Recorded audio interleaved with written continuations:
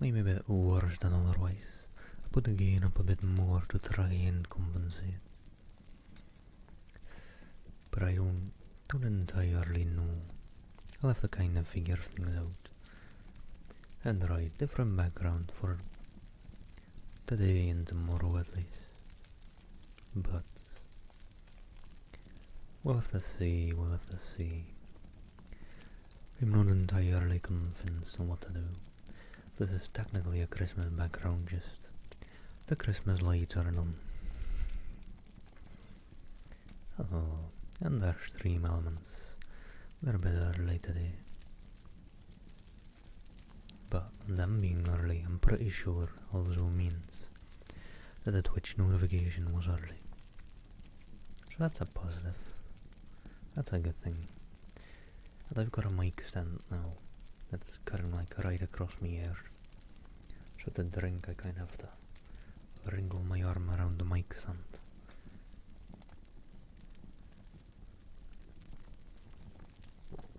So we're gonna figure out how to be doing that today. Speaking of what we're gonna be doing today, I wanted to read Pride and Prejudice. Basically wanted to read it tomorrow on Valentine's Day. It's a bit of a Valentine's Day special. But I don't really know whether I can finish it in that one day. So today I'm just starting a bit, jumping a bit into the book. And if I feel like, alright, I think I've got 12 hours left on a book, then I'll probably start wrapping up the stream there, because I want to do about 12 hours tomorrow. And I don't know why I'm saying it all this early, what notifications are still going out, because a lot of people will be missing it then. I'm just not a smart person, alright? Let's keep doing that.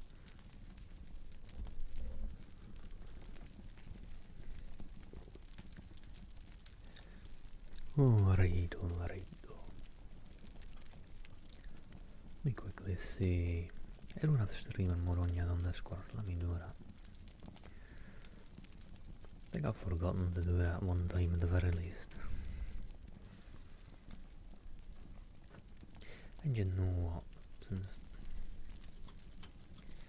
I'm just making my own nerves worse and worse, but that's alright. Let's adjust that for days a little bit, why don't we?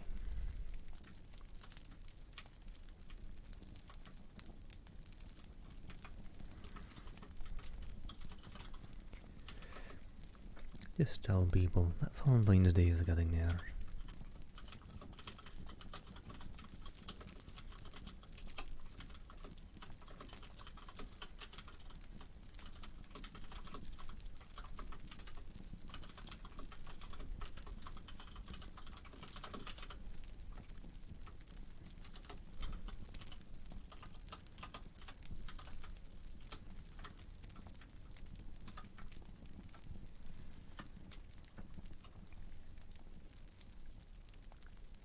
Oh well, whilst I'm on Discord, there you go, my bottles are caught up on me being live. That's good.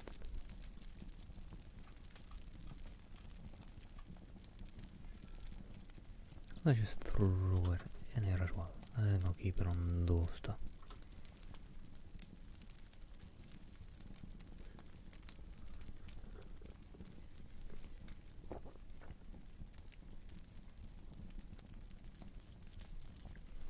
And then we just wait a little bit.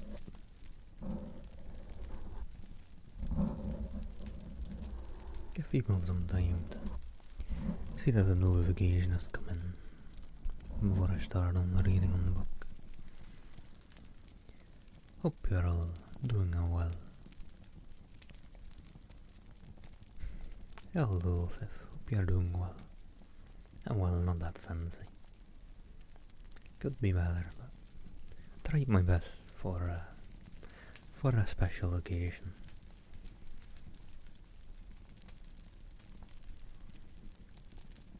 After all, Jane Austen is quite the person I've heard, so can't let her down now, can I?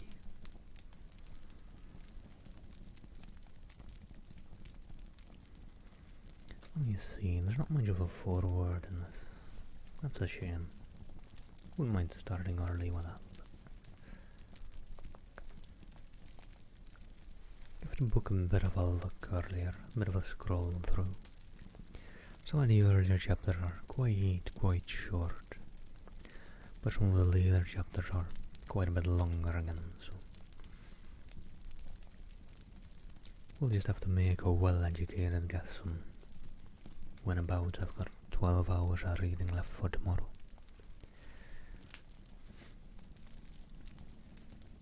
Yeah, that's alright, Viv.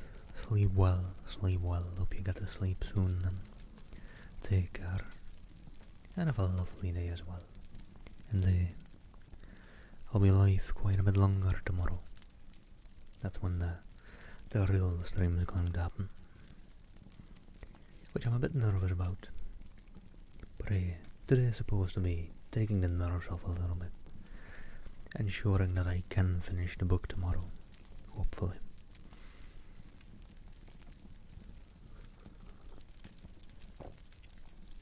And maybe at the end of tomorrow's stream, if I'm done with the book, maybe I'll break out a bottle of wine. I think I've got pizza prepared for that evening, so could possibly celebrate the end of that day with a bottle of wine and pizza. Might not be the greatest ASMR content though, but gonna try. Maybe. Anyhow, I think it's probably been enough time to give for our notifications and all. So it's probably a good time to start. Hope you're all doing well and great this weekend. I'm gonna start on Pride and Prejudice. Hope you all have a nice lurk, and I'll get back to you. Maybe just in between chapters for now, since these beginning chapters are quite short.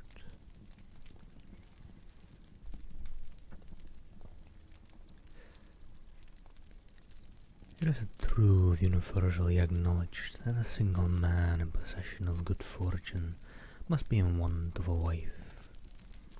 However little known the feelings or views of such a man may be on his first entering a neighbourhood, this truth is so well fixed in the minds of the surrounding families that he is considered as the rightful property of some one or others of their daughters.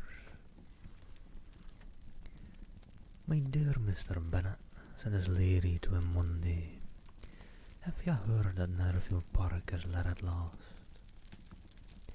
Mr. Bennet replied that he had not. "But it is," returned she, "for Mrs. Long has just been there, and she told me all about it." Mr. Bennet made no answer. "Do not you want to know who was taking it?" cried his wife impatiently. "You want to tell me, and I have no objection to hearing it." This was invitation enough. "And hello, miss, hope you're doing well. Hope my volumes are alright. I switched up mic stands finally."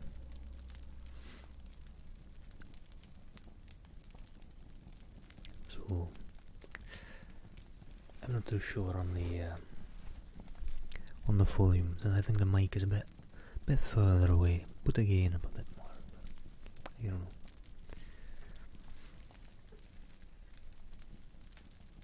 Shiny. There's what new in the background. No, I've had this background for quite a bit. I had a different version of this background during Christmas, and it's kinda hard to see. I'm kinda trying to cover it up, but it is a Christmas background. Just in this one, the lights are on. But I figured this might be a bit more fitting. Volume sounds good. That's good. Thank you very much. Oh, and nice. Time to relax indeed. "Why, my dear, you must know. Mrs. Long says that Netherfield is taken by a young man of large fortune from the north of England. that he came down on Monday in a chaise and four to see the place, and was so much delighted with it that he agreed with Mrs. Morris immediately that he is to take possession before Michaelmas, and some of his servants are to be in the house by the end of next week. What is his name? Bingley. Is he married or single? Oh, single, my dear, to be sure, a single man of large fortune, 4,000 or 5,000 a year. What a fine thing for our girls. How so? How can it affect them? My dear Mr. Bennet, replied his wife, how can you be so tiresome? You must know that I am thinking of his marrying one of them. Is that as the sign in settling here? The sign? Nonsense. How can you talk so? But it's very likely that he may fall in love with one of them, and therefore you must visit him as soon as he comes.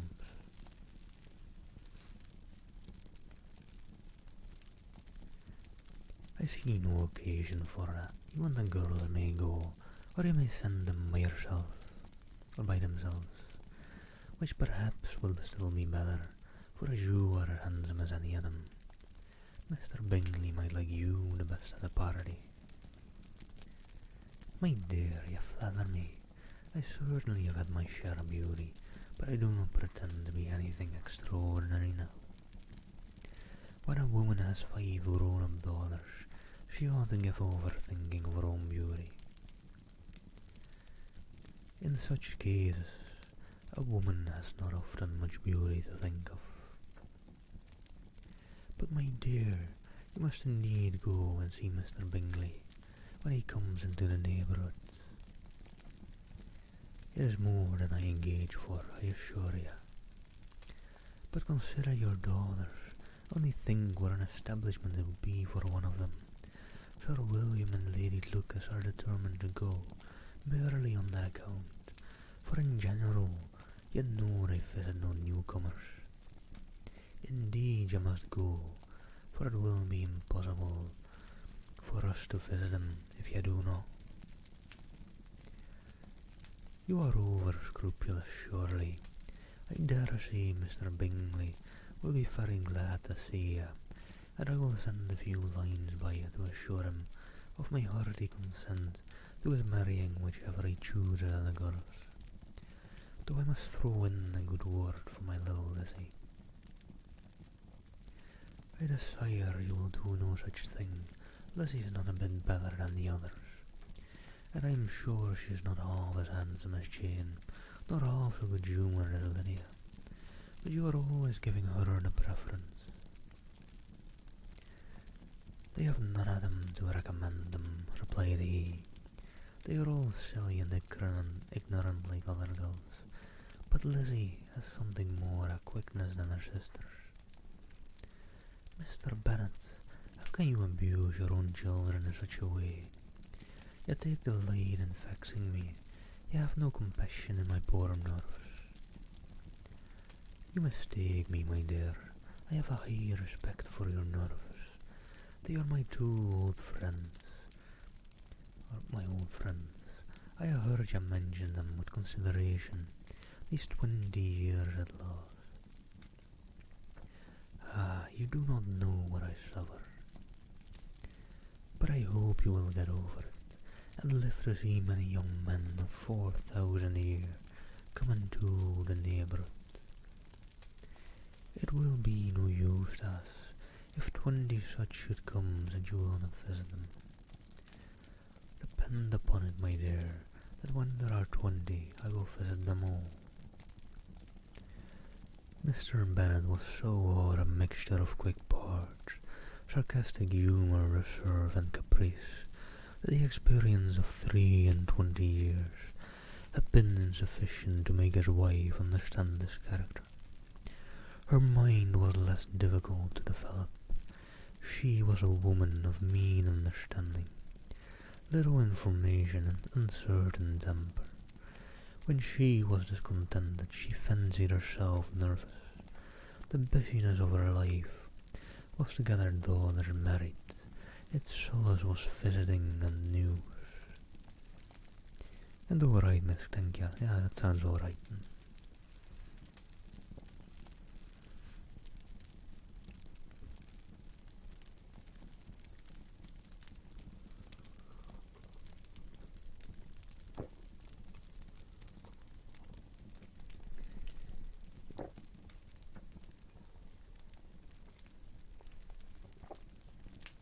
And alright, just drinking some tea with honey again. Won't be drinking this much today, but for as tea with honey goes, preserving that for tomorrow. Although this new tea I got, it's very nice, especially in combination with honey. It's a Moroccan mint kind of tea, so with some honey thrown in. It's a good combo. Great for the throat.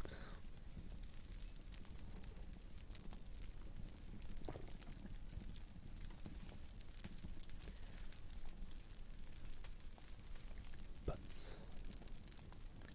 trying to keep it in a bit in these tea glasses for today and tomorrow.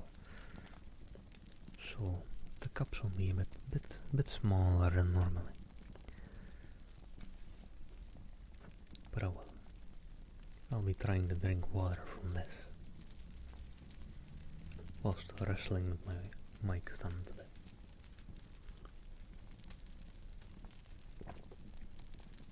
That works though, that works.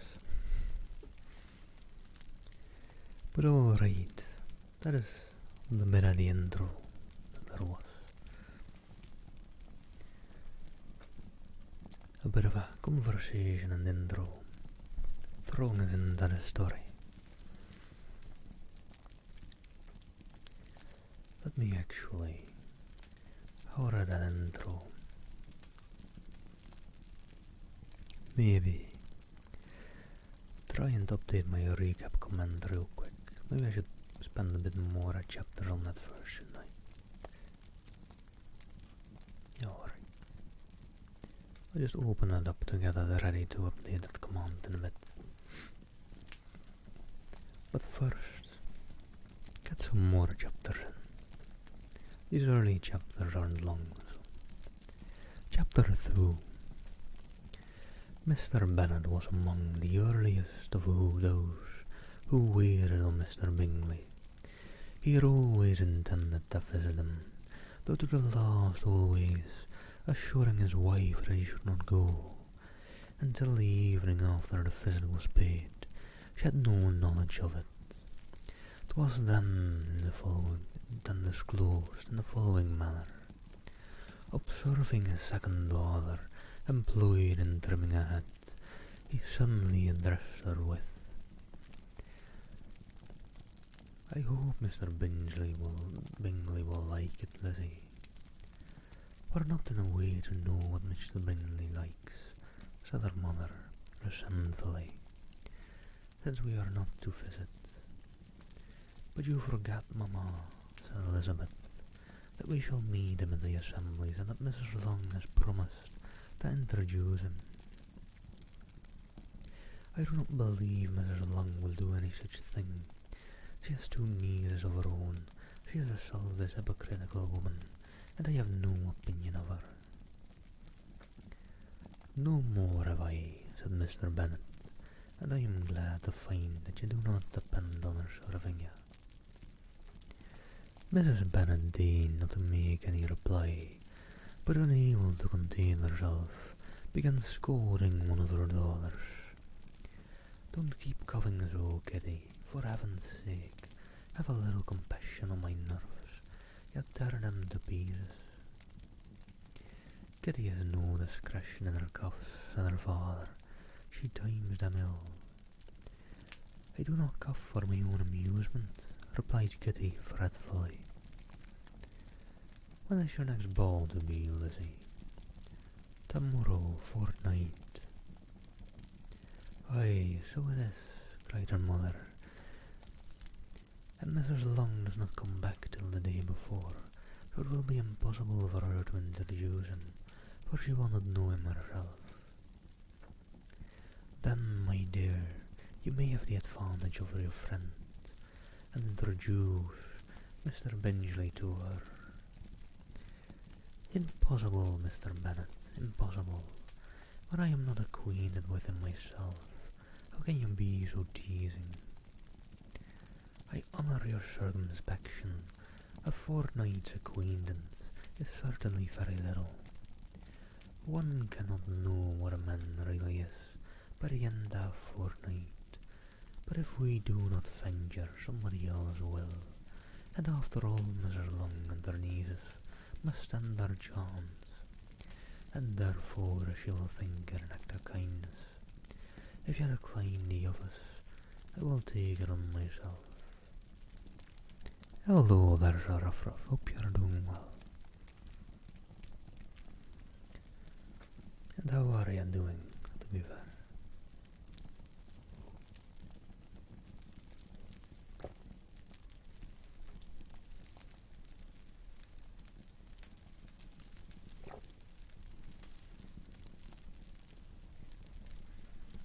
I'm just wondering, have you ever read any Jane Austen? I presume you have, to be honest. Knowing you a little bit. That's good to hear, that's good to hear. Glad you're doing alright.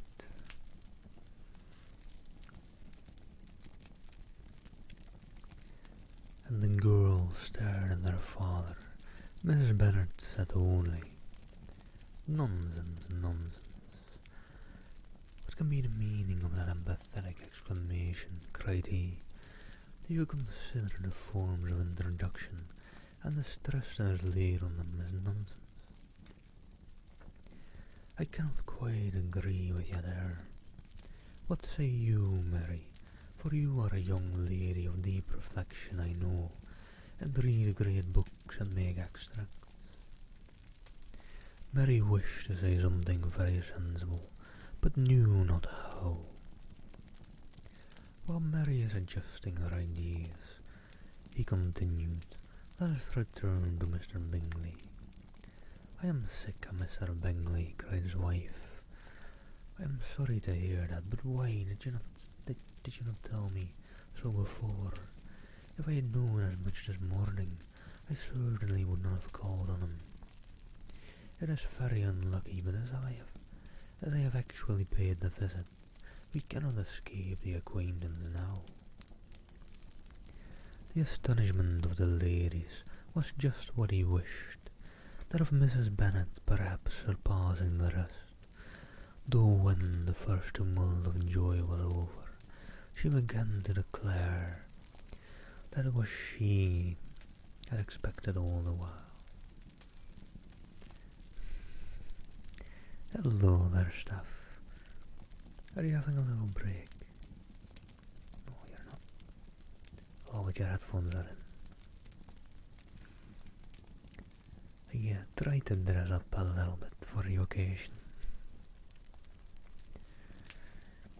Pay a bit more attention to my hair, a bit more attention to my beard. Although, it could use a bit of a trim nonetheless. Let's hide it behind the microphone. There we go, that's a bit better. And excited to see the Cupid look you're gonna attempt tomorrow.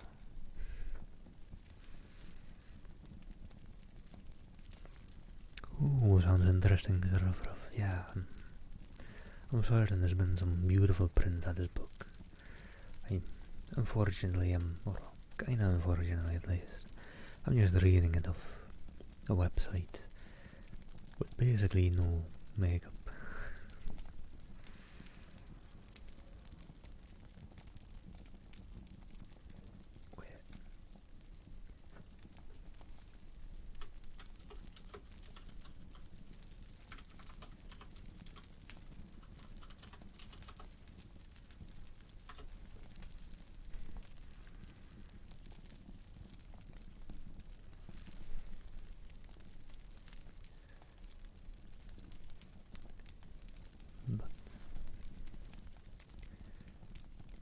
good it was in you, my dear Mr. Bennet, but I knew I should persuade you at last. I was sure ye loved your girls too well to neglect such an acquaintance. Well, how pleased I am, it was such a good joke too, that you should have gone this morning and never said a word about it till now. Hello there, afternoon. How do you do? How do you do? Hope you are doing well. And thank you very much. Now, Kitty, you may cough as much as you choose, said Mr. Bennet, and as he spoke he left the room, fatigued with the raptures of his wife. What an excellent father you have, girls, said she, when the door was shut. I do not know how you will ever make amends for his kindness, or me either, for that matter. At our time of life it is not so pleasant, I can tell you, to be making new acquaintance every day. But for your sakes, we would do anything, Lydia, my love, though you are the youngest, I dare say. Mr. Bingley will dance with you at the next ball. Oh, said Lydia stoutly, I'm not afraid, for though I am the youngest and the tallest. The rest of the evening was spent in conjecturing how soon he would return Mr. Bennet's visit, and determining when they should ask him to dinner. Not too long today, Sir Ruff. Today probably about 4 hours-ish, I think. Probably. But tomorrow I'll be going to do whatever is left of the book by then. And today I'm going to try and get a bit of a grasp of the book and how long it'll be. And we're going to try and leave about 12 hours. Or hope I can even in that 4 hours. Maybe the book collection will be too long for that even. And if I feel like the book is a bit too long for that, then maybe today I will go more like 6 hours. Or maybe 8. If I feel like I may need that. Alright, Ruff. Enjoy your lurks elsewhere. Go give everyone a good morning. Or well, good evening from me, I suppose. Have a nice lurk. See you later. Bye.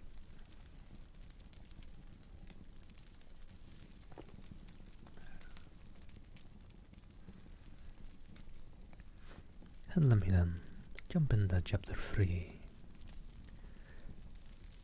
Not all that Mrs. Bennet, however, with the assistance of her 5 daughters, could ask on the subject, was sufficient to draw from her husband any satisfactory description of Mr. Bingley.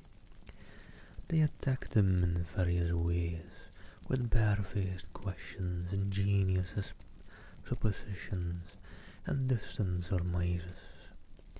But he lured a skill at them all, and they were at last obliged to accept the second-hand intelligence of their neighbour, Lady Lucas. Her report was highly favourable. Sir William had been delighted with him. He was quite young, wonderfully handsome, extremely agreeable, and to crown the whole, he meant to be at the next assembly with a large party. Nothing could be more delightful. To be fond at dancing was a certain step towards falling in love, and very lively hopes of Mr. Bingley's heart were entertained. Wait a moment.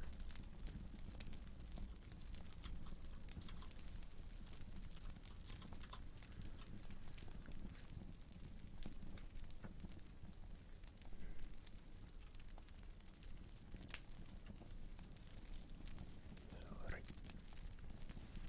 You may have heard that a bit.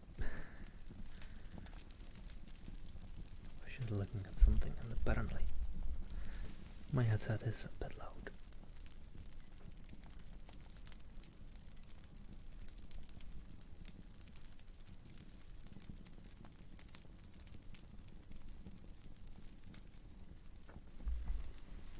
Hello there, Jedi. Welcome, welcome, and have a nice lurk. And actually, that's a good point. Maybe I don't have that today, but I was gonna say, I'm gonna turn off some of the, trigger word and tarot card removals tomorrow at least. To make sure I can just read tomorrow. I could just refund them and tell them that. I'll do that tomorrow, not today. Today I've got some time, some leeway, I think.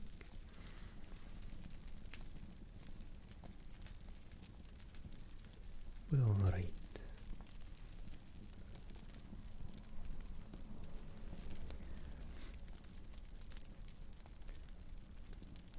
I'll just jump a sentence back in the book.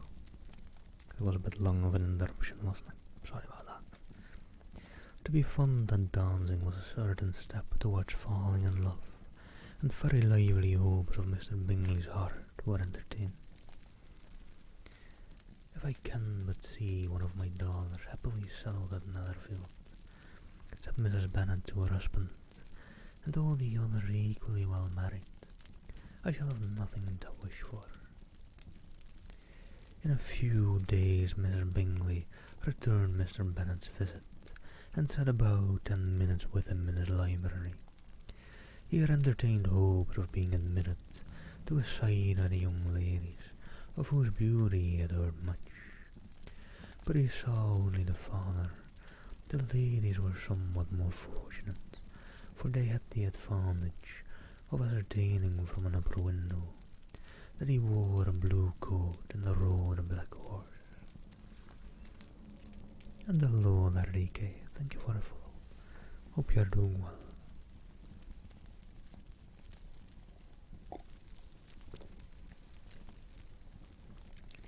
An invitation to dinner was soon afterwards dispatched, and already had Mrs. Bennet planned the courses that were to do credit to her housekeeping, when an answer arrived which deferred it all.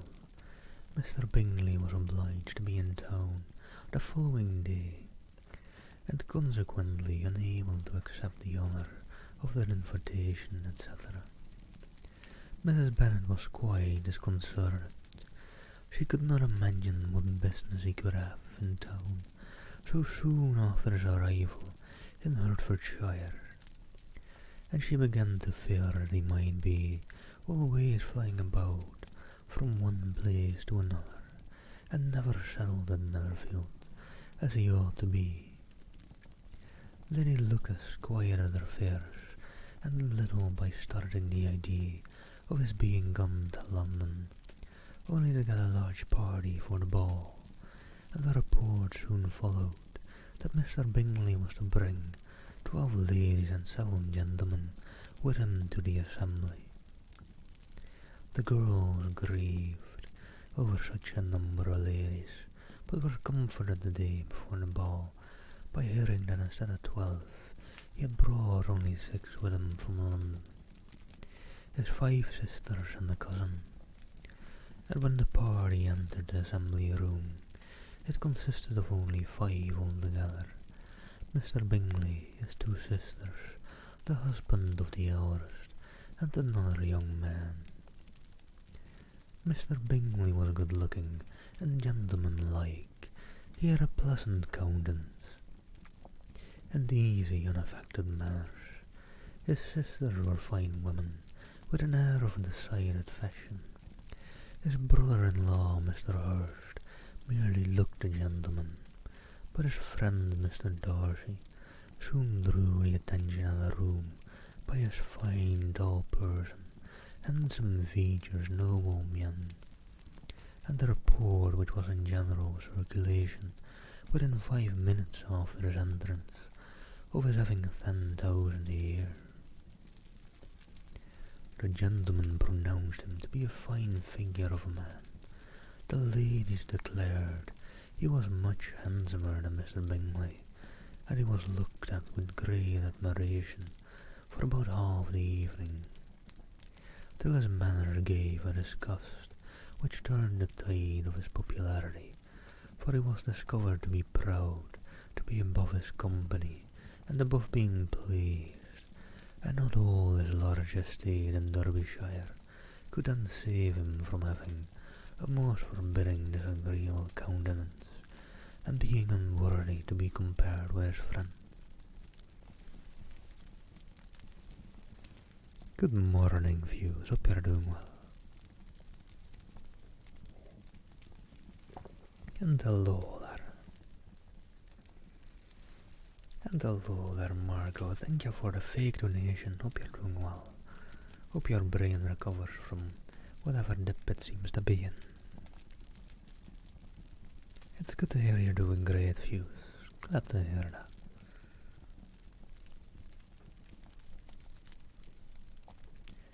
Mr. Bingley had soon made himself acquainted with all the principal people in the room.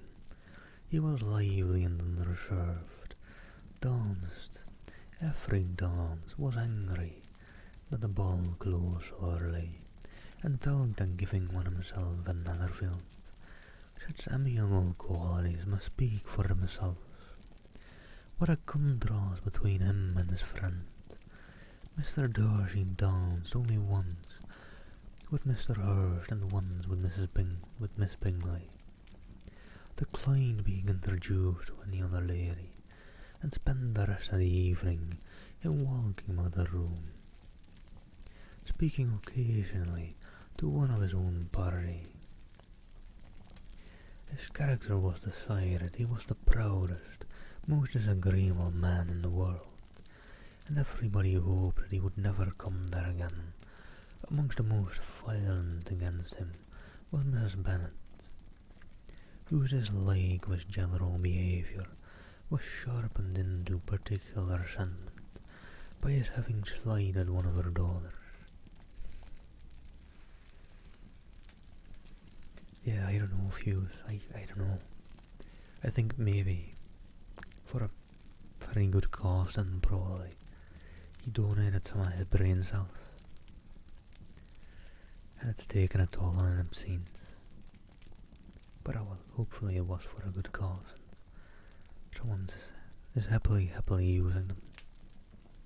Hope so, at least.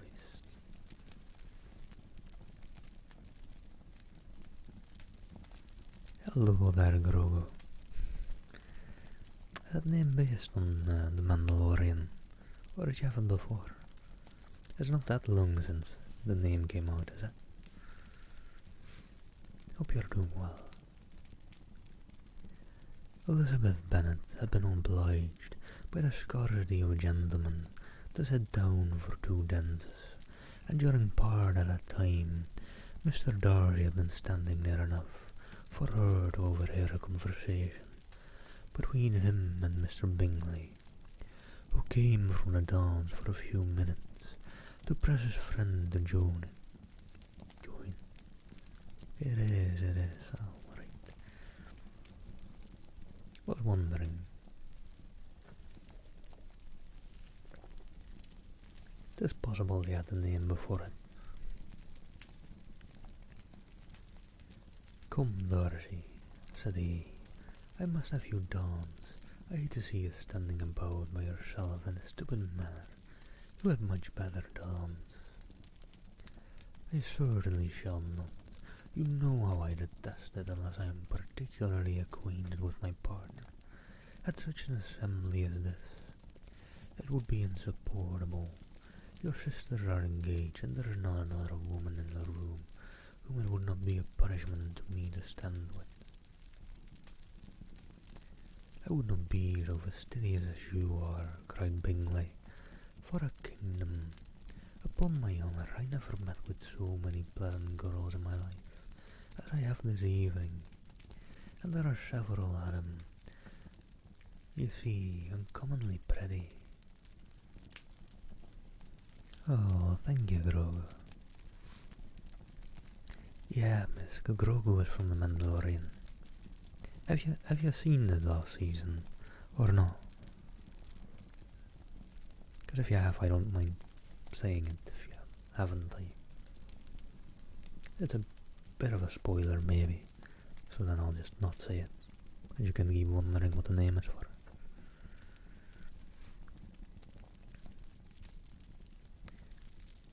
You are dancing with the only handsome girl in the room, said Mr. Darcy, looking at the eldest Miss Bennet.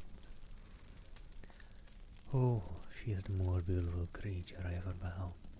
But there is one of her sisters sitting down just behind you, who is very pretty, and I dare say very agreeable. Do let me ask my partner to introduce you. Which do you mean? And turning around, he looked for a moment at Elizabeth, till catching her eye, he withdrew his own and coldly said, "She is tolerable, but not handsome enough to tempt me, and I am in no humour at present to give consequence to young ladies who are slighted by other men. You had better return to your partner and enjoy your smiles, for you are wasting your time with me."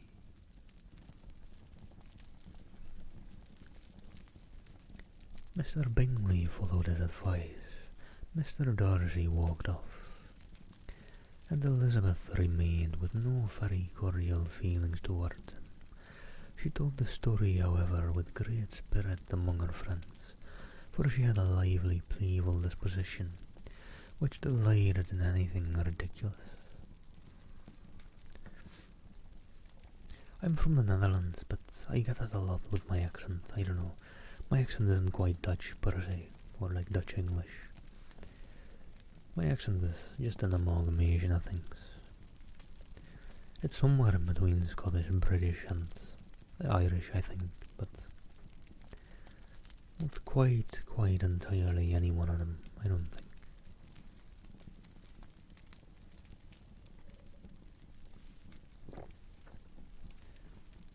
The evening altogether passed off pleasantly to the whole family. Mrs. Bennet had seen her eldest daughter, much admired by the Netherfield party. Mr. Bingley had danced with her twice, and she had been distinguished by his sisters. Jane was as much gratified by this as her mother could be, though in a quieter way. Elizabeth felt Jane's pleasure. Mary had heard herself mentioned to Miss Bingley as the most accomplished girl in the neighbourhood, and Catherine and Lydia had been fortunate enough to be never without partners, which was all that they had yet learned to care for at the ball. They returned, therefore, in good spirits to Longbourn, the village where they lived, and of which they were the principal inhabitants. They found Mr. Bennet still up.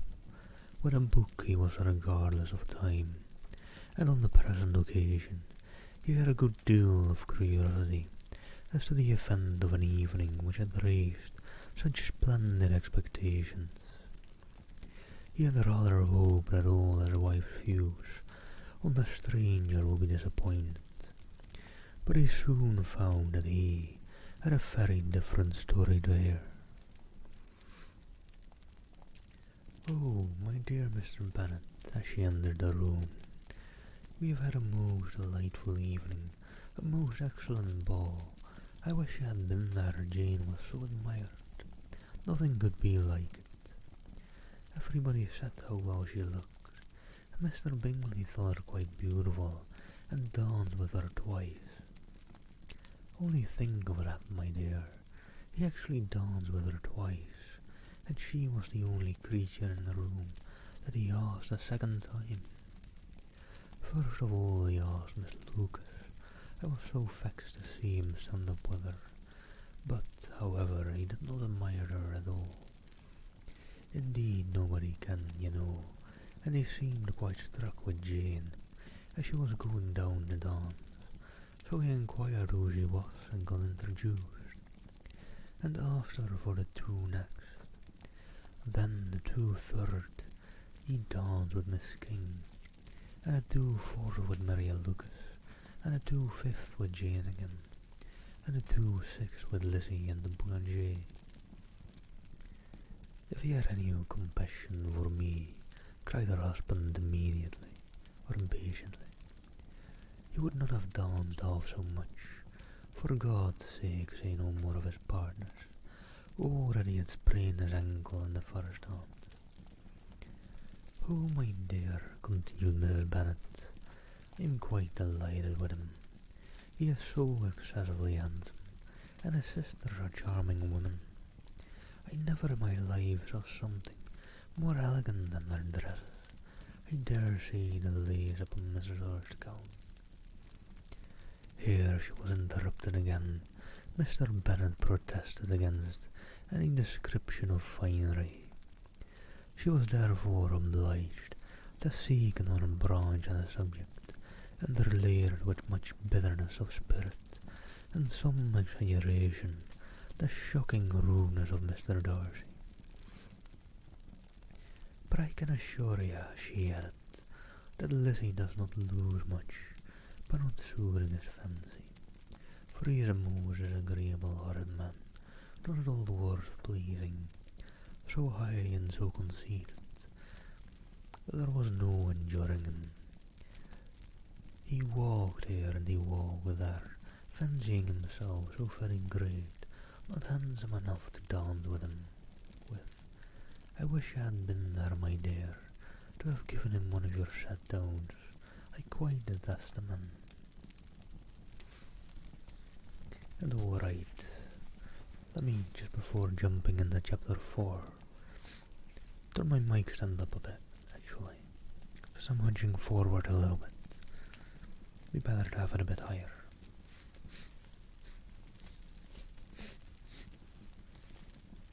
Let me mute for that though.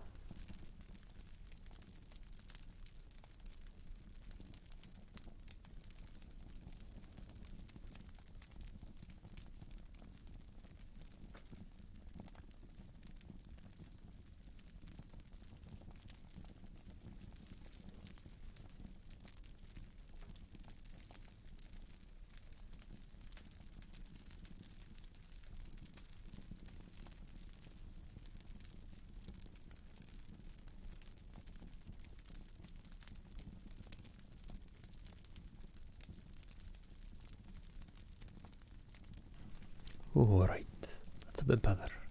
It's a bit higher. It should be able to speak into it a bit more, a bit better, without slouching down too much. Getting used to this new mic stand. But alright, chapter 4. And I'm gonna get so confused with the Roman numerals and its size uses for our chapter numberings. But this far I can keep up. This book got into like 61 chapters, I think, so I'm gonna have a hard time with the chapter numbers at some point, I'm certain. I think it was an L for 50, right? If I remember correctly. When Jane and Elizabeth were alone, the former, who had been cautious in her praise of Mr. Bingley before, expressed to her sister how very much she admired him. He is just what a young man ought to be," said she, "sensible, good-humoured, lively, and I never saw such happy manners, so much ease with such perfect good breeding." "He's also handsome," replied Elizabeth, "which a young man ought likewise to be. If he possibly can, his character is thereby complete. I was very much flattered by his asking me to dance a second time. I did not expect such a compliment." "Did not you? I did for you, but there's one great difference between us. Compliments always take you by surprise, and me never. What could be more natural than his asking you again? He could not help seeing that you were about 5 times as pretty as every other woman in the room. No thanks to his gallantry for that. Well, he certainly is very agreeable, and I give you leave to like him. You've liked many a stupider person. Dear Lizzie, oh, you are a great deal too apt, you know, to like people in general. You never see a fault in anybody. All the world are good and agreeable in your eyes. I never heard you speak ill of a human being in my life." I would wish not to be hasty in censuring anyone, but I always speak what I think. I know you do, and it is that which makes the wonder, with your good sense to be so honestly blind to the follies and nonsense of others. Affection of candour is common enough, one meets it everywhere, but to be candid without ostentation or design, to take the good of everybody's character, and make it still better, and say nothing of the bad, belongs to you alone. And so you, like this man's sisters too, to you, their manners are not equal to his. Certainly not at first, but they are very pleasing women when you converse with them. Miss Bingley is to live with her brother and keep his house, and I am much mistaken if we shall not find a very charming neighbour in her. Hello, Lucia, and thank you for keeping me hydrated.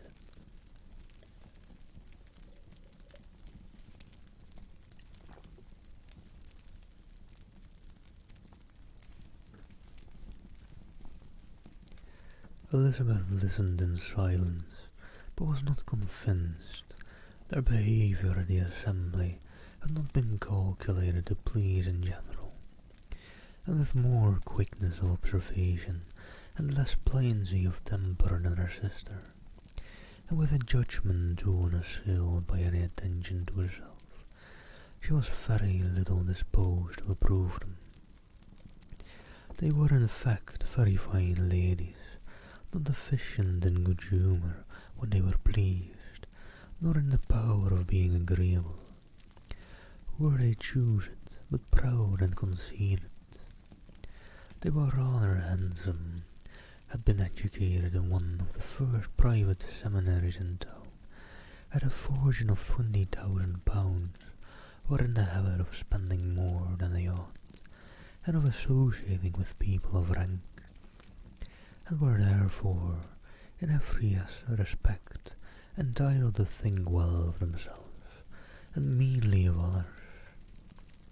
They were of a respectable family in the north of England, a circumstance more deeply impressed on their memories than that their brother's fortune and their own had been acquired by trade. Mr. Bingley inherited property to the amount of nearly £100,000 from his father, who had intended to purchase an estate, but did not live to do it.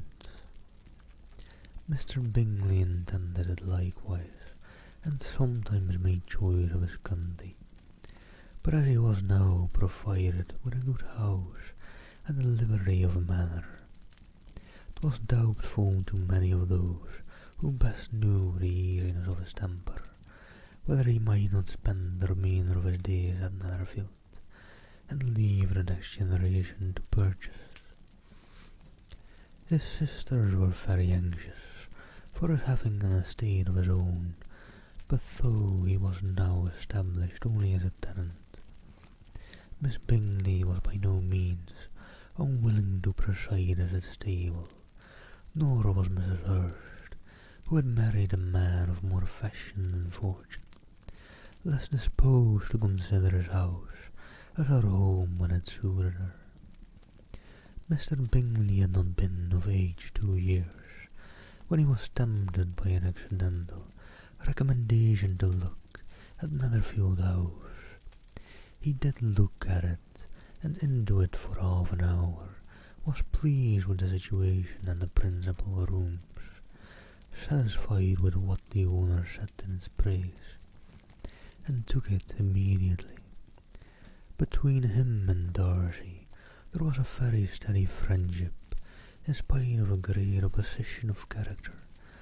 Bingley was endeared to Darcy by the easiness, openness, and ductility of his temper, though no disposition could offer a greater contrast to his own, and though with his own he never appeared dissatisfied.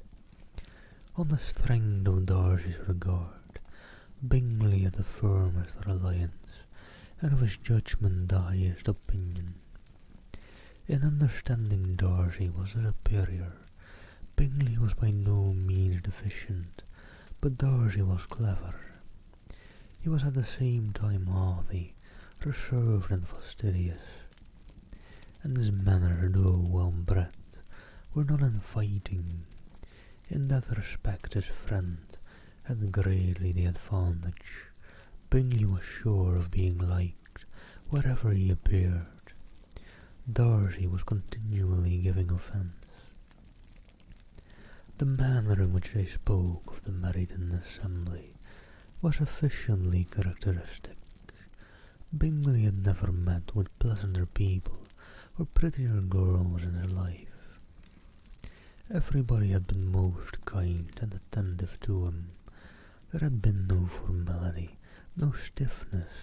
He had soon felt acquainted with all the room, and as to Miss Bennet, he could not conceive an angel more beautiful.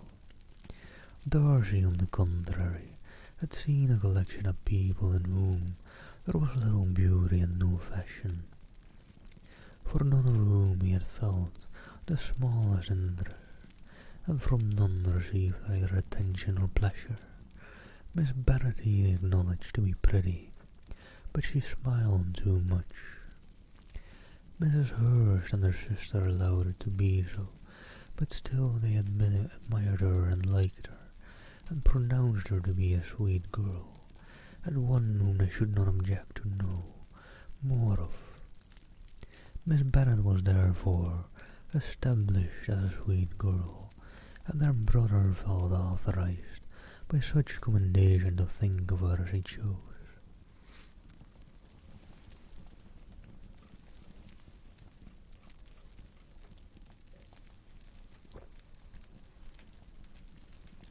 And alright, let me just jump on through straight into chapter 5 as well.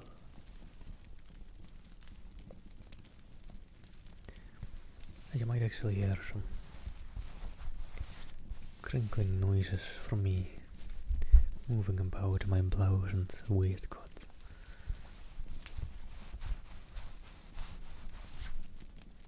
Might actually be nice for the record. But chapter 5. Within a short walk of Longbourn lived a family with whom the Bennets were particularly intimate. Sir William Lucas had been formerly in trade in Meryton, where he had made a tolerable fortune and risen to the honour of knighthood by an address to the king during his majority. The distinction had perhaps been felt too strongly. It had given him a disgust to his business and to his residence in a small market town, and quitting them both, he had removed with his family to a house about a mile from Meryton, denominated from that period Lucas Lodge, where he could think with pleasure of his own importance, and unshackled by business, occupy himself solely in being civil to all the world. For though elated by his rank, it did not render him supercilious. On the contrary, he was all attention to everybody, by nature inoffensive, friendly and obliging. His presentation at St. James had made him courteous. Lady Lucas was a very kind of woman, a very good kind of woman, not too clever to be a valuable neighbour to Mrs. Bennet. They had several children, the eldest of them a sensible, intelligent young woman. About 27 was Elizabeth's intimate friend. That the Miss Lucas and the Miss Bennets should meet to talk over a ball was absolutely necessary, and the morning after, the assembly brought the former to Longbourn to hear and to communicate. You began the evening well, Charlotte, said Mrs. Bennet with civil self-command to Miss Lucas. You were Mr. Bingley's first choice. Yes, but he seemed to like a second better. Oh, you mean Jane? I suppose, because he danced with her twice. To be sure, that did seem as if he admired her. Indeed, I rather believe he did.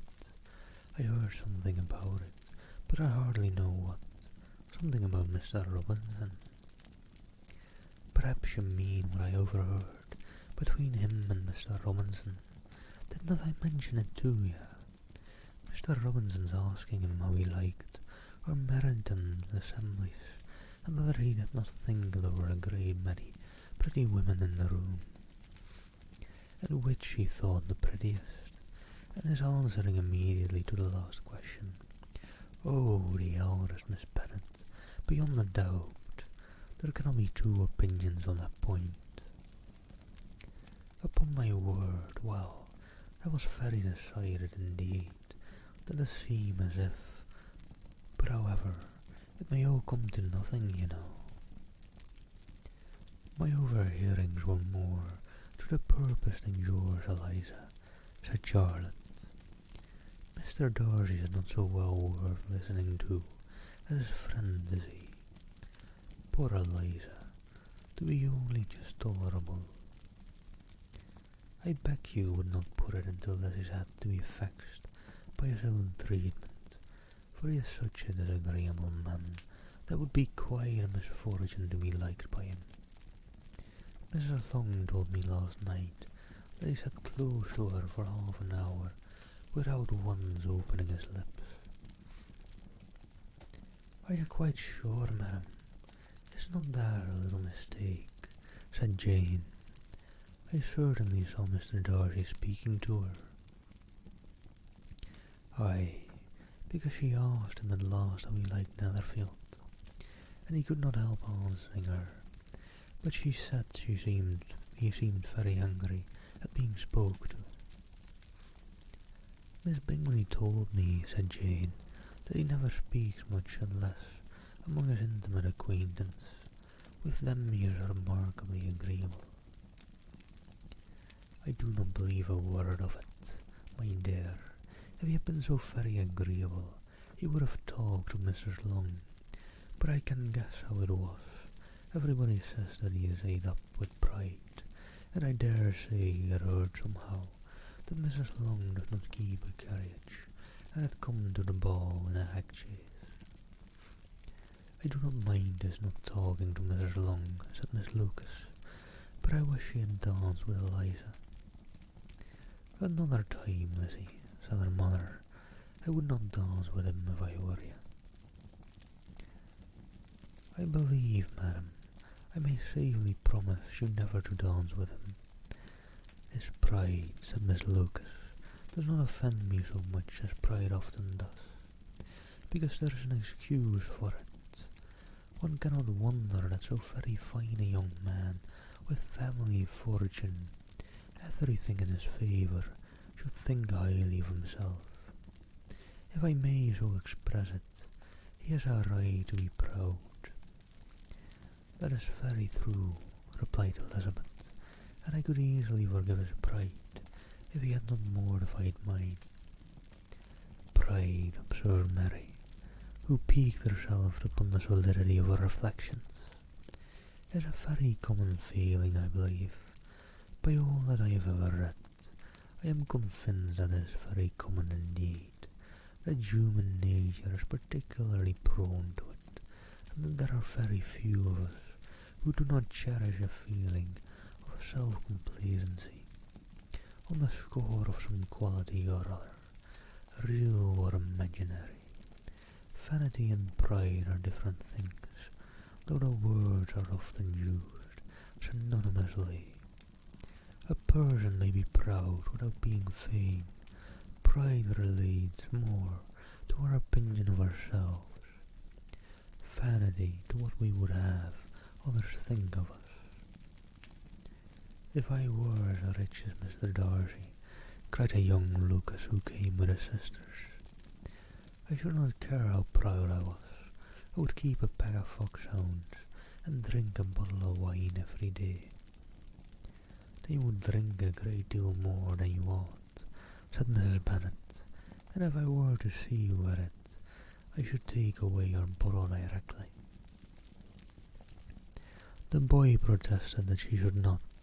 She continued to declare that she would, and the argument ended only with a visit. And all right.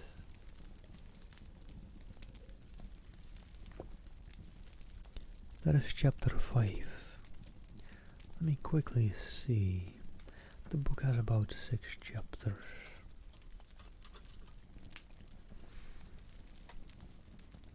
And actually, if we presume every chapter to be about the same length as these, I should be able to do it within 12 hours, the whole book actually. But I'm pretty sure some of the later chapters get a bit longer.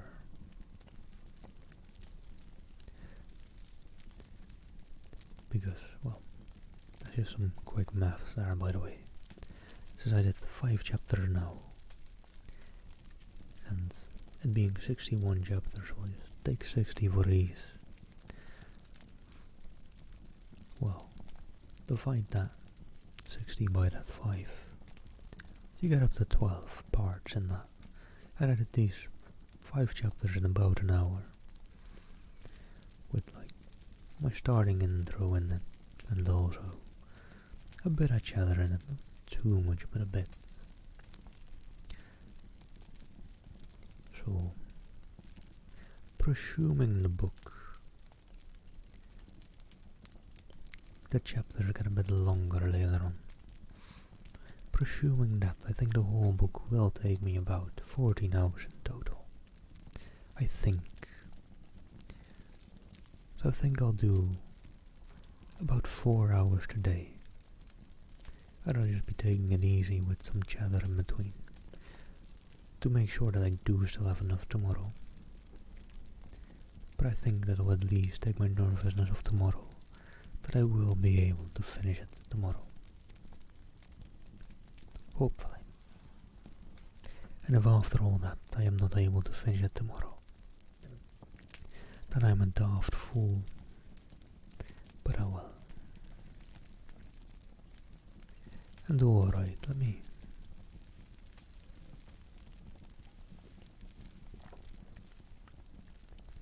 quickly take a little break. Hello there, Saber. How are you doing? Hope you're doing well.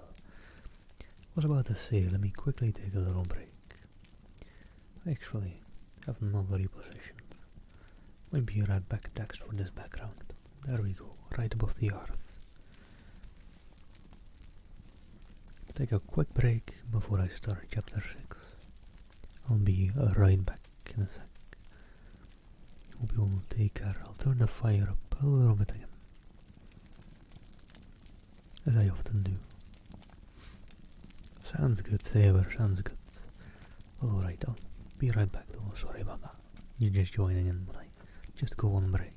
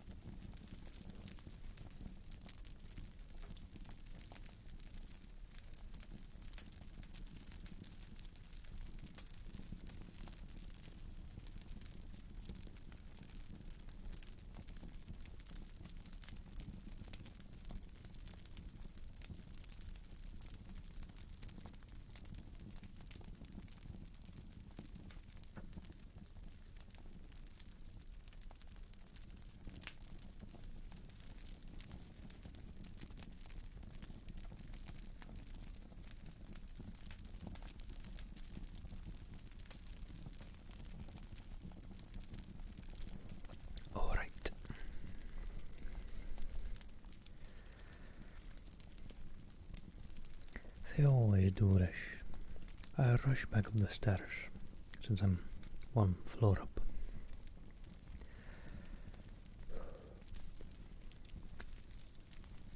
And somehow, it's always going upstairs that gets me out of breath, even just a little bit.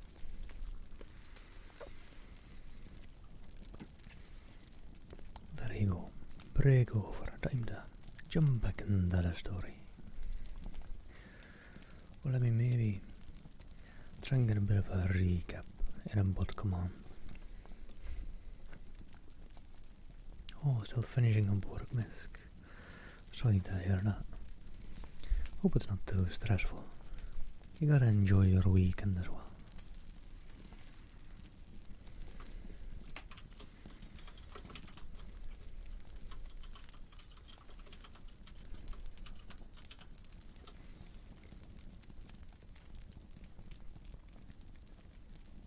Let's see. I could maybe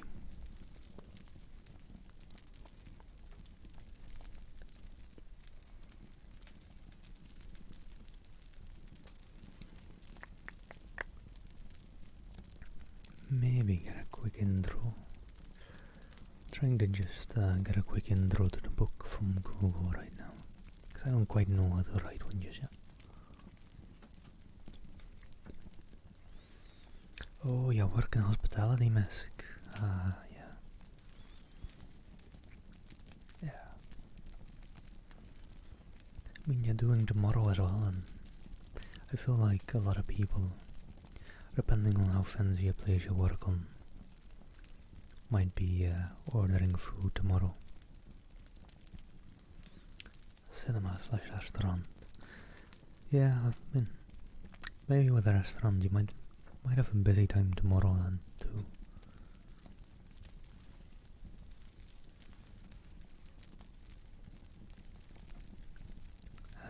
Back to lockdown. Yeah, well, we're still in lockdown. I've been quite a while now.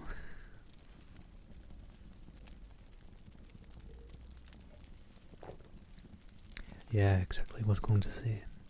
You'd expect a lot for Valentine's Day, especially if you're like not per se if you're a like if you're like a Domino's or pizza place or likes. I mean, even then you'd expect more than normal. But for Valentine's Day, I expect the restaurants that are doing delivery, they're gonna have it busy. At least they're also sorry. Getting used to the new mic stand and bumping into it with my right arm. Yeah, I'm sorry to hear that. I hope you do get it down with the lockdowns.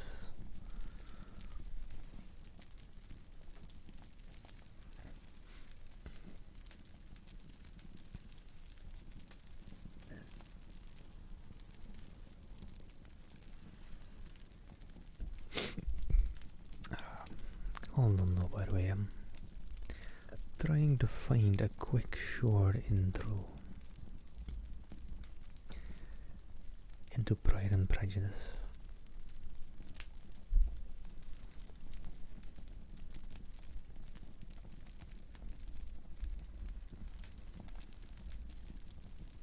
Okay, that's, yeah. Wikipedia isn't really helpful. The plot summary is basically just a book, but then 30% of the words. Like you'd expect maybe 2% or something, but oh, that's way much Wikipedia. Come on now.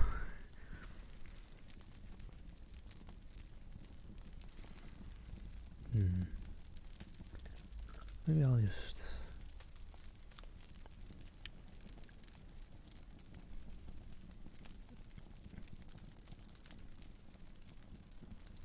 Yeah, very true, Misk, very true. You've all been doing very well on that at the very least already. So, I'm sure I will get it under control.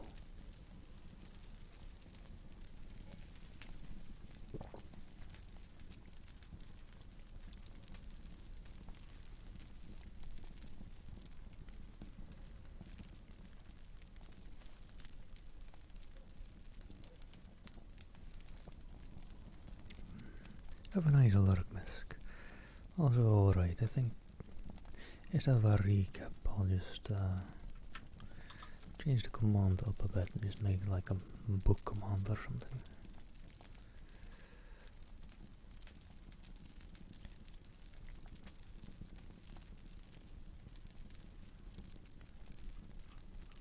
Wait. Hello there, stuff. Well, actually I had quite of a good time. I was just making a little book command to explain the book. How are you doing, Steph? How was your stream? Let me welcome everyone. Hello, Jerry. Welcome back from the lurk. Hello, Hazard. And hello, Misk. And hello, CS. And Android. And Mary Bananas. And hello there, Jay. And sour like a lemon. How are you doing? Hope you're all doing well. And hello, General Fashion.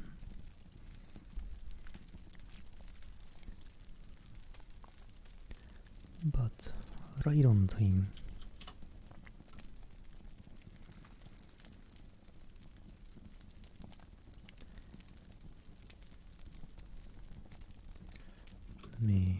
You know what, I can just add a link to the book there even too.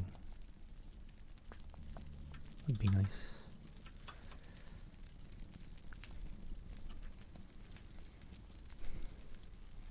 Well, of course I am, Steph. It's going well, and as I was hoping to achieve today, today is actually kind of keeping or getting my nerves down for tomorrow. So let me see. Yeah, there we go. Got that command done. Doing some work during the stream. But yeah, I was very nervous for tomorrow. Wasn't sure where I'd be able to finish the book. But I don't know, it's looking right now that it's possible. So I think I'll do 4 to 6 hours today. Something like that. And then I should have somewhere between 10 to 12 hours left for tomorrow. I think. Oh well. My main nervousness was just whether I'd be able to finish the book, since I really wanted to finish the book. And, well, okay, then a lot of anxiousness as well next to the expectations from people and all. But, and train man Mary, and not Jesus, thank you for the follow, so hope you're doing well. So yeah, if you don't know the book, Pride and Prejudice by Jane Austen is the book that I'm reading today. And tomorrow. Today is a bit of an intro. There's a bit of like intro / flavor text on the book. And a link to it if you're interested in it yourself. I just got done with the first 5 chapters. The earlier parts of the stream. Also, Steph, how did your stream go? How are you doing?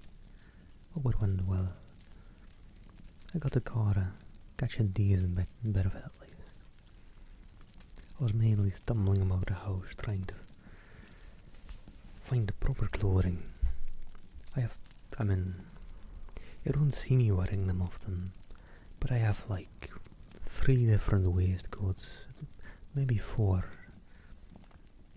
And I didn't go for a jacket over it today either, but I think I've got 2 jackets lying around. Not too much different either, but like actual suit jackets. I have a lot of stuff for dressing up. I just don't wear it that often. Special occasions and all. Which we've not had since quarantine really, you know. It was good, that's good to hear, that's good to hear. And let me just apologize in front for tomorrow. I'll probably miss all of your stream tomorrow. But you know where I'll be.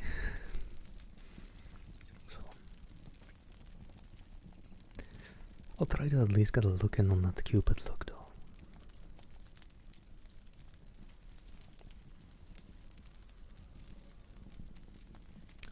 thank you, miss, thank you. And yeah, just for today and tomorrow as well. They are different than water glass.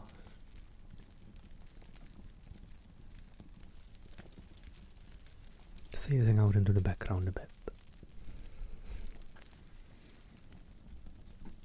And yeah, if I happen to end on time tomorrow with reading the book or finish the book early-ish tomorrow, for anyone that's interested,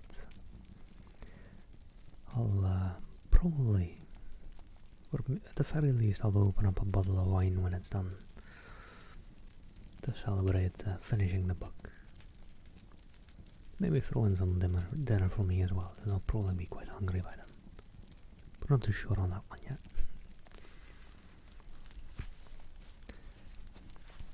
If you want a bit of an estimate on when it'll be finished, let's go with 8 PM UTC tomorrow. Maybe earlier, 7 PM UTC tomorrow. Should be finished by then, hopefully. That's what we're gonna aim for. But if we're aiming for that, let me get back into reading.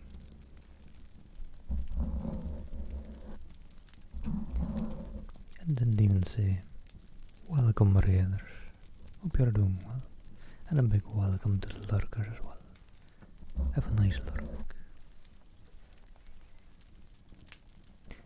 Actually, I skipped over some people and saying hi as well, was not rambling off too much. Hello Melissa, hope you're doing well. And Kirby, I think I skipped you at both. Did I skip anyone else? Don't think so. Hope not. If I did, I'm terribly sorry. Rambling off like a madman.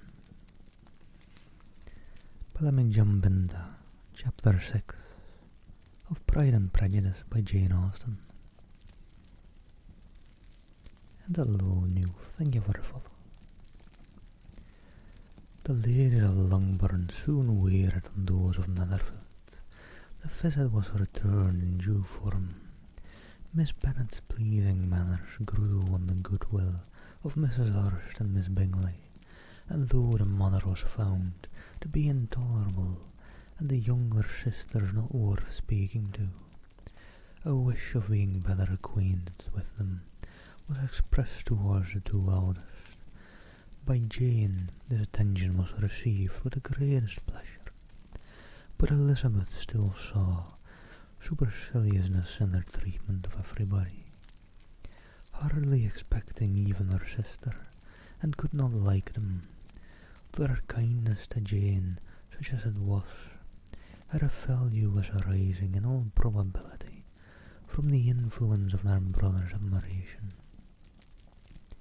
It was generally evident, whenever they met, that he did admire her, and to her it was equally evident that Jane was yielding to the preference which she had begun to entertain for him from the first, and was in a way to be very much in love. But she considered with pleasure that was not likely to be discovered by the world in general, since Jane united with great strength of feeling, a composure of temper, and a uniform cheerfulness of manner, which would guard her from the suspicions of the impairments. She mentioned this to her friend Miss Lucas. And hello there, Cognitive Killer, thank you for the follow. Hope you're doing well.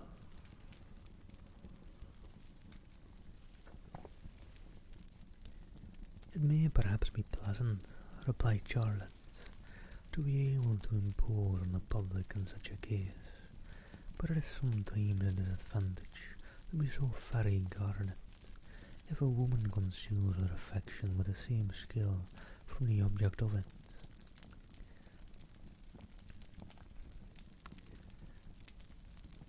she may lose the opportunity. Wait, Katie as well. What? Hello there, Katie. Oh, sorry, I didn't even see you were live today. I must have totally missed that. I was too busy getting ready in the morning, I guess. Hello there, welcome readers, hope you're all doing well. How did your stream go, Katie? Hope it was well. Let me just quickly say, "Hello there, most cleverest Nick." And hello there, Nicole. Hope you're doing well. And hello, Summers. Much love to you. I'm doing good, Carrie. I'm doing good. I'm just reading for the first time for me, actually, Pride and Prejudice by Jane Austen. And it's shaping up to be quite the drama. But I guess that's what we're getting into it for. Well, you know what either. It is quite a popular book, I think. It was recommended to me for Valentine's since it does go into like bit of love and marriage and the like, I think. Hello, Tom Lowe and Ferry Red Fox for the follows. Thank you very much.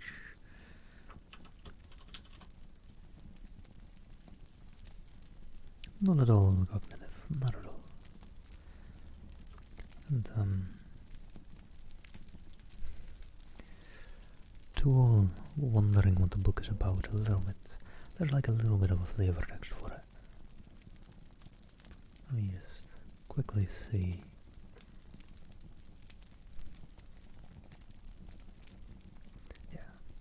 And if you wanna read along or whatever, or try to at least decipher my accent and try and read along, there's a link to it as well. Or if you wanna read it on your own sometime. Hey, no worries. Hope you all catch some great sleep.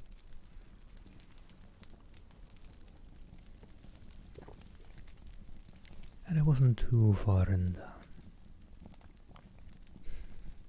Sounds interesting, the most cleverest Nick. But I wasn't too far in that chapter 6, so let me just return that to the start of it. There was one paragraph in or so. Let me just jump back to that. Hopefully lurkers from before don't mind. Yeah. Take care, Katie. Have a nice lurk. Good luck with cleaning. Don't let the dust get you too snivelly. Much love to you as well. The ladies of Longbourn soon awaited on those of Netherfield. The visit was returned in due form. Miss Bennet's pleading manners grew on the goodwill of Mrs. Hurst and Miss Bingley. And though the mother was found to be intolerable and the younger sisters not worth speaking to, a wish of being better acquainted with them was expressed towards the two eldest. By Jane this attention was received with the greatest pleasure, but Elizabeth still saw superciliousness in their treatment of everybody, hardly expecting even her sister, and could not like them, though their kindness to Jane such as was, at a value as arising in all probability from the influence of their brother's admiration. It was generally evident whenever they met that he did admire her, and to her it was equally evident that Jane was yielding to the preference which she had begun to entertain for him from the first, and was in a way to be very much in love, but she considered with pleasure that it was not likely to be discovered by the world in general, since Jane united with great strength of feeling, a composure of temper, and a uniform cheerfulness of manner, which would guard from the suspicions of the impertinent. She mentioned this to her friend Miss Lucas. And hello there, and thank you for the follow lightning, Garcia, and clouds omnislashed, and Ralph Mikkel. Thank you all very much. Much love to you. It may perhaps be pleasant, replied Charlotte, to be able to impose on the public in such a case, but it is sometimes a disadvantage to be so very guarded. If a woman conceals her affection with the same skill from the object of it, she may lose the opportunity of fixing him, and it will then be but poor consolation to believe the world equally in the dark. There is so much of gratitude or vanity in almost every attachment that it is not safe to leave any to itself. We can all begin freely, a slight preference is natural enough, but there are very few of us who have hard enough to be really in love without encouragement. In 9 cases out of 10, a woman had better show more affection than she feels. Bingley likes your sister undoubtedly, but he may never do more than like her if she does not help him on. And hey, I'm with Miss Charlotte on that one, or Charlotte Lucas, I think. You gotta let men know sometimes whether you love them or not, 'cause we've no clue. You gotta just put it on our face. Oh, I'm certain you won't need it, Chris. I've seen some pictures. You've got plenty of great looks yourself.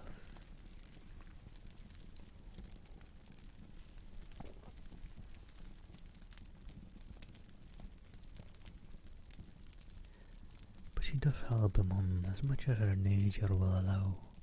If I can perceive her regard for him, he must be a simpleton indeed, not to discover it too. Remember, Eliza, that he does not know Jane's disposition as you do. But if a woman is partial to a man and does not endeavour to conceal it, he must find it out.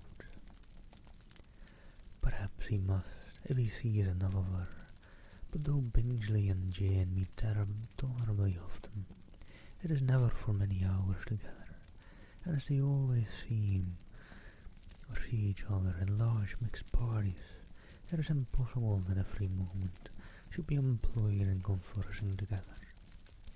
Jane should therefore make the most of every half hour in which she can command his attention. When she is secure of him, there will be leisure for falling in love as much as she chooses. Your plan is a good one, replied Elizabeth, where nothing is a question but the desire of being well married. And if I were determined to get a rich husband, or any husband, I dare say I should adopt it. But these are not Jane's feelings. She is not acting by the sign. As yet she cannot even be certain of the degree of her own regard, nor of its reasonableness. She has known him only a fortnight. She danced 4 dances with him at Meryton. She saw him one morning in his own house, and has since dined in company with him 4 times.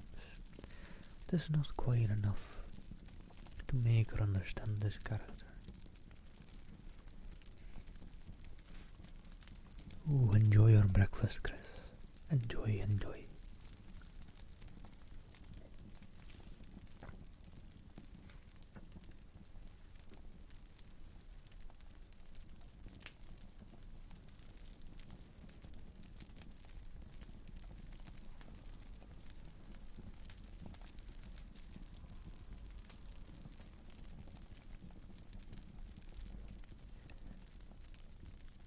Not as you represent it. Had she merely dined with him, she might only have discovered whether he had a good appetite. But you must remember that 4 evenings have been also spent together, and 4 evenings may do a great deal. Yes, these 4 evenings have enabled them to ascertain that they both like Fington better than comers, but with respect to any other leading characteristic, I do not imagine that much has been unfolded. Well, said Charlotte, I wish Jane success with all my heart, and if she were married to him tomorrow, I should think she had as good a chance of happiness as if she were to be studying his character for a 12-month. Happiness in marriages is entirely a matter of chance.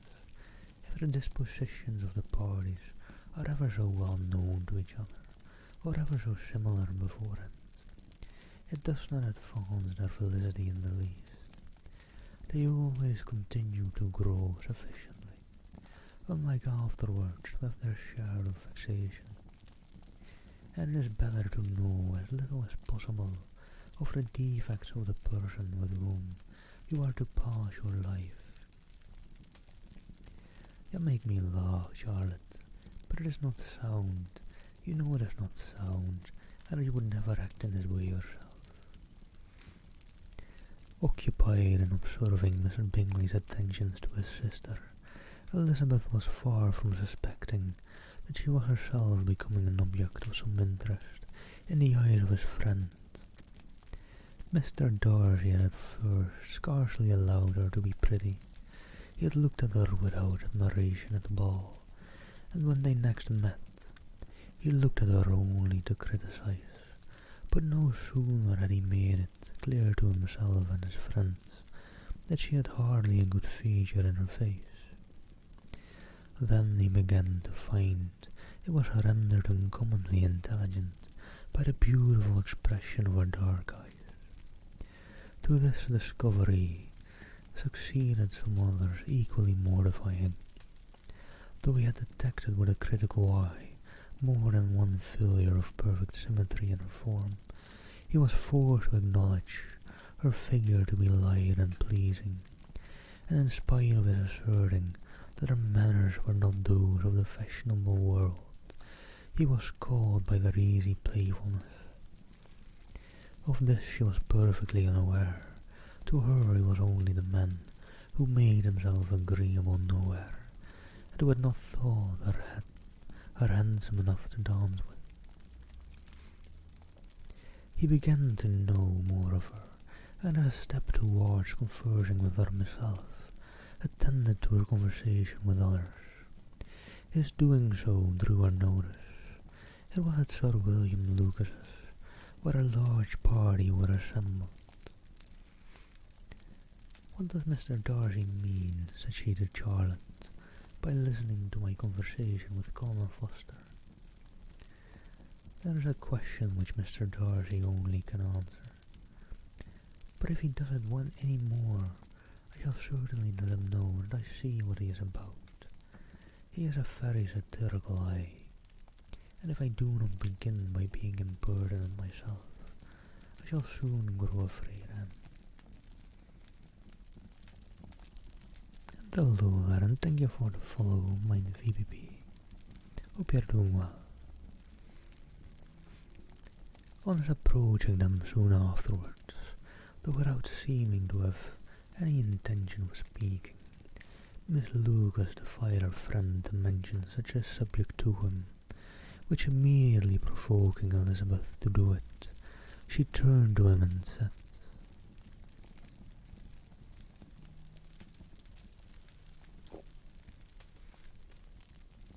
"Did not you think, Mr. Darcy, that I expressed myself uncommonly well just now, when I was teasing Colonel Forster to give us a ball at Meryton?" "With great energy, but it is a subject which always makes a lady energetic.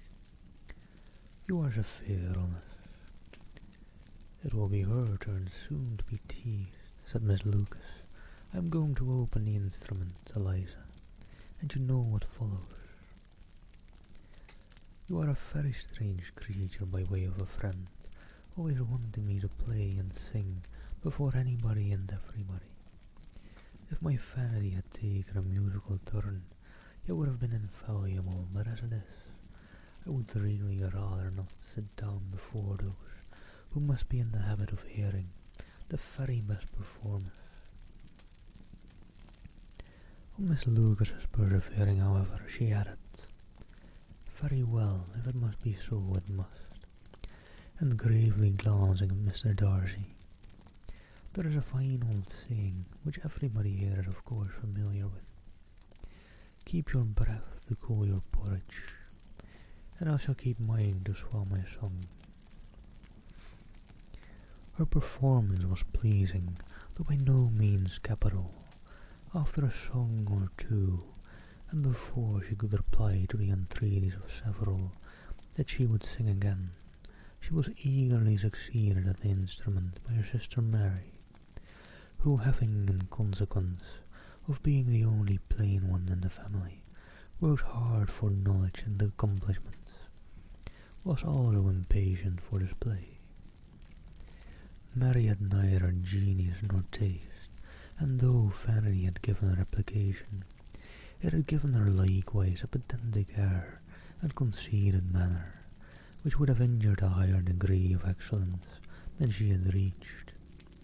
Elizabeth, easy and unaffected, had been listened to with much more pleasure, though not playing half so well.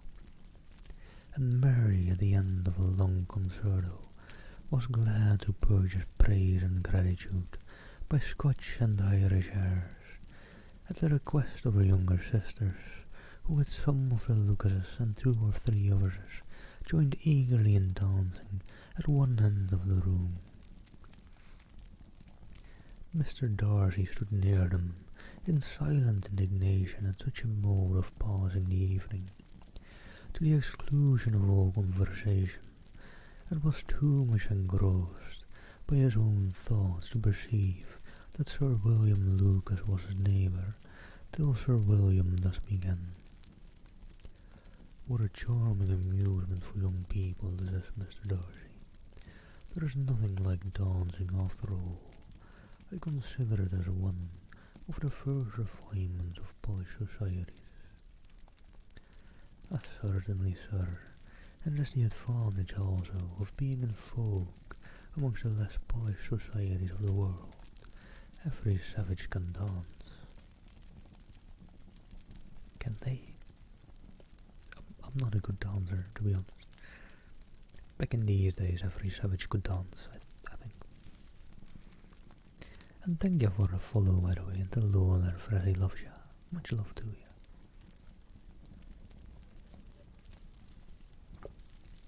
Sir William only smiled. "Your friend performs delightfully," he continued after a pause, on seeing Bingley join the group, "and I doubt not that you are adept in the science yourself, Mr. Darcy."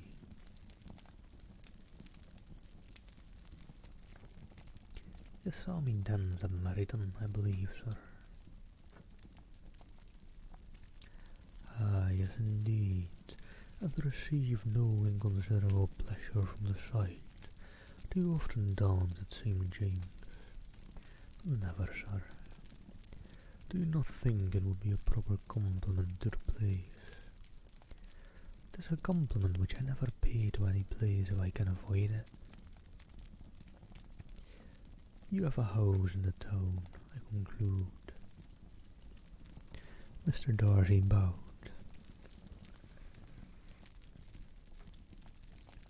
I had once some thoughts of fixing in town myself, for I am fond of superior society, but I did not feel quite as certain that the air of London would agree with Lady Lucas. And hello there, Lopez ASMR. How are you doing? Hope you're doing well. Thank you so much for the raid.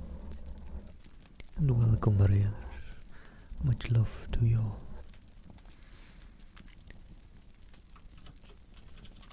I am, for those who don't really know the book, reading Pride and Prejudice today and tomorrow. I'm hoping to finish it tomorrow. Bit nervous about that, but should hopefully be able to get it done. And there's a bit of like flavor text or context to the book. And thank you for the follow, Low Pitch ASMR and Joshi Black and Izzy the Pear and hello there. Much love to you all.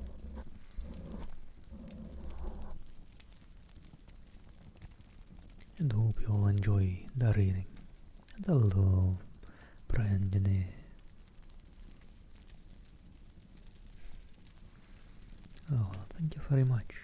Let me actually... I've not been giving people shout-outs. Let me do that real quick. Let me do the other raids first though. So your link is at the bottom then low pitch column.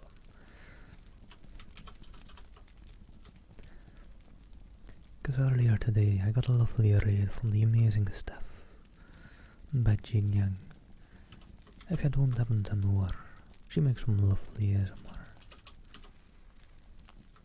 And then there's the lovely Katie Lynn, who makes some lovely ASMR and some very nice psychic and tarot and the likes, and like Reiki readings. Go give her a follow as well if you don't already. And then right there is a lovely low pitch ASMR. Trying to do a bit lower pitch. I'm not too good at it. My voice is kind of low anyways, but that's about the lowest I can comfortably go and keeping it somewhat nice and smooth. Oh, you're Dutch as well. Nice, nice. But yeah, go give him a follow as well.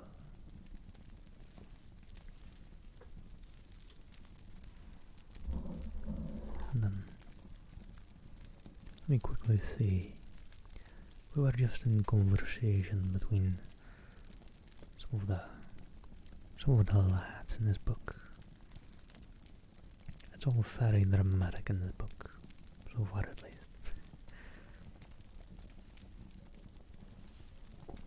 First time that I'm reading Pride and Prejudice, by the way, so just having fun with it.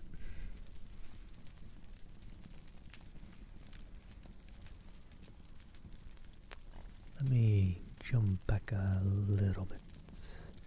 Let's see, who was this actually?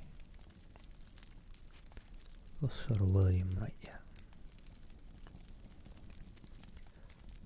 You have a house in town, I conclude, asked Sir William to Mr. Darcy. Mr. Darcy bowed.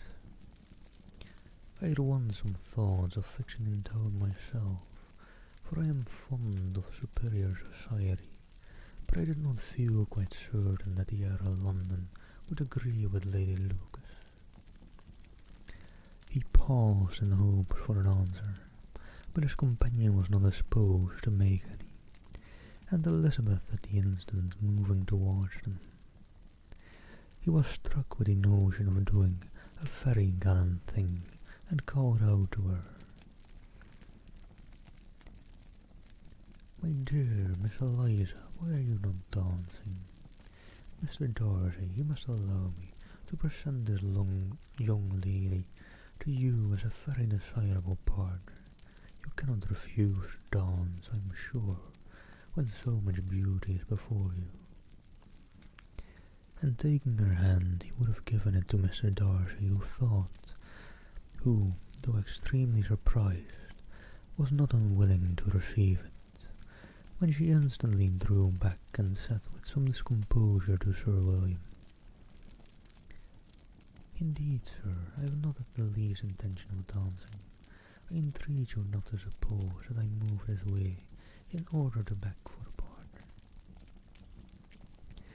Mr. Darcy, with grave propriety, requested to be allowed the honour of her hand, but in vain. Elizabeth was determined, nor did Sir William at all shake her purpose by his attempt at persuasion. "You excel so much in the dance, Miss Eliza, that it is cruel to deny me the happiness of seeing you, and though this gentleman dislikes the amusement in general, he can have no objection, I am sure, to oblige us for half an hour." Half an hour of dancing, that's a lot of dancing. People must have been fit in these times.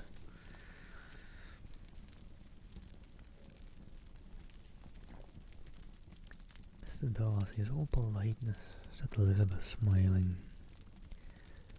"Yes, indeed, but considering his inducement, my dear Miss Eliza, we cannot wonder all at his complaisance. For who would object to such a partner?"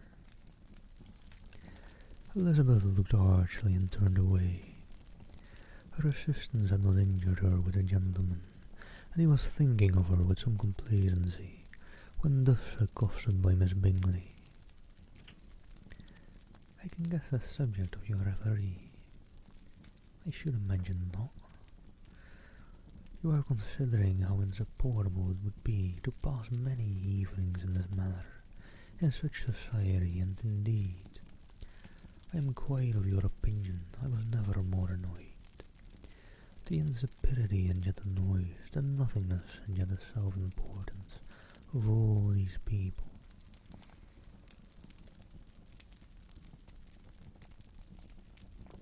What would I give to hear your strictures on them? Your conjecture is totally wrong, I assure you. My mind was more agreeably engaged. I have been meditating on the very great pleasure which a pair of fine eyes in the face of a pretty woman can bestow." Miss Bingley immediately fixated her eyes on his face, and desired he would tell her that the lady had the credit of inspiring such reflections. Mr. Darcy replied with great intrepidity, "Miss Elizabeth Bennet." "Miss Elizabeth Bennet," repeated Miss Bingley. "I am all astonishment. How long has she been such a favourite? And pray when I am to wish you joy?" "That is exactly the question which I expected you to ask. A lady's imagination is very rapid. It jumps from admiration to love, from love to matrimony in a moment. I knew you would be wishing me joy." "Nay, if you are so serious about it, I shall consider the matter as absolutely settled. You will have a charming mother-in-law, indeed, and of course she will be always at Pemberley with you." He listened to her while she chose to entertain herself in this manner, and as his composure convinced her that all was safe, her wit flowed long. "And the law letter. Joe Silvzo, thank you for the follow-up. You're doing well."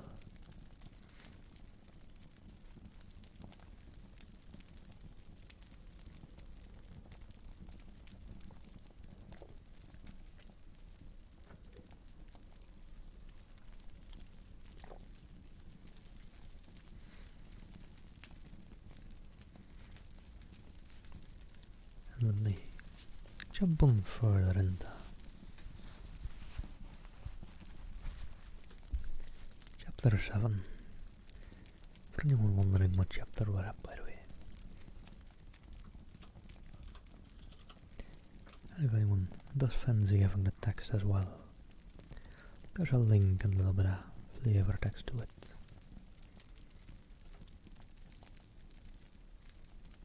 I was going to say, I didn't check the link whether it was correct, but it is. And so, let me jump in. Chapter 7. Mr. Bennet's property consisted almost entirely in an estate of 2,000 a year, which unfortunately for his daughters was entailed in default of heirs male on a distant relation, and their mother's fortune, though ample for her situation in life, could but ill supply the deficiency of it. Her father had been an attorney in Meryton, and had left her £4,000. She had a sister married to Mr. Phillips, who had been a clerk to their father, and succeeded him in the business, and a brother settled in London in a respectable line of trade. The village of Longbourn was only a mile from Meryton, a most convenient distance for the young ladies, who were usually tempted thither 3 or 4 times a week, to pay their duty to their aunt, and to a milliner's shop just over the way. The 2 youngest of the family, Catherine and Lydia, were particularly frequent in these attentions. Their minds were more vacant than their sisters', and when nothing better offered, a walk to Meryton was necessary to amuse their morning hours and furnish conversation for the evening, and however bare of news the country in general might be, they always contrived to learn some from their aunts. At present, indeed, they were well supplied, both with news and happiness, by the recent arrival of a militia regiment in the neighbourhood. It was to remain the whole winter, and Meryton was the headquarters. And hello there, that Aussie guy, thank you for the follow. Hope you're doing well. And we must be getting quite well along time-wise for Australia, mustn't we? So, maybe sleep well soon if you're on a more normal sleep schedule, that is.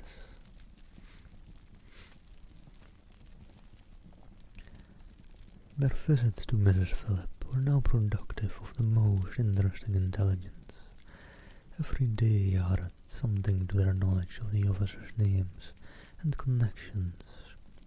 Their lodgings were not long a secret, and at length they began to know the officers themselves.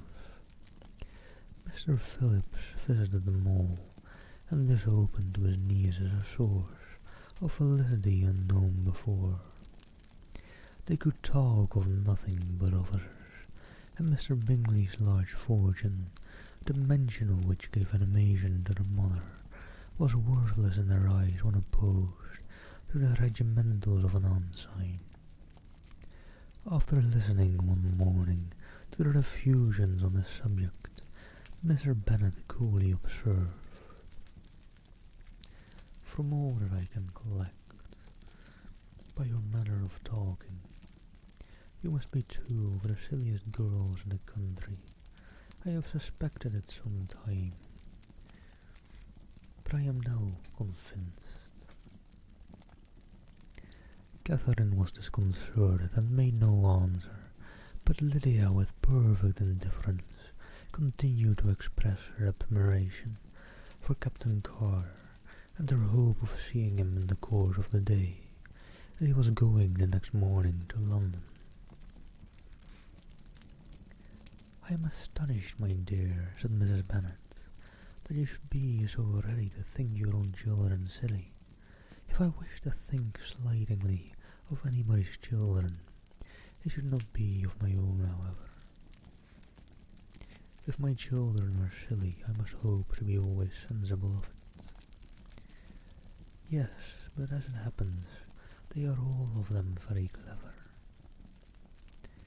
This is the only point, I flatter myself, on which we do not agree. I had hoped that our sentiments coincided in every particular, but I must so far differ from you as to think our two youngest daughters uncommonly foolish. My dear Mr. Bennet, you must not expect such girls to have the sense of their father and mother. When they get to our age, I dare say, they will not think about officers any more than we do. I remember the time when I liked a red coat myself very well. And indeed, so I do still at my heart, and if a smart young colonel with 5,000 or 6,000 a year should want one of my girls, I shall not say nay to him, and I thought Colonel Forster looked very becoming the other night at Sir William's in his regimentals." "Mamma," cried Lydia, "my aunt says Colonel Forster and Captain Carter do not go so often to Miss Watson's as they did when they first came. She sees them now very often, standing in Clark's library." Mrs. Bennet was prevented replying by the entrance of the footman with a note for Miss Bennet. It came from Netherfield, and the servant waited for an answer. Mrs. Bennet's eyes sparkled with pleasure, and she was eagerly calling out, while her daughter read, "Well, Jane, who is it from? What is it about? What does he say? Well, Jane, make haste, and tell us, make haste, my love."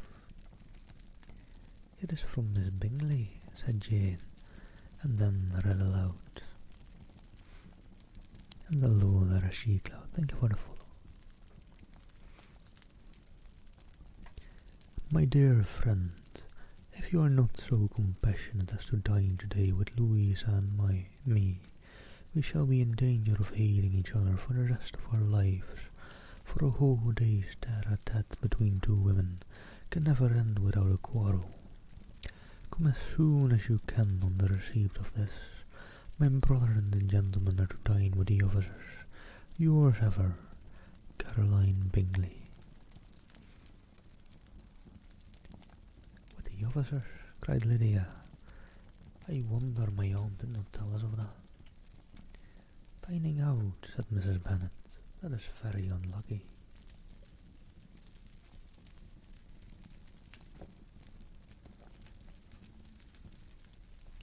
Can I have the carriage? Said Jane. No, my dear, you had better go on horseback, because it seems likely to rain, and I must stay all night. That would be a good scheme, said Elizabeth, if you were sure that they would not offer to send her home. Oh, but the gentlemen will have Mr. Bingley's chaise to go to Meryton, and the hearse have no horses to theirs. I'd much rather go in the coach. But my dear, your father cannot spare the horses, I'm sure. They are wanted in the farm, Mr. Bennet, are not they? They are wanted in the farm much oftener than I can get them. But if you have got them today, said Elizabeth, my mother's purpose will be answered. She did at last extort from her father an acknowledgment that the horses were engaged. Jane was therefore obliged to go on horseback, and her mother attended her to the door with many cheerful prognostics of a bad day. Her hopes were answered. Jane had not been gone long before it rained hard. Her sisters were uneasy for her, but her mother was delighted. The rain continued all evening without intermission. Jane certainly could not come back.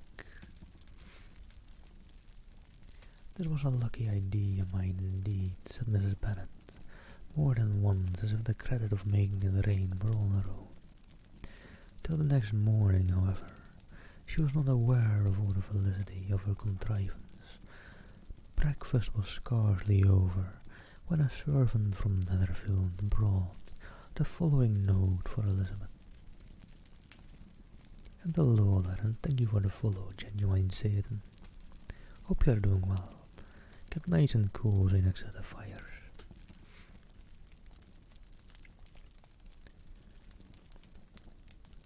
And the note said, My dearest Lizzie, I find myself very unwell this morning, which, I suppose, is to be imputed to my getting wet through yesterday. My kind friends will not hear of my returning home till I am better. They insist also on my seeing Mr. Jones. Therefore do not be alarmed if you should hear of his having been to me. And expecting a sore throat and headache, there is not much the matter with me. Yours, etc. Well, my dear, said Mr. Bennet, when Elizabeth had read the note aloud, if your daughter should have a dangerous fit of illness, if she should die, it would be a comfort to know that it was all in pursuit of Mr. Bingley, and under your orders. Oh, I am not at all afraid of her dying. People do not die of little trifling colds.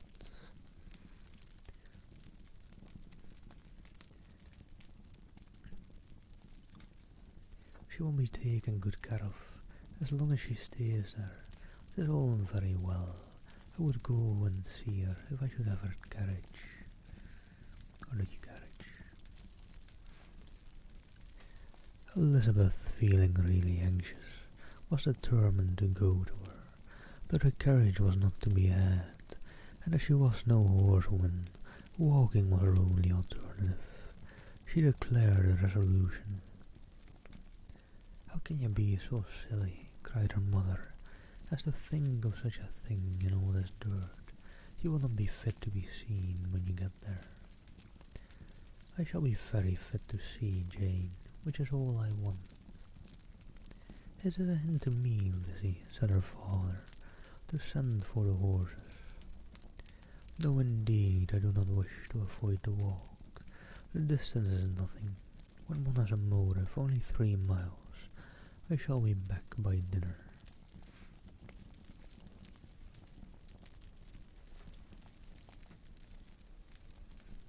And hello, 100 X-Men. Hope you're doing well.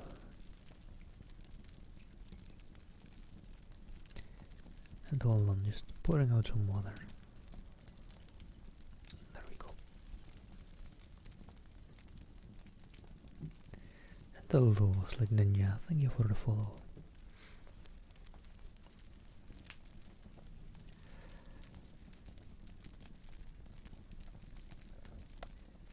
I admire the activity of your benevolence, observed Mary, but every impulse of feeling should be guided by reason, and, in my opinion, exertion should always be in proportion to what is required.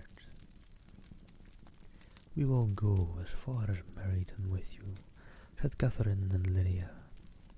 Elizabeth accepted their company, and the 3 young ladies set off together. Oh, wait, by the way. Sour and Sublime, I just remembered.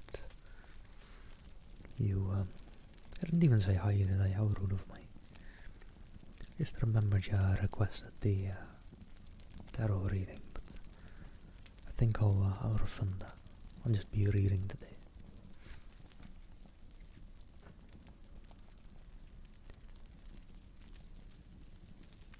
Wait. Before my mind drifted off from thinking of that, where were we? If we make haste, said Lydia, as they walked along, perhaps we may see something of Captain Carter before he goes. In Meryton they parted.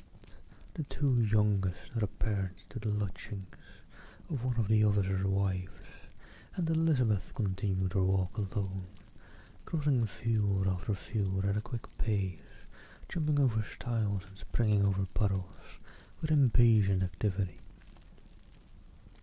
and finding herself at last within view of the house with weary ankles, dirty stockings and a face glowing with the warmth of exercise.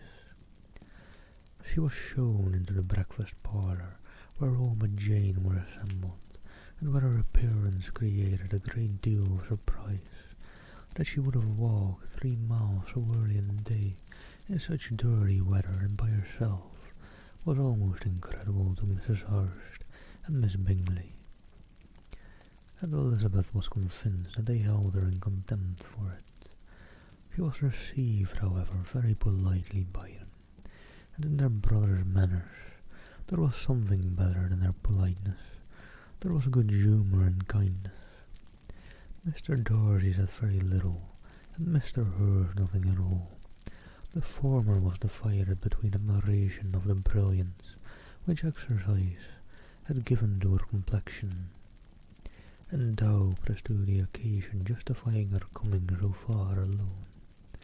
The latter was thinking only of his breakfast. Her inquiries after her sister were not very favourably answered. Miss Bennet had slept ill, and though up, was very feverish and not well enough to leave her room. Elizabeth was glad to be taken to her immediately, and Jane, who had not only been withheld by the fear of giving alarm or inconvenience, from expressing in her note how much she longed for such a visit, was delighted at her entrance. She was not equal, however, to much conversation, and when Miss Bingley left them together, could attempt little beside expressions of gratitude for the extraordinary kindness she was treated with. Elizabeth silently attended her. When breakfast was over, they were joined by the sisters, and Elizabeth began to like them herself. When she saw how much affection and solitude they showed for Jane, the apothecary came, and having examined his patient, said, as might be supposed, that she had caught a violent cold, and that I must endeavour to get the better of it. Advise her to return to bed, and promise her some draughts. The advice was followed readily, for the feverish symptoms increased, and her head ached acutely. Elizabeth did not quit her room for a moment, nor were the other ladies often absent. The gentlemen being out, they had in fact nothing to do elsewhere. When the clock struck 3, Elizabeth felt that she must go, and very unwillingly said so. Miss Bingley offered her the carriage, and she only wanted a little pressing to accept it, when Jane testified such concern, imparting with her that Miss Bingley was obliged to convert the offer of the chaise into an invitation to remain at Netherfield for the present. Elizabeth most thankfully consented, and a servant was dispatched to Longbourn to acquaint the family with her stay, and bring back a supply of clothes. And alright, that was chapter 7 already.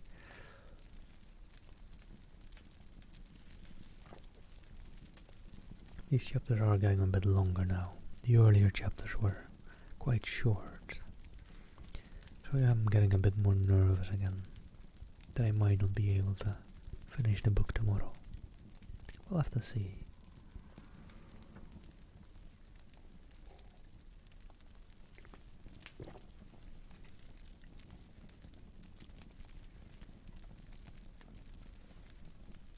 I'll try and make it 6 hours in the day, I think. Maybe a bit longer. Maybe 6 to 8 hours a day then, to make sure that I can finish it tomorrow. And it should hopefully leave me with about 10 to 12 hours of reading tomorrow. Hopefully. But before I jump into this chapter, let me quickly take a little break. I'll be back real quick. Let me grab some more water, do a bit of a refill of that. Let me turn the fire hearth up, and I'll be back in a sec. Actually, empty some more water into my glass real quick before as well. There. I'll be right back.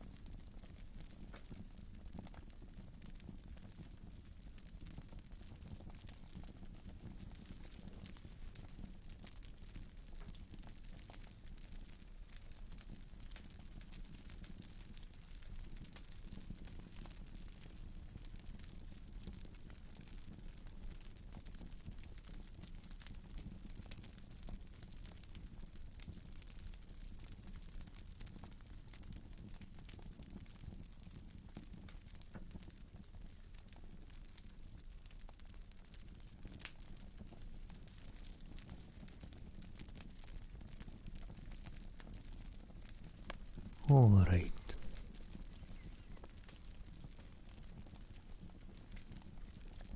And Coxler, thank you for the follow. Hope you're doing well.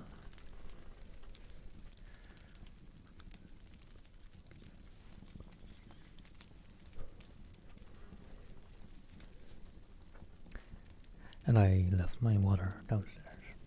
Or I didn't. I forgot to fill it. Oh well. I have the glass still full here, so we're fine for a bit.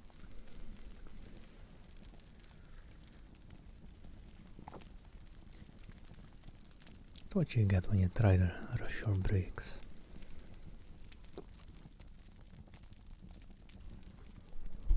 Alright. Chapter 8. At 5 o'clock the two ladies retired to dress, and at 6:30 Elizabeth was summoned to dinner. To the civil enquiries which then poured in, and among which she had the pleasure of distinguishing the much superior solicitude of Mr. Bingley's,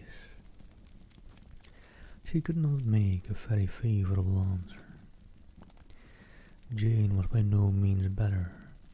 The sisters, on hearing this, repeated 3 or 4 times how much they were grieved, how shocking it was to have a bad cold, and how exclusively they disliked being ill themselves, and then thought no more of the matter. And their indifference towards Jane were not immediately before them, restored Elizabeth to the enjoyment of all her original dislike. Their brother, indeed, was the only one of the party whom she could regard with any complacency. His anxiety for Jane was evident, and his attentions to herself most pleasing, as they prevented her feeling herself so much an intruder as she believed she was considered by the others. She had very little notice from any but him. Miss Bingley was engrossed by Mr. Darcy, her sister scarcely less so, and as for Mr. Hurst, by whom Elizabeth sat, he was an insolent man who lived only to eat, drink, and play at cards, who, when he found her prefer a plain dish to a ragout, had nothing to say to her. When dinner was over, she returned directly to Jane, and Miss Bingley began abusing her as soon as she was out of the room. Her manners were pronounced to be very bad indeed, a mixture of pride and impertinence. She had no conversation, no style, no taste, no beauty. Mrs. Hurst thought the same and added, "She has nothing, in short, to recommend her, but being an excellent walker. I shall never forget her appearance that morning. She really looked almost wild." "She did indeed, Louisa. I could hardly keep my countenance. Very nonsensical to come at all. Why must she be scampering about the country because her sister had a cold? Her hair so untidy, so blousy. Yes, and her petticoat. I hope you saw her petticoat. 6 inches deep in mud. I am absolutely certain, and the gown which had been let down to hide it, not doing its office." "Your picture may be very exact, Louisa," said Bingley, "but this was all lost upon me. I thought Miss Elizabeth Bennet looked remarkably well when she came into the room this morning. Her dirty petticoat quite escaped my notice." "You observed it, Mr. Darcy, I am sure," said Miss Bingley, "and I am inclined to think that you would not wish to see your sister make such an exhibition." "Certainly not. To walk 3 miles, or 4 miles, or 5 miles, or whatever it is, above her ankles in dirt and alone, quite alone. What could she mean by it? It seems to me to show an abominable sort of conceited independence, a most country town indifference to decorum." showed an affection for her sister that is very pleasing," said Bingley. "I'm afraid, Mr. Darcy," observed Miss Bingley, in a half-whisper, "that this adventure has rather affected your admiration for fine eyes." "Not at all," he replied. "They were brightened by the exercise."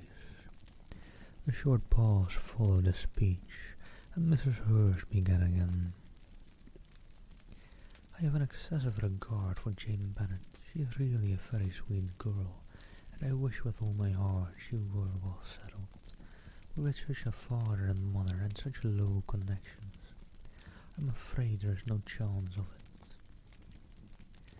"I think I have heard you say that their uncle is an attorney in Meryton."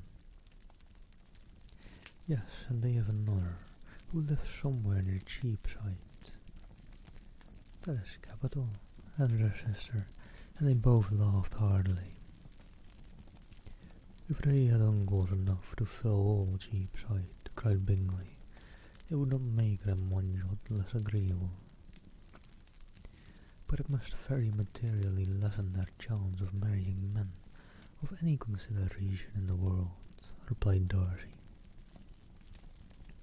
To this speech Bingley made no answer, but his sisters gave it their hearty assent, and indulged their mirth for some time at the expense of their dear friend's vulgar relations.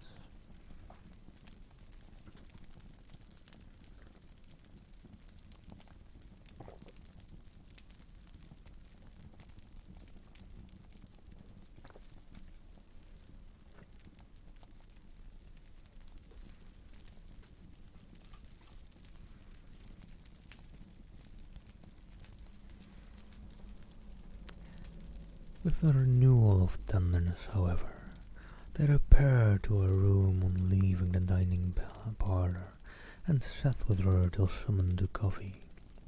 She was still very poorly, and Elizabeth would not quit her at all, till late in the evening, when she had the comfort of seeing her sleep, and when it appeared to her rather right than pleasant that she should go downstairs herself. On entering the drawing-room she found the whole party at loo, and was immediately invited to join them. But suspecting them to be playing high, she declined it, and making her sister the excuse, said she would amuse herself for a short time. She could stay below with a book. Mr. Hurst looked at her with astonishment. "Do you prefer reading to cards?" said he. "That is rather singular." "Miss Eliza Bennet," said Miss Bingley, "despises cards. She is a great reader, and has no pleasure in anything else." "I deserve neither such praise nor such censure," said Elizabeth. "I am not a great reader, and I have pleasure in many things." "In nursing your sister, I am sure you have pleasure," said Bingley. "And I hope it will soon be increased by seeing her quite well." Elizabeth thanked him from her heart, and then walked towards the table where a few books were lying. He immediately offered to fetch her others, all that his library afforded. "And I wish my collection were larger for your benefit and of my own credit. But I am an idle fellow, and though I have not many, I have more than I ever look into." Elizabeth assured him that she could suit herself perfectly with those in the room. "I am astonished," said Miss Bingley, "that my father should have left so small a collection of books. What a delightful library you have at Pemberley, Mr. Darcy." "It ought to be good," he replied. "It has been the work of many generations." "And then you have added so much to it yourself. You are always buying books." "I cannot comprehend the neglect of a family library in such days as these." "Neglect? I am sure you neglect nothing that can add to the beauties of that noble place. Charles, when you build your home, I wish it may be half as delightful as Pemberley." "I wish it may." but I would really advise to make your purchase in that neighbourhood and take Pemberley for a kind of moral. There is not a finer county in England than Derbyshire. With all my heart I will buy Pemberley itself if Darcy will sell it. I am talking of possibilities, Charles. Upon my word, Caroline, I should think it more possible to get Pemberley by purchase than by imitation. Elizabeth was so much caught by what passed as to leave her very little attention to her book, and soon laying it wholly aside, she drew near the card table and stationed herself between Mr. Bingley and his eldest sister to observe the game. And hello there, Hursty, hope you're doing well.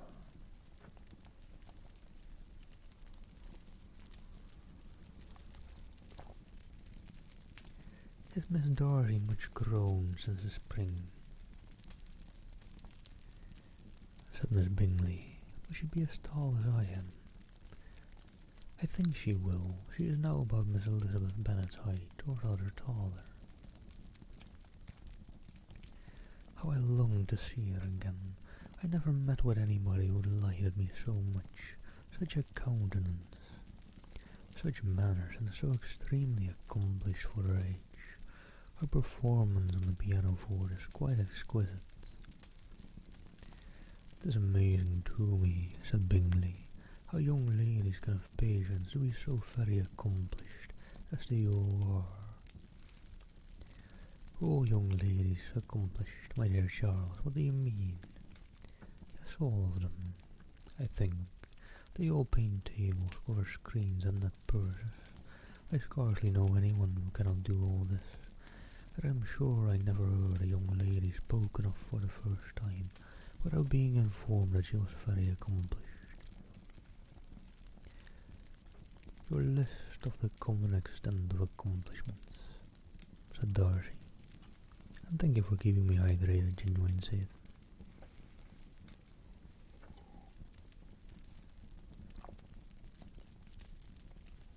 Has too much truth. The word is applied to many a woman who deserves it no otherwise than by netting a purse or covering a screen, but I am very far from agreeing with you in your estimation of ladies in general. I cannot boast of knowing, with you in your estimation, I cannot boast of knowing more than half a dozen in the whole range of my acquaintance that are really accomplished. Yeah, well, thank you. And hello, Randensvok. Hope you're doing well. And thank you for the follow, by the way. Nor I am sure, said Miss Bingley. Then, observed Elizabeth, you must comprehend a great deal in your idea of an accomplished woman. Yes, I do comprehend a great deal in it. Oh, certainly, cried his faithful assistant. No one can be really esteemed accomplished who does not greatly surpass what is usually met with. A woman must have a thorough knowledge of music, singing, drawing, dancing, and the modern languages to deserve the word, and besides all this, she must possess a certain something in her air, a manner of walking, the tone of her voice, her address and expressions, or the word will be but half deserved. All this she must possess, added Darcy, and to all this she must yet add something more substantial in the improvement of her mind by extensive reading. I am no longer surprised at your knowing only 6 accomplished women. I rather wonder now at your knowing any. Are you so severe upon your own sex as to doubt the possibility of all this? I never saw such a woman with such capacity and taste and application and elegance as you describe united. Mrs. Hurst and Miss Bingley both cried out against the injustice of her implied doubt, and were both protesting that they knew many women who answered this description when Mr. Hurst called them to order with bitter complaint of their inattention to what was going forward. As all conversation was thereby at an end, Elizabeth soon afterwards left the room. And hello there, Amira. Hope you're doing well. What a miracle. Hope you're doing well. Fancy seeing you here.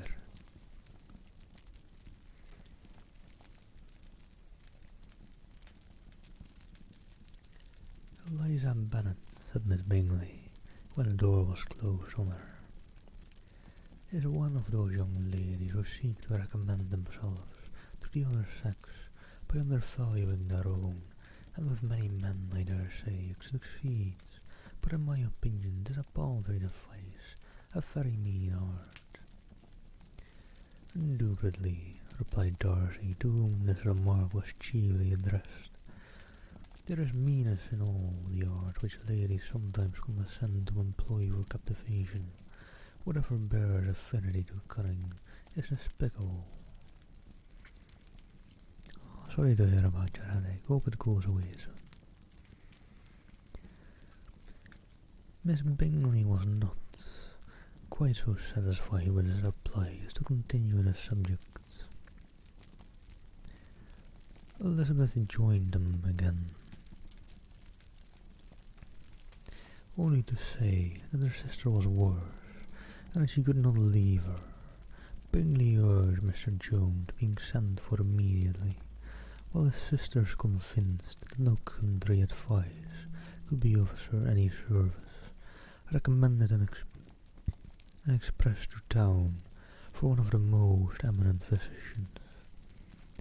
This she would not hear of, but she was not so unwilling to comply with their brother's proposal, and it was settled that Mr. Jones should be sent for early in the morning. If Miss Bennet were not decidedly better, Bingley was quite uncomfortable. His sisters declared that they were miserable.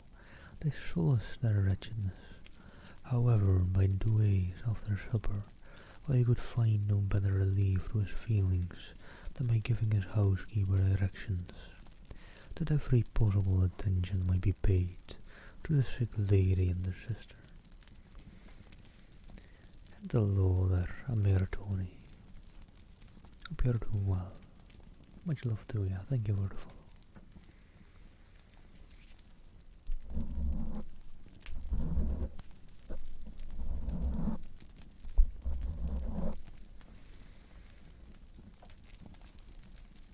Let me just, since my lips do seem to be breaking up a little bit, just apply a bit of chapstick real quick.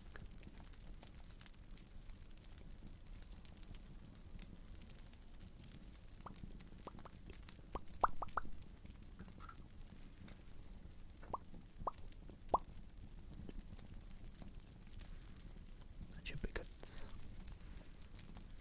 And then jump straight forward into chapter 9. I try to fix my mustache a little bit.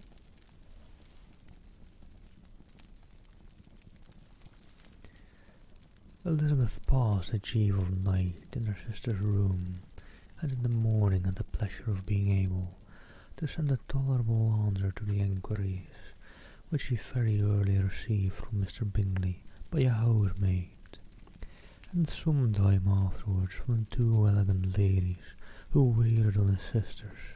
In spite of this amendment, however, she requested to have a note sent to Longbourn, desiring her mother to visit Jane and form her own judgment of the situation.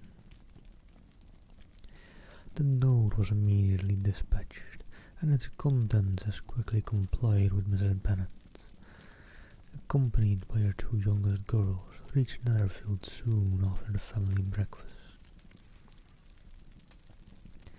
Had she found Jane in any apparent danger, Mrs. Bennet would have been very miserable, but being satisfied on seeing her that her illness was not alarming, she had no wish of her recovering immediately, as her restoration to health would probably remove her from Netherfield. She would not listen, therefore, to her daughter's proposal of being carried home, neither did the apothecary, who arrived about the same time, think it at all advisable. After sitting a little while with Jane on Miss Bingley's appearance and invitation, the mother and 3 daughters all attended her into the breakfast parlour.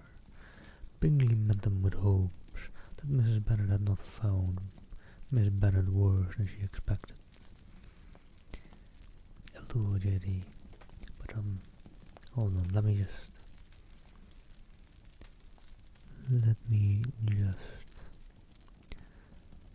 since I probably won't be let me just return those points to you and pause the redemption actually. Because otherwise I don't know if I'll have the time to properly get through these books.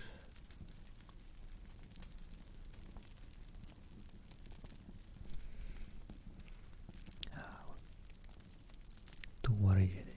That's alright.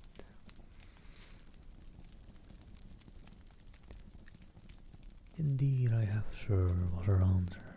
She's a great deal too ill to be moved. Mr. Jones says we must not think of moving her. We must trespass a little longer on your kindness. Removed, cried Bingley. That mustn't be thought of. My sister, I am sure, will not hear of a removal. You may depend upon it, madam, said Miss Bingley, with cold civility, that Miss Bennet shall receive every possible attention while she remained with us. Mrs. Bennet was profuse in her acknowledgment.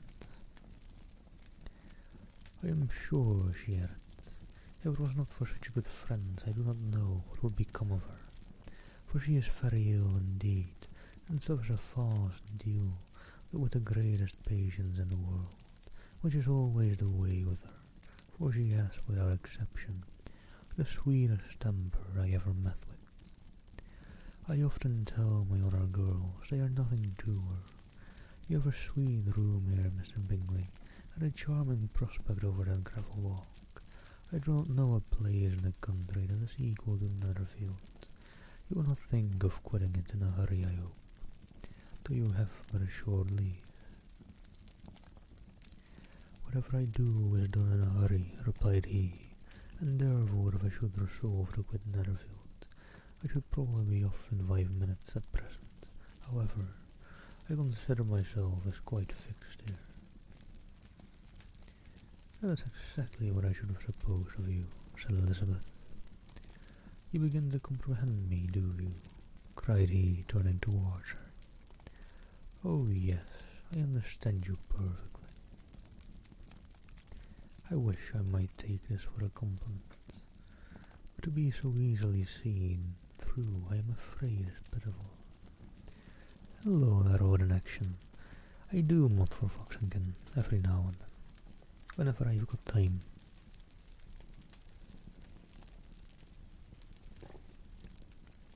And I try to when I don't have time as well, but it's a bit harder to do them.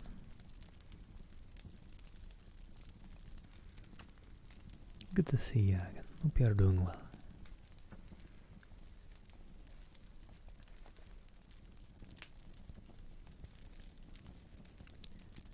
That is, as it happens, it does not necessarily follow that a deep, intricate character is more or less estimable than such a one as yours.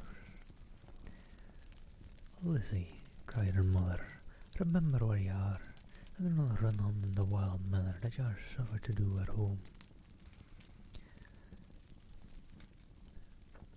I did not know before, continued Bingley immediately, that you were a studier of character. Must be an amusing study. And thank you for the follow, by the way, you were in action. Thank you. Much love to you.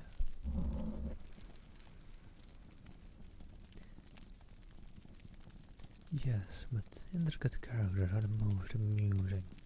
They have at least that advantage. The country, said Darcy, can in general supply but few subjects for such a study. In a country neighbourhood you move, in a very confined and unvarying society. But people themselves alter so much that there is something new to be observed in them forever. Yes, indeed, cried Miss Bennet, offended by his manner of mentioning a country neighbourhood. I assure you there is quite as much of that going on in the country as in town.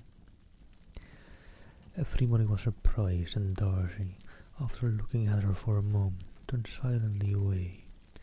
Mrs. Bennet, who fancied she had gained a complete victory over him, continued in her triumph. I cannot see that London has any great advantage over the country for my part, except the shops and public places. The country is a vast deal pleasanter, is it not, Mr. Bingley? When I am in the country, he replied, I never wish to leave it, and when I am in town, it is pretty much the same. They have each their advantages, and I can be equally happy in either. Aye, that is because you have the right disposition, but that gentleman, looking at Darcy, seemed to think the country was nothing at all. Indeed, mamma, you are mistaken, said Elizabeth, blushing for her mother.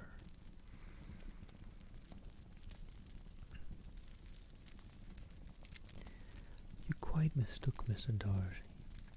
He only meant there were not such a variety of people to be met with in the country as in town, which you must acknowledge to be true. Certainly, my dear, nobody said there were, but as to not meeting with many people in this neighbourhood, I believe there are few neighbourhoods larger. I know we dine with 24 families. And the law has it, by the way. Hope you are doing well.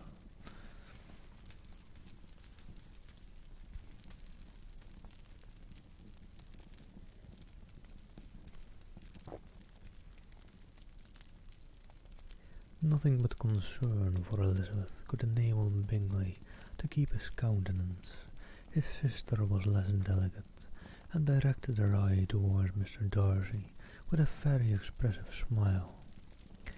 Elizabeth, for the sake of saying something that might turn her mother's thoughts, now asked her if Charlotte Lucas had been at Longbourn since her coming away.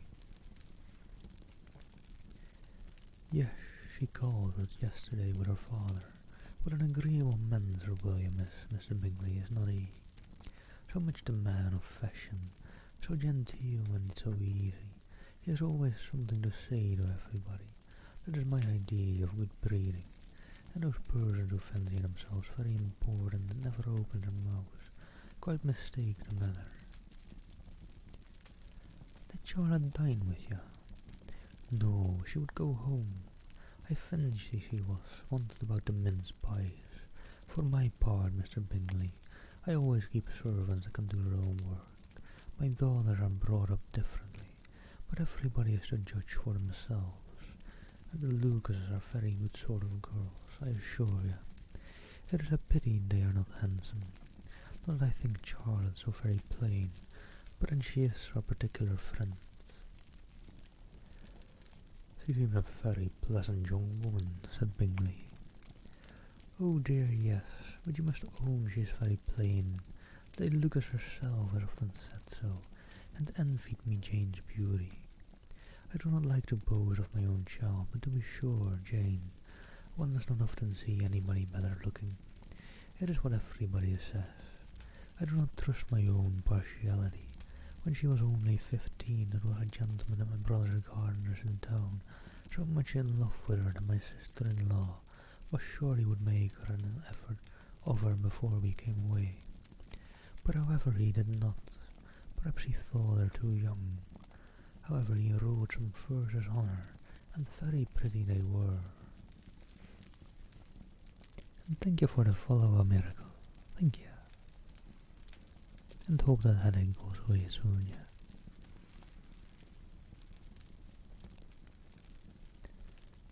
And so ended his affection, said Elizabeth impatiently. There has been many a one, I fancy, overcome in the same way. I wonder who first discovered the efficacy of poetry in driving away love. I have been used to consider poetry as the food of love, said Darcy. Of a fine stout, healthy love it may, everything nourishes what is strong already, but if it be only a slight, thin sort of inclination, I am convinced that one good sonnet will starve it entirely away. Darcy only smiled, and the general pause which ensued made Elizabeth tremble, lest her mother should be exposing herself again. She longed to speak, but could think of nothing to say, and after a short silence, Mrs. Bennet began repeating her thanks to Mr. Bingley for his kindness to Jane, with an apology for troubling him also with Lizzie. Mr. Bingley was unaffectedly civil in his answer, and forced his younger sister to be civil also, and say what the occasion required.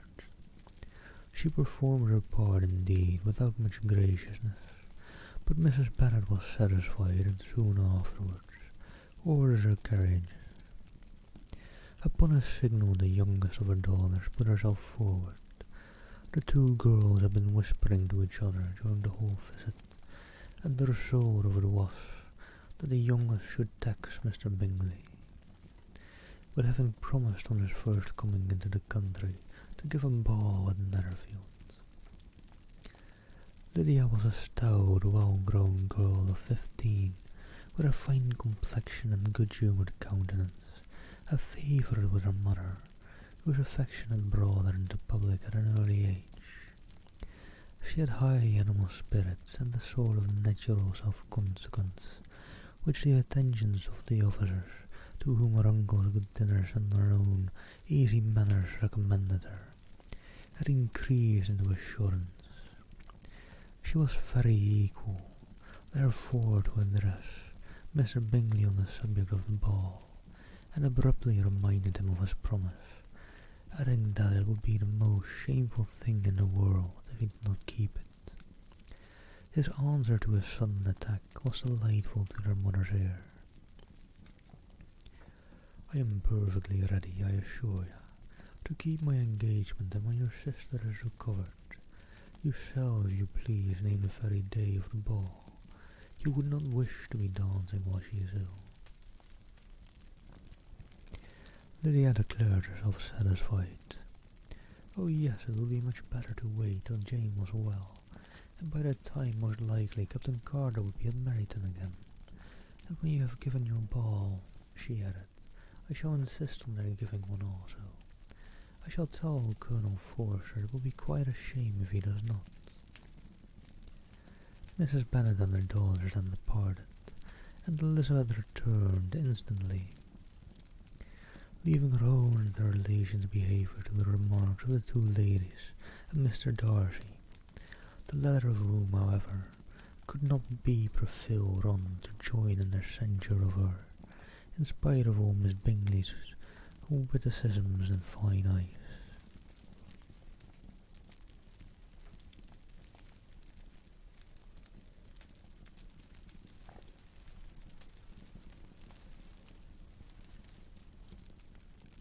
Alright, let me actually take a quick breather between chapters here.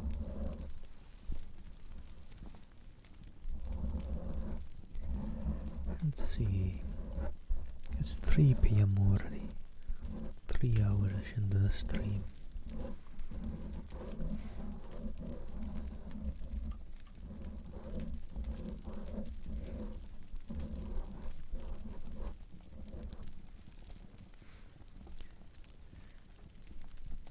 So I don't know, I'm trying to guess how far I should get into the book to be able to finish it tomorrow. I'll see. I think 4 hours won't cut it for the day. That might leave me with too much for tomorrow. I think I'll make it a bit longer today as well. But alright. The day passed much as the day before had done. Mrs. Hurst and Miss Bingley had spent some hours of the morning with the invalids, who continued though slowly to mend, and in the evening Elizabeth joined their party in the drawing room. The loo table, however, did not appear. Mr. Darcy was writing, and Miss Bingley, seated near him, was watching the progress of his letter, and repeatedly calling off his attention by messages to his sister. Mr. Hurst and Mr. Bingley were at piquet, and Mrs. Hurst was observing the game. Elizabeth took up some needlework, and was sufficiently amused in attending to what passed between Darcy and his companion. The perpetual commendations of the lady, either on his handwriting or on the evenness of his lines, or on the length of his letter, with the perfect unconcern with which her praises were received, formed a curious dialogue, and was exactly in unison with her opinion of each.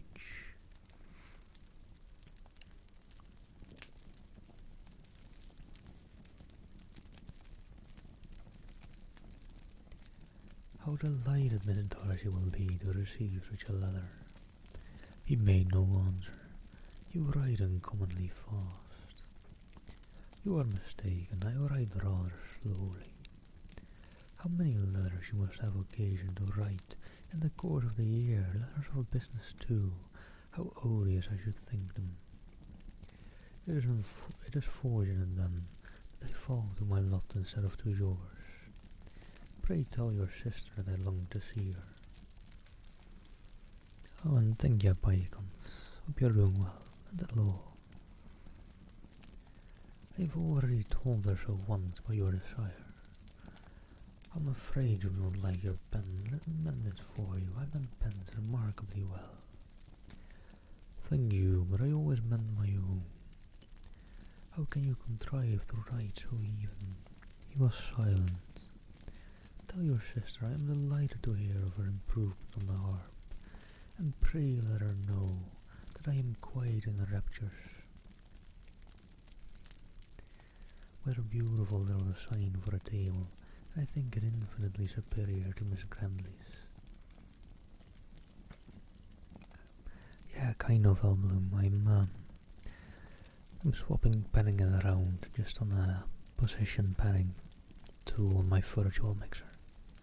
One day I'll get a proper physical mixer and I'll do it on there, then probably, well, one day I'll get 2 mics maybe. That'd be even nicer. Then I can just pan in between myself. But yeah, that's it. I'm just panning it around.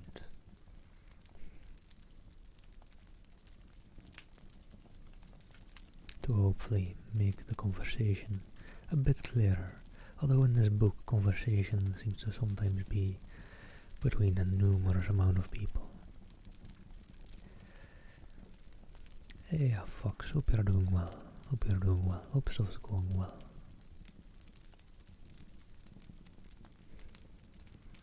And thank you, Misk. Yeah, I hope it makes it a bit more clearer on the dialogue. Although this book oftentimes has more than 3, even 4 people in one dialogue, I feel.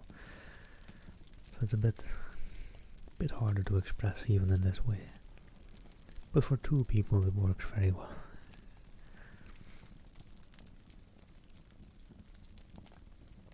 Hold on, let me go back to who is she again? Miss. And all the names are hard as well, so it's Miss and Mr. Bingley and Miss and Mr. some other last name all the time. I'm having a bit of a hard time keeping up myself.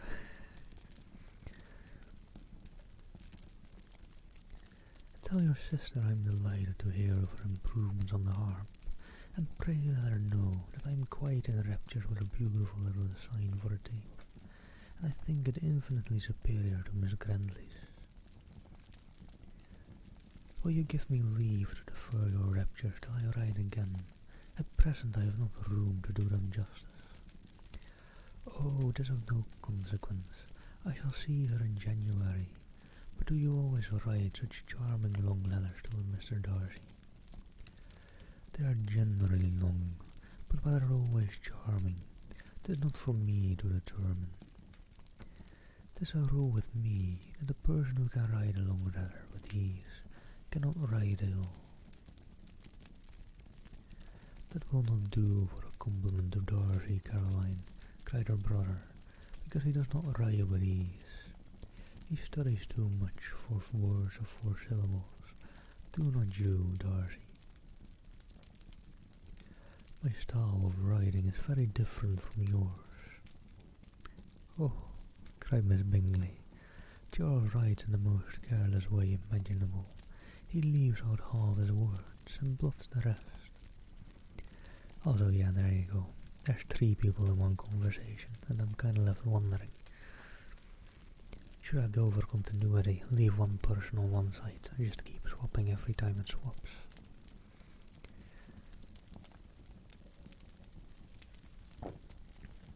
But oh well.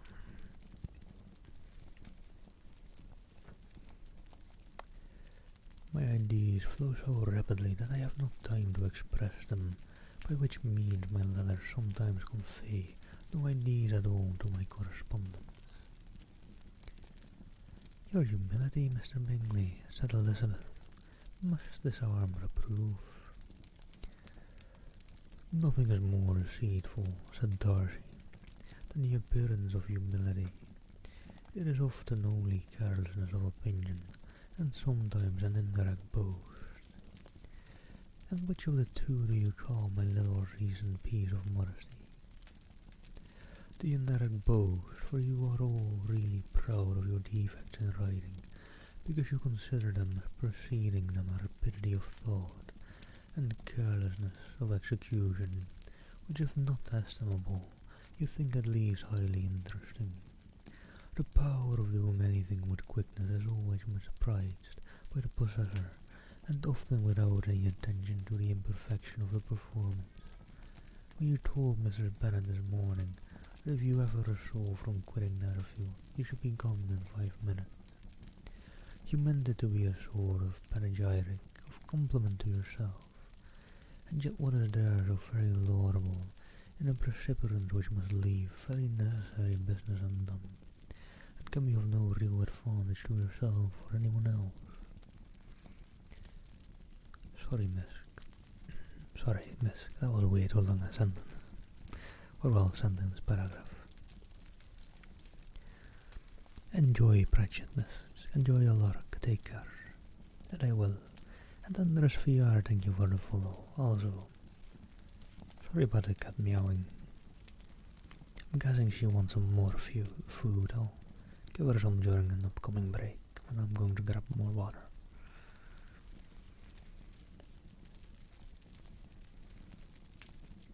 Nay, cried Bingley, this is too much to remember at night, all the foolish things that were said in the morning, and yet, upon my honour, I believe what I said of myself to be true, and I believe it at this moment. At least, therefore, I did not assume the character of needless precipitance merely to show off before the ladies. I dare say you believe it, but I am by no means convinced that you will be gone with such celerity.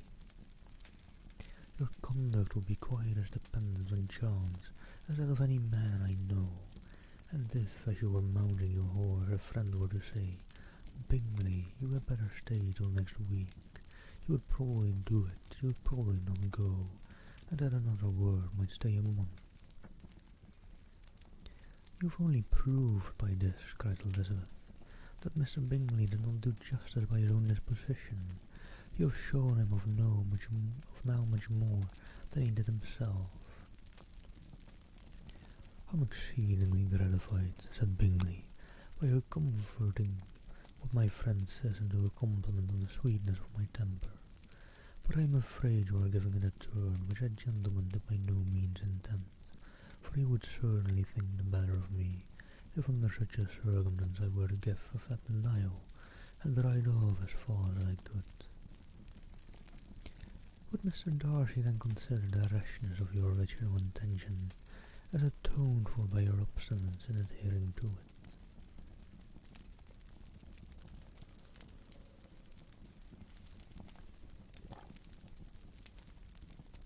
Upon my word, I cannot exactly explain the manner, Darcy must speak for himself. You expect me to account for opinions which you choose to call mine, but which I have never acknowledged, allowing the case, however, to stand according to your representation.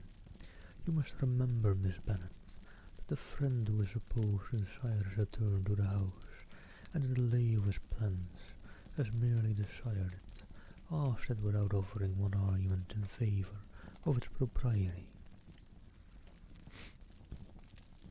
To yield readily, easily, to the persuasion of a friend is no merit with you. To yield without conviction is no compliment to the understanding of either. You appear to me, Mr. Darcy, to allow nothing for the influence of friendship and affection. A regard for the requester would often make one readily yield to a request, without waiting for arguments to reason one into it. I am not particularly speaking of such a case.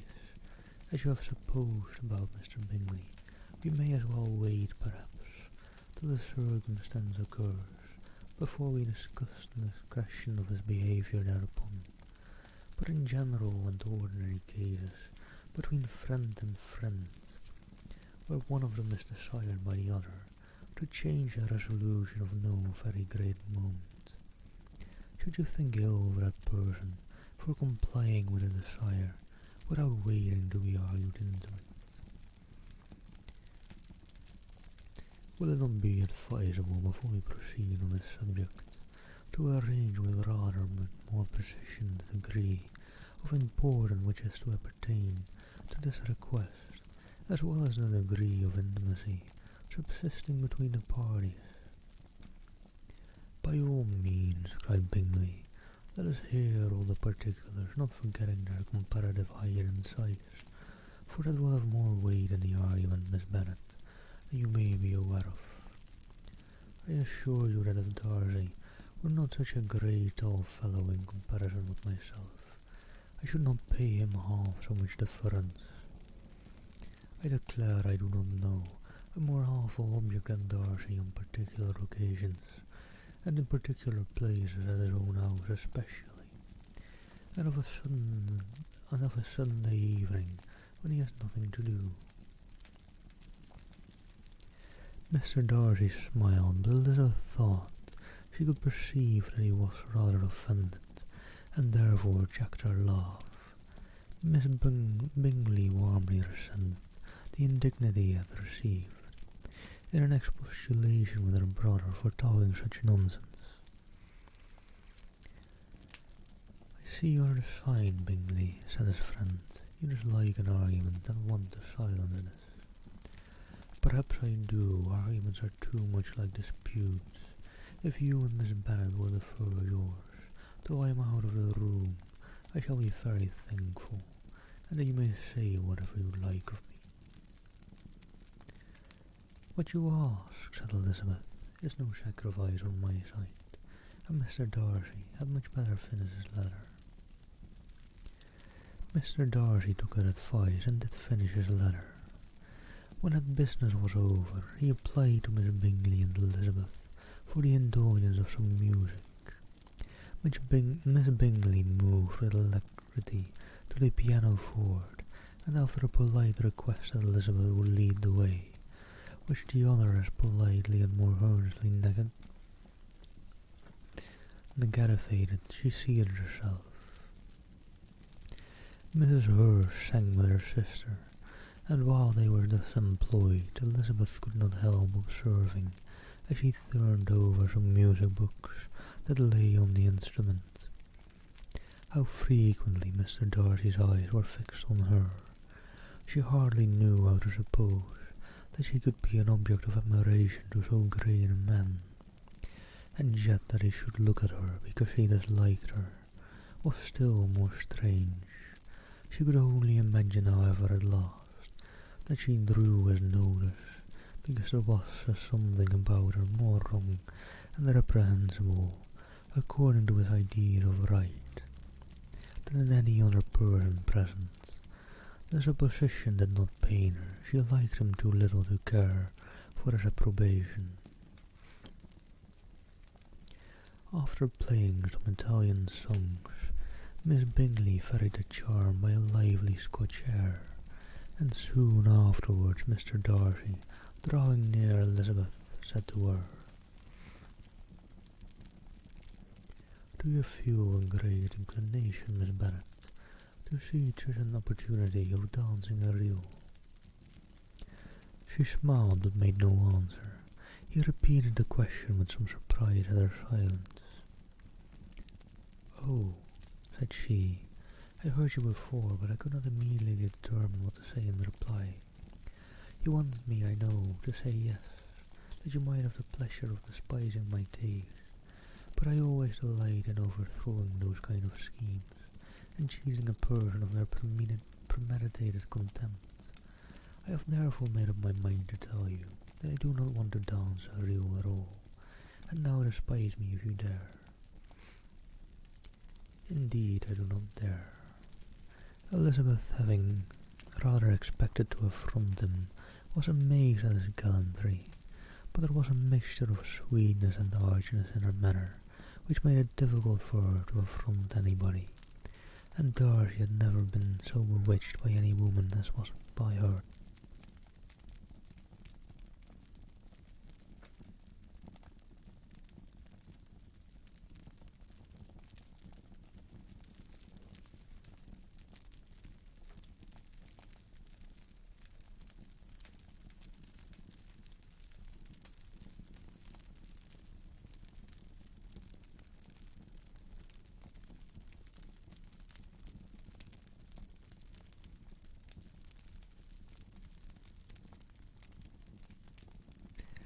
"Alright, she's causing a bit of a ruckus. Let me see if she'll be silent if I keep her on my lap for a bit. And hello, Alva Dragon, hope you're doing well. Thank you for the follow. Where was I before she interrupted me?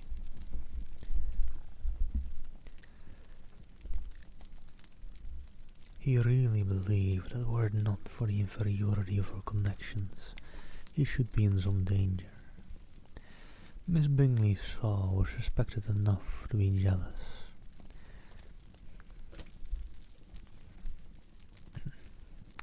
And her great anxiety for the recovery of her dear friend Jane received some assistance from her desire of getting rid of Elizabeth. She often tried to provoke Darcy into disliking her guest by talking of their supposed marriage and planning his happiness in such an alliance.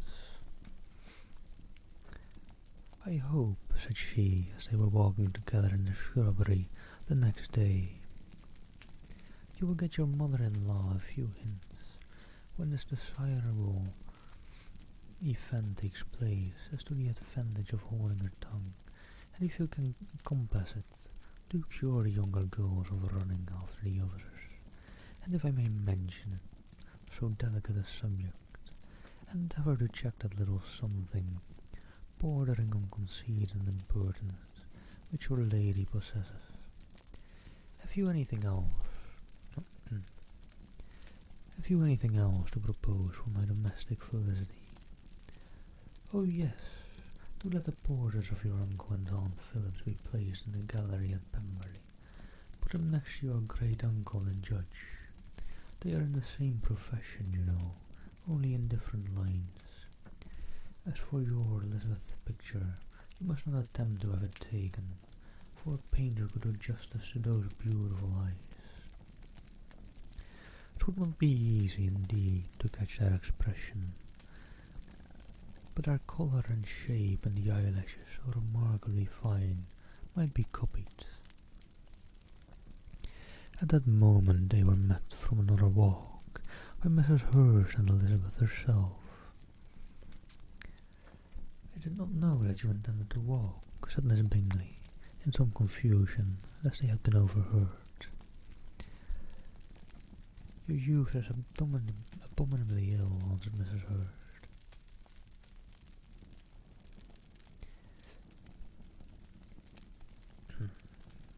"You're running away without telling us that you were coming out."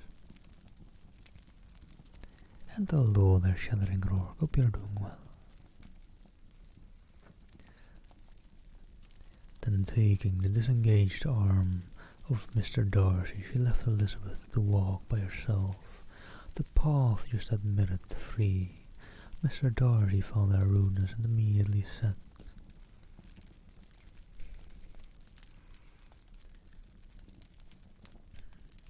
"This walk is not wide enough for a party.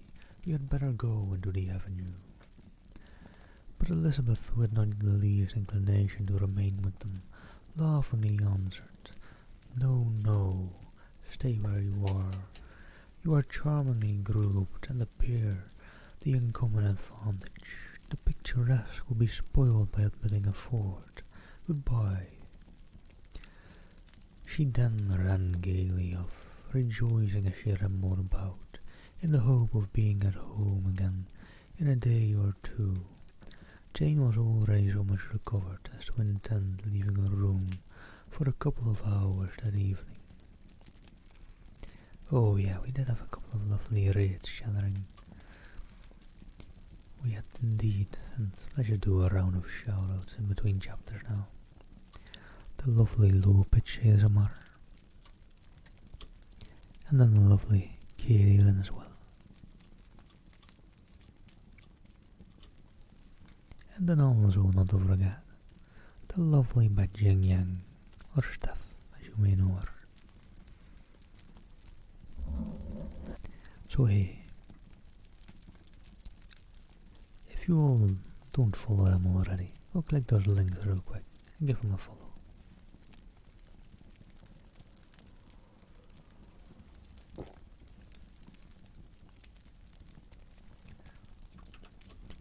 Also, to you, Shellering Rourke, or anyone else just joining in, here's a bit on the book.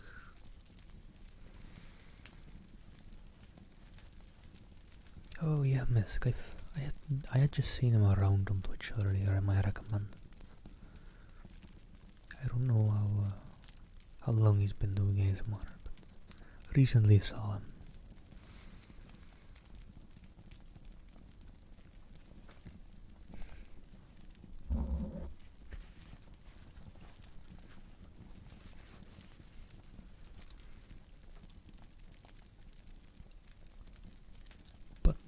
Chapter 11. We're going at an alright pace, I think, through the chapters. Could be a bit faster, but I hope I can finish it tomorrow, within those 10 to 12ish hours that I'm looking at. We'll have to see.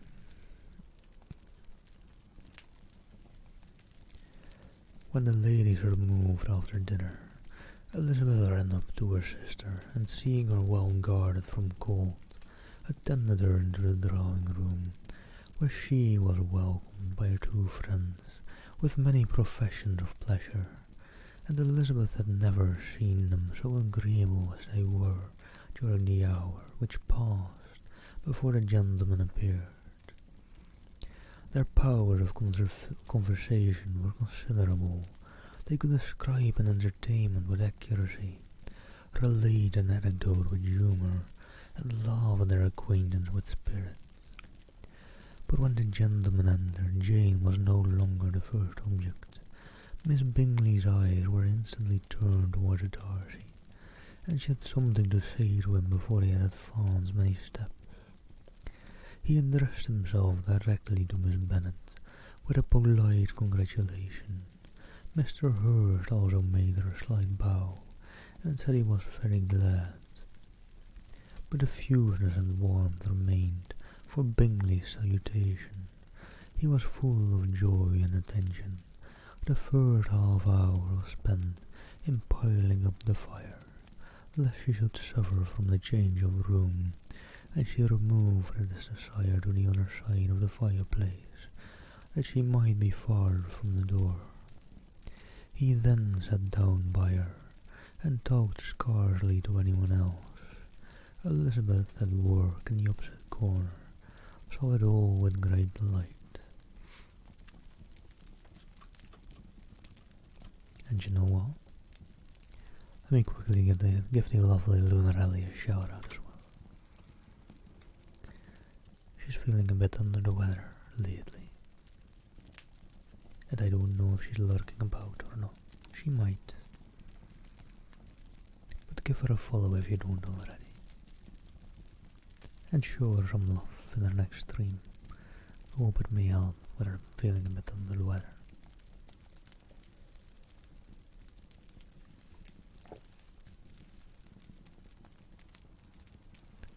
That's good then, Misk. You don't know her yet. Well, click that link and go give her a follow. She makes some lovely ASMR. And she also screams at games sometimes, but you know, you need some balance.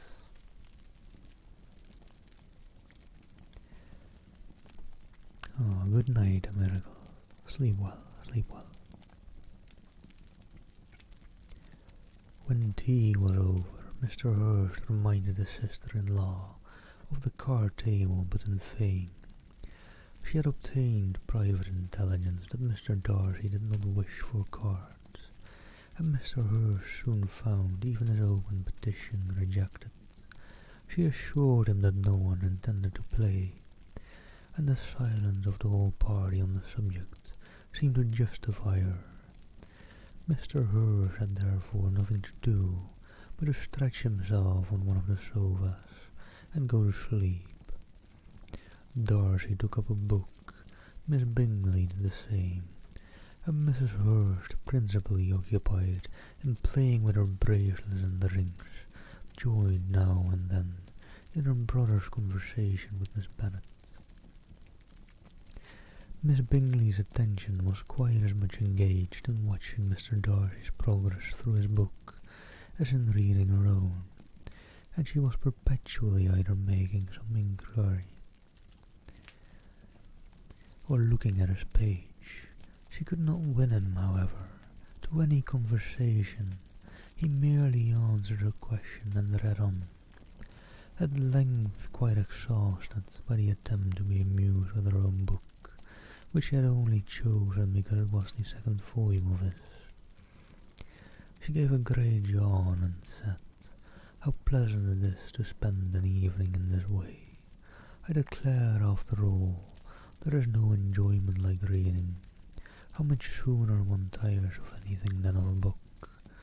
When I have a house of my own, I shall be miserable if I have not an excellent library."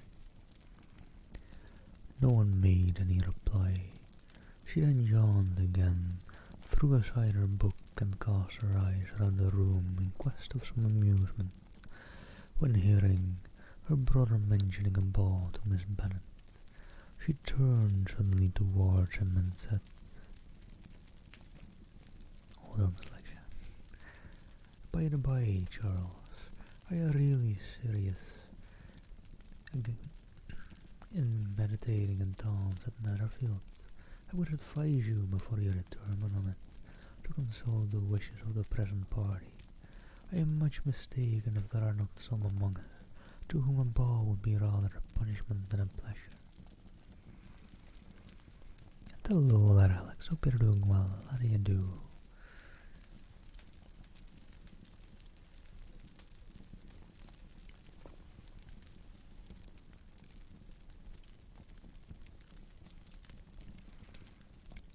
"If you mean Darcy," cried her brother, "he may go to bed if he chooses before it begins. But as for the ball, 'tis quite a settled thing, and as soon as Nichols has made white soup enough, I shall send round my cards." "I should like balls infinitely better," she replied, "if they were carried on in a different manner, but there is something insufferably tedious in the usual process of such a meeting. It would surely be much more rational if conversation instead of dancing made the order of the day." "Much more rational, my dear Caroline, I dare say, but it would not be near so much like a ball." Miss Bingley made no answer, and soon afterwards got up and walked about the room. Her figure was elegant, and she walked well, but Darcy, at whom it was all aimed, was still inflexibly studious.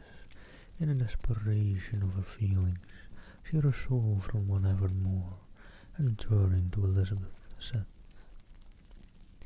Miss Eliza Bennet, let me persuade you to follow my example, and take a turn about the room. I assure you it is very refreshing after sitting so long in one attitude.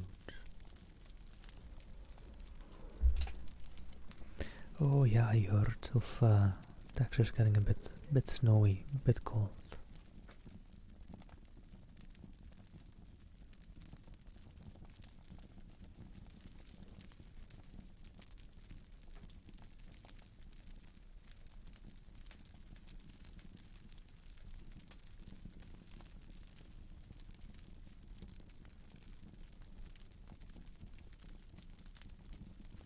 Right, sorry about the cat.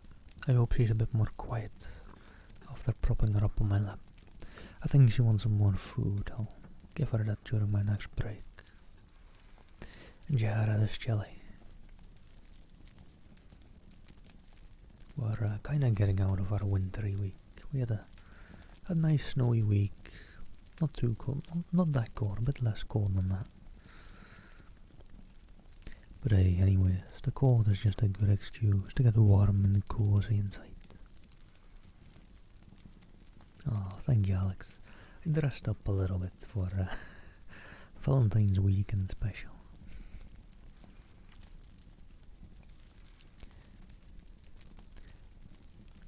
Elizabeth was surprised, but agreed to it immediately.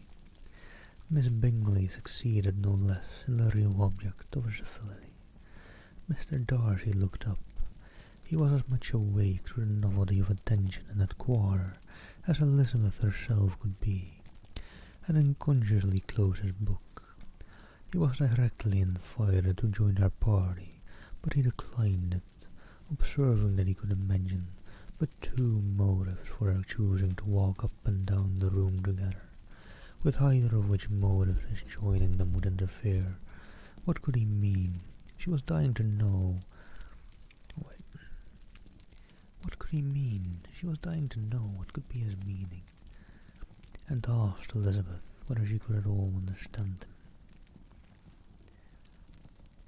Not at all, was her answer, but dependent upon it, he means to be severe on us, and the surest way of disappointing him will be to ask nothing about it.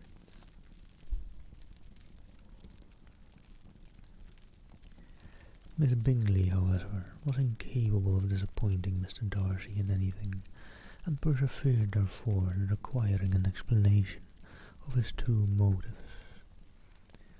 I have not yet the smallest objection to complaining them, said he, as soon as she allowed him to speak.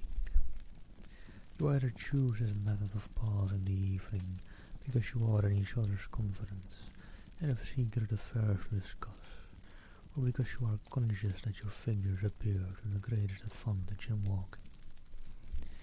If the first, I should be completely in your way, and if the second, I can admire you much better as I sit by the fire. Oh, shocking, cried Miss Bingley. I never heard anything so abominable. How shall we punish him for such a speech? Nothing so easy, if you have put the inclination, said Elizabeth.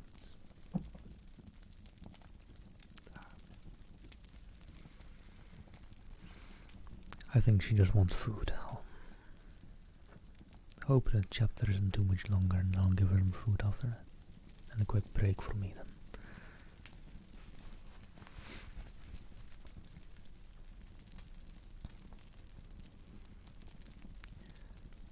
Nothing so easy, if you have but the inclination, said Elizabeth.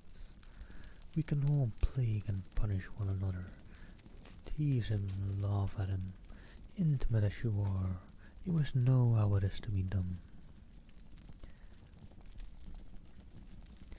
But upon my honour I do not. I do assure you that my intimacy has not yet taught me that. Tease calmness of temper and presence of mind. No, no, I feel he made a fire there.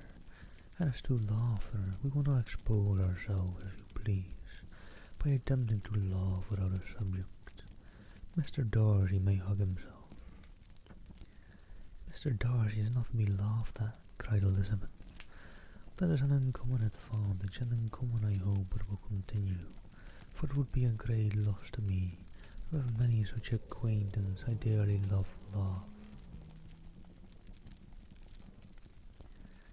Miss Bingley, said he, has given me credit for more than can be, the wisest and the best of men.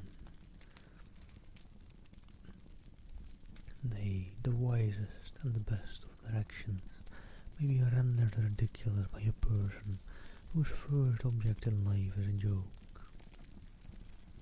Hello there, and thank you for the follow. VoD 3. Hope you're doing well.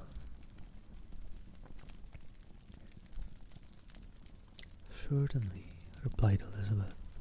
There are such people, but I hope I am not one of them. I hope I never ridicule what is wise or good. Follies and nonsense, whims and inconsistencies do divert me, I own, and I laugh at them whenever I can. But these, I suppose, are precisely what you are without. Perhaps that is not possible for anyone, but it has been the study of my life to avoid those weaknesses which often expose a strong understanding to ridicule, such as vanity and pride. Yes, vanity is a weakness indeed, but pride, where there is a real superiority of mind, pride will be always under good regulation. Elizabeth turned away to hide a smile.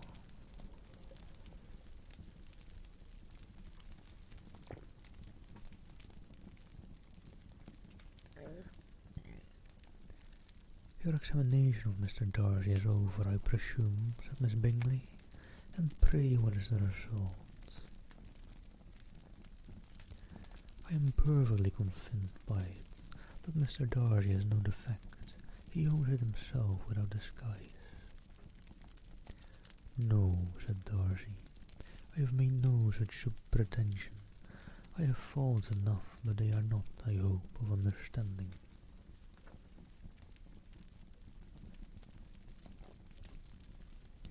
My temper I dare not vouch for. It is, I believe, too little using, certainly too little for the convenience of the world. I cannot forget the follies and vices of others as so soon as I ought, nor their offences against myself. My feelings are not puffed about with every attempt to move them. My temper would perhaps be called resentful. My good opinion once lost is lost forever. That is a failing indeed, cried Elizabeth. Implacable resentment is a shade in a character, but you have chosen your fault well. I really cannot laugh at it. You are safe from me. There is, I believe, in every disposition a tendency to some particularly evil, a natural defect, which not even the best education can overcome.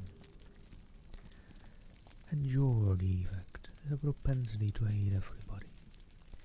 And yours, he replied with a smile, is wilfully to misunderstand them. Do let us have a little music, cried Miss Bingley, tired of a conversation in which she had no share. Louisa, you will not mind me waking Mr. Hurd. Her sister made not the smallest objection, and the pianoforte was opened, and Darcy, after a few moments' recollection, was not sorry for it. He began to feel the danger of paying Elizabeth too much attention. And all right. Let me then take a quick break before I start chapter 12.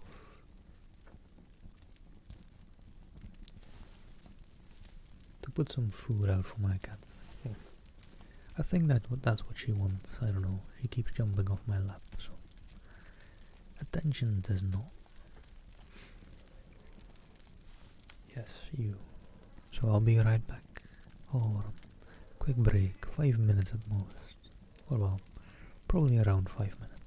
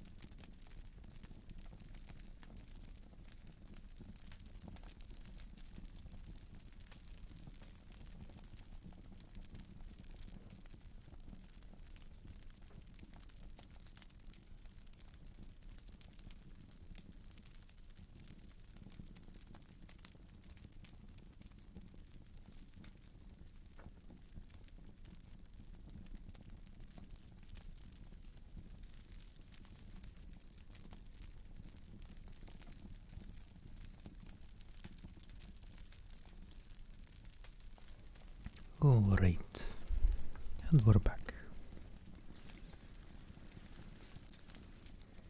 Got some tea with honey whilst I was at it since I'm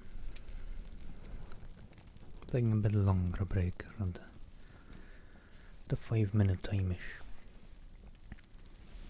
Then I've got time to get some water boiling.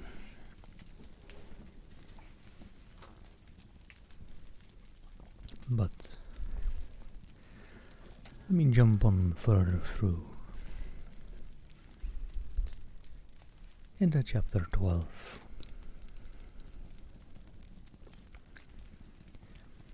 In consequence of an agreement between the sisters, Elizabeth rode the next morning to her mother to beg that a carriage might be sent for them in the course of the day. But Mrs. Bennet, who had calculated on her daughter's remaining at Netherfield till the following Tuesday, which would exactly finish Jane's week, could not bring herself to receive them with more pleasure before. Her answer, therefore, was not propitious, at least, not to Elizabeth's wishes, for she was impatient to get home. Mrs. Bennet sent them word that they could not possibly have the carriage before Tuesday. In her postscript it was added that if Mr. Bingley and his sister pressed them to stay longer, she could spare them very well. Against staying longer, however, Elizabeth was positively resolved, nor did she much expect it would be asked, and fearful, on the contrary, at being considered as intruding themselves needlessly long. She urged Jane to borrow Mr. Bingley's carriage immediately, and at length it was settled that her original design of leaving Netherfield that morning should be mentioned, and the request made.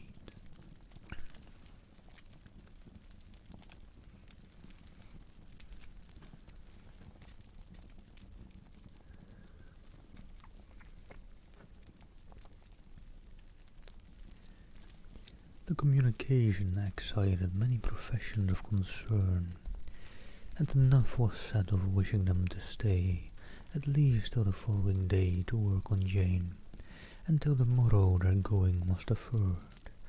Miss Bingley was then sorry that she had proposed a delay, for her jealousy and dislike of one sister much exceeded her affection for the other. The master of the house heard with real sorrow that they were to go so soon, and repeatedly tried to persuade Miss Bennet that it would not be safe for her, that she was not enough recovered, but Jane was firm where she felt herself to be right. To Mr. Darcy it was a welcome intelligence. Elizabeth had been in Netherfield long enough. She attracted him more than he liked, and Miss Bingley was uncivil to her, and more teasing than usual to himself. He wisely resolved to be particularly careful that no sign of admiration should now escape him, nothing that could elevate her with the hope of influencing his felicity. Sensible that if such an idea had been suggested, his behaviour during the last day must have material weight in confirming or crushing it. Steady to his purpose, he scarcely spoke 10 words to her through the whole of Saturday, and though they were at one time left by themselves for half an hour, he adhered most conscientiously to his book, and would not even look at her. On Sunday, after morning service, the separation, so agreeable to almost all, took place. Miss Bingley's civility to Elizabeth increased at last very rapidly, as well as her affection for Jane, and when they parted, after assuring the latter of the pleasure it would always give her to see her either at Longbourn or Netherfield, and embracing her most tenderly, she even shook hands with the former, Elizabeth took leave of the party all in the liveliest spirits.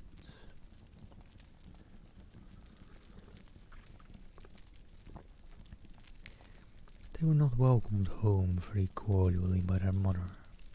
Mrs. Bennet wondered at her coming, and thought them very wrong to give so much trouble.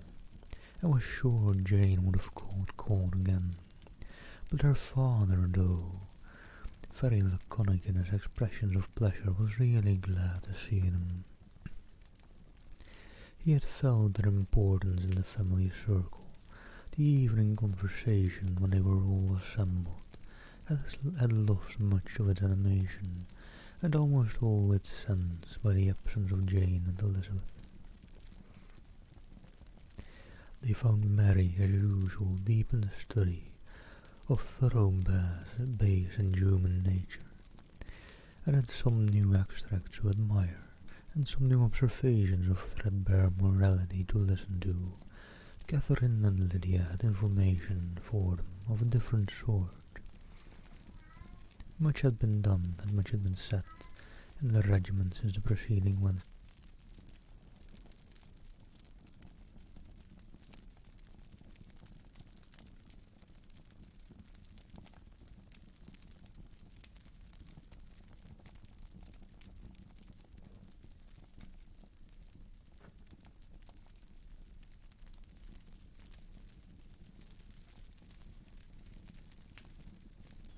And in trying to deal with my cat, I just spilled my tea. Oh well, I'll clean that up in a bit. Let me finish the chapter first.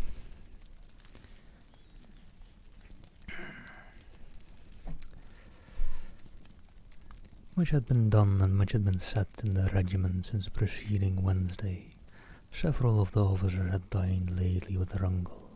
A private had been flogged, and it had actually been hinted that Colonel Forster was going to be married. Alright. I'm sorry to have to take a break again so soon.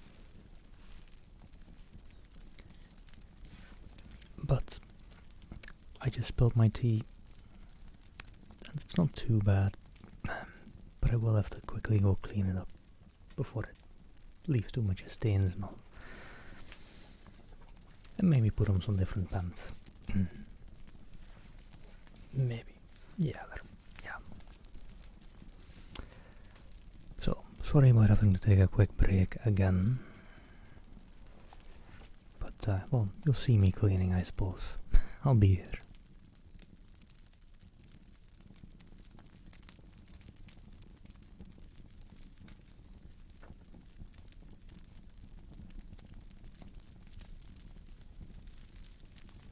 Yeah. Unfortunate thing was, I was quite enjoying that tea. I'm loving this taste I've got, but well, I can't really take the time now as well to make another cup, which would just be rude of me.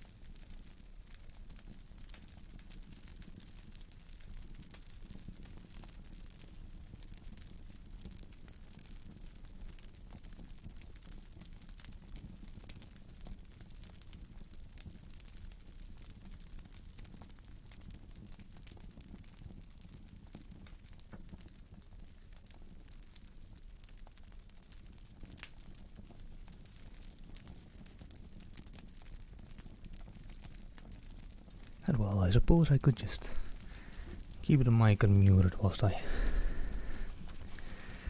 clean up all the tea I spilled. That is quite a waste. And that is not good. I see the numlock light flickering on my keyboard. So I may be unable to type after today.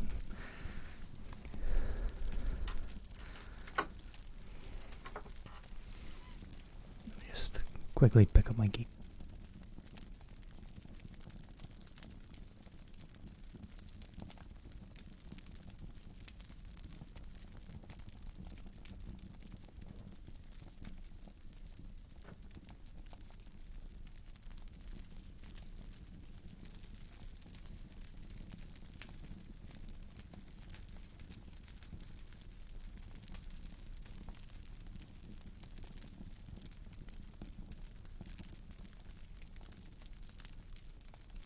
Well, the light is still staying on now, so who knows? Let me see. Currently still works.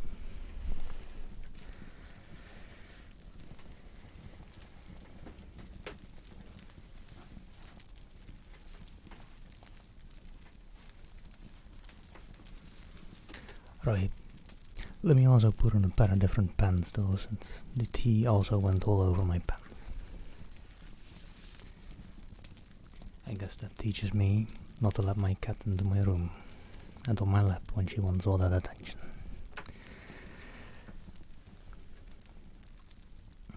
Knocking tea on over like it's her business. So hold on for a sec. My keyboard started bugging out, so it probably is dead, which is not a great thing. Well, not entirely dead, but it started just hitting the Windows key, and then also it started shutting off my computer after hitting the Windows key. Don't know what keys it was hitting, but yeah. So sorry for shutting off that for a sec. I'm scared to plug my keyboard back in. Luckily I can do everything I really care to do by mouse.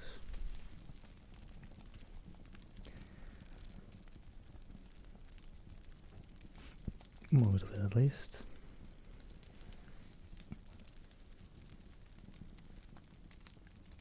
So let me know. I may have gone down for a sec, but I think we should be alright now, right? Anyone? Anyone?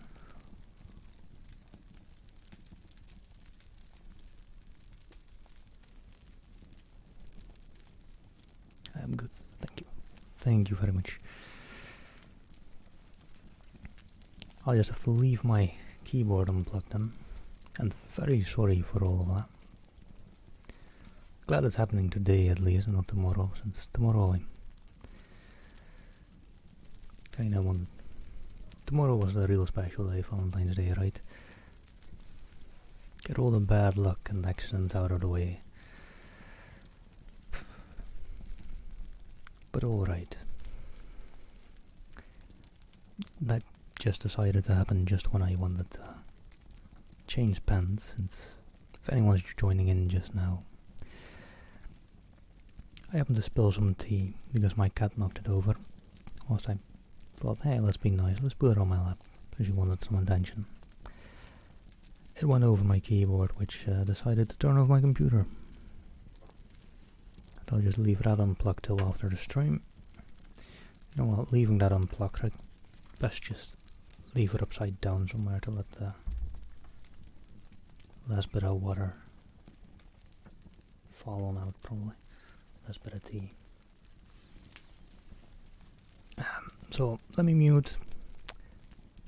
Change pants, which won't quite fit as well. I thought nice dark pants with this outfit would be good. But I think this is the only pair of dark pants I've currently got that isn't in the washing bin. But oh well.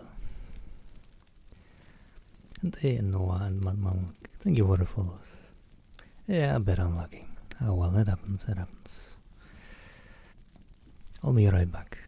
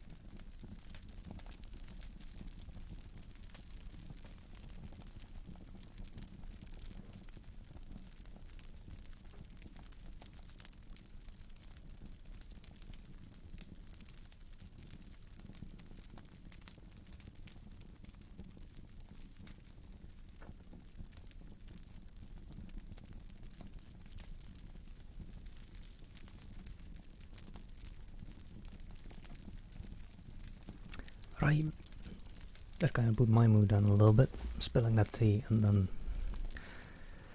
all that stuff. Well, anyways, whatever. Show goes on, stuff happens, it's alright. Sorry for anyone in the Discord who just got a second ping of me going live.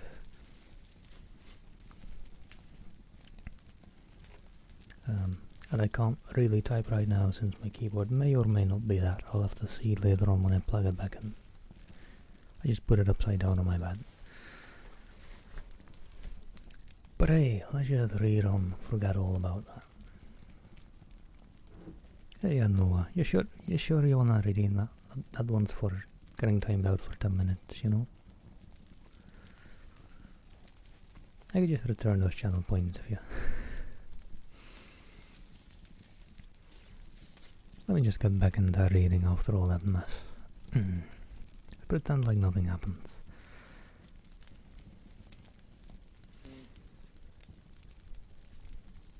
I feel absolutely horrible about that in my mind and all, but I'm just gonna have to try and push past that. I'm so sorry about all of that. Alright, chapter 13. I hope, my dear, said Mr. Bennet to his wife as they were at breakfast the next morning, that you have ordered a good dinner today, because I have reason to expect an addition to our family party. Who do you mean, my dear? I know of nobody that is coming, I'm sure, unless Charlotte Lucas should happen to call in, and I hope my dinners are good enough for her. I do not believe she often sees such at home. The person of whom I speak is a gentleman and a stranger. Mrs. Bennet's eyes sparkled. A gentleman and a stranger. It is Mr. Bingley, I am sure. Why, Jane, you never dropped a word of this useless thing. Well, I am sure I shall be extremely glad to see Mr. Bingley. But good Lord, how unlucky. There's not a bit of fish to be got today. Lydia, my love, ring the bell. I must speak to Hill this moment.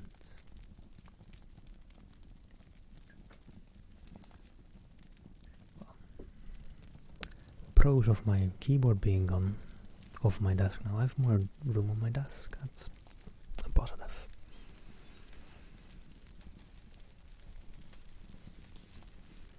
And let me just give a quick thanks to all the lurkers and people who stayed throughout all that mess.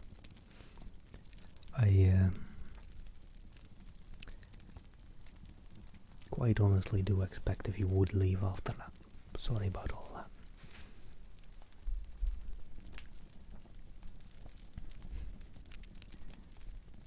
"'Tis not Mr. Bingley," said her husband. "'Tis a person whom I never saw in the whole course of my life." This aroused a general astonishment, and he had the pleasure of being eagerly questioned by his wife and 5 daughters at once. After amusing himself some time with their curiosity, he thus explained.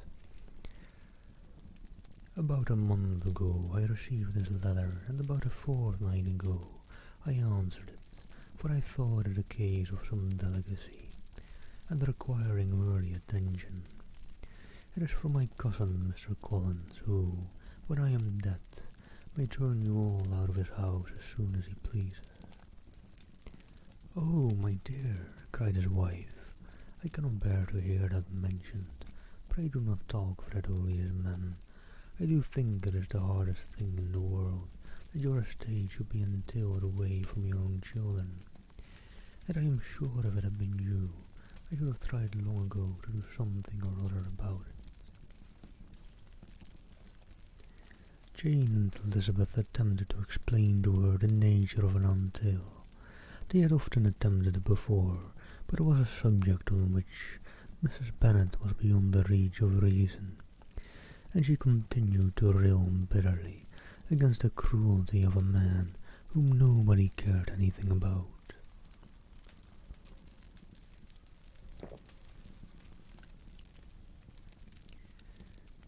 certainly is a most inquires of affair, said Mr. Bennet, and nothing can clear Mr. Collins from the guilt of inheriting Longbourn, but if you will listen to his letter,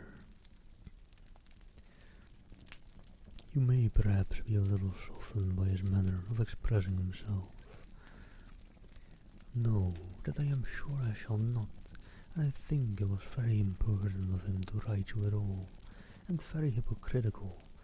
I hate such false friends, so I could not keep on quarrelling with you, as his father did before him. Why, indeed, he does seem to have had some filial scruples on that head, as you will hear. All right. This is a long letter that I received from him, but let me try and get through it, and try and get through it quickly. Written in Hunsford near Westerham, Kent, 15th October. Dear Sir, the disagreement subsisting between yourself and my late honoured father always gave me much uneasiness, and since I have had the misfortune to lose him, I have frequently wished to heal the breach, but for some time I was kept back by my own doubts, fearing lest it might seem disrespectful to his memory for me to be on good terms with anyone, with whom it always pleased him to be at variance. There, Mrs. Bennet, my mind, however, is now made up on the subject. That was no speech at all, that was just in quotes, sorry. For having received ordination at Easter, I have been so fortunate as to be distinguished by the patronage of the Right Honourable Lady Catherine de Bourgh, widow of Sir Louis de Bourgh, whose bounty and beneficence has preferred me to the valuable rectory of his parish, where it shall be my earnest endeavour to demean myself with grateful respect towards her ladyship, and be ever ready to perform those rites and ceremonies which are instituted by the Church of England. As a clergyman, moreover, I feel it my duty to promote and establish the blessing of peace in all families within the reach of my influence, and on these grounds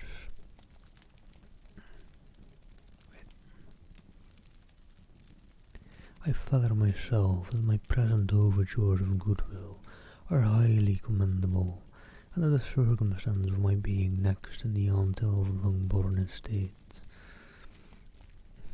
will be kindly overlooked on your side, and not lead you to reject the Overdolph branch. I cannot be otherwise than concerned at being the means of injuring your amiable daughters, and beg leave to apologize for it, as well as to assure you of my readiness to make them every possible amends. But of this hereafter, if you should have no objection to receive me into your house.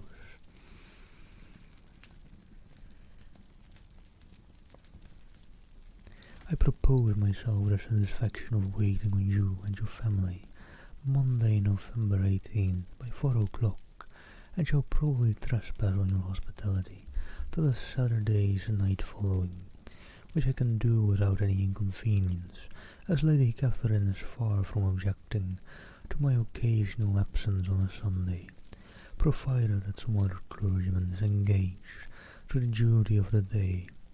I remain, dear sir, with respectful compliments to your lady and daughters, your well-wisher and friend, signed William Collins.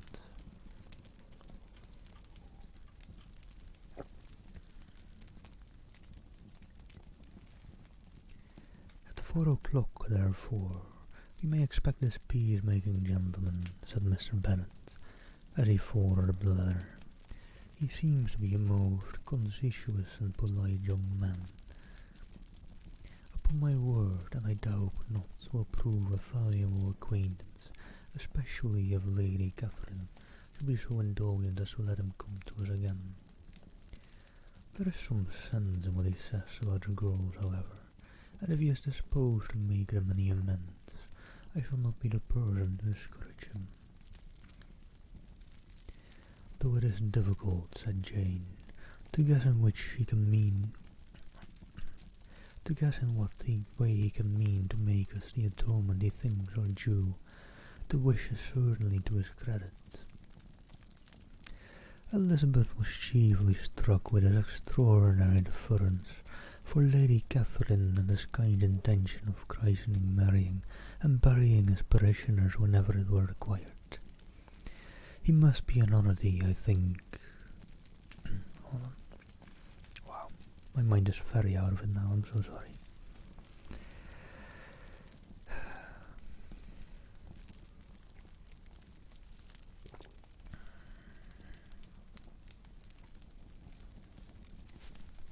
Hope it is still relaxing though, despite my nervous breakdown at this point.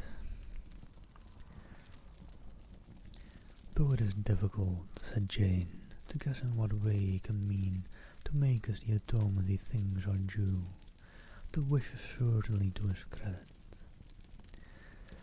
Elizabeth was chiefly struck with his extraordinary deference for Lady Catherine, and his kind intention of christening,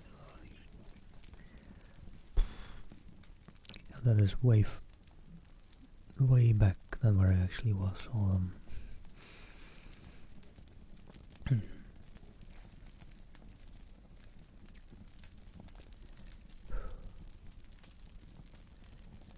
He must be an oddity, I think, said she. I cannot make him out. There is something very pompous in his style. And what can he mean by apologizing for being next in the until? We cannot suppose he would help it if he could. Can he be a sensible man, sir? No, my dear, I think not. I have great hopes of finding him quite a reverse.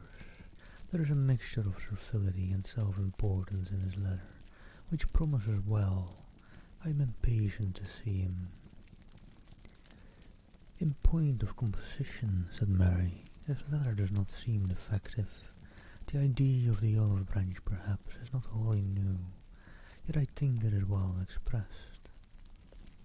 To Catherine and Lydia, neither the letter nor its writer were in any degree interesting. It was next to impossible that her cousin should come in a scarlet coat, and it was now some weeks since they had received pleasure from the society of a man in any other colour. As for their mother, Mr. Collins's letter had done away much of her ill will, and she was preparing to see him with a degree of composure which astonished her husband and daughters. Mr. Collins was punctual to his time, and was received with great politeness by the whole family. Mr. Bennet indeed said little, but the ladies were ready enough to talk, and Mr. Collins seemed neither in need of encouragement nor inclined to be silent himself. He was a tall, heavy-looking young man of 25 and 20. His air grave and stately, and his manners were very formal. He had not been long seated before he complimented Mrs. Bennet on having so fine a family of daughters. Said he had heard much of their beauty, but that, in this instance, fame had fallen short of the truth, and added that he did not doubt of seeing them all in due time while disposed of in marriage. This gallantry was not much to the taste of some of his hearers, but Mrs. Bennet, who quarrelled with no compliments, answered most readily. You are very kind, sir, I am sure, and I wish with all my heart it may prove so, for else if we were destitute enough, things are settled so oddly. You allude perhaps to the until of the estate.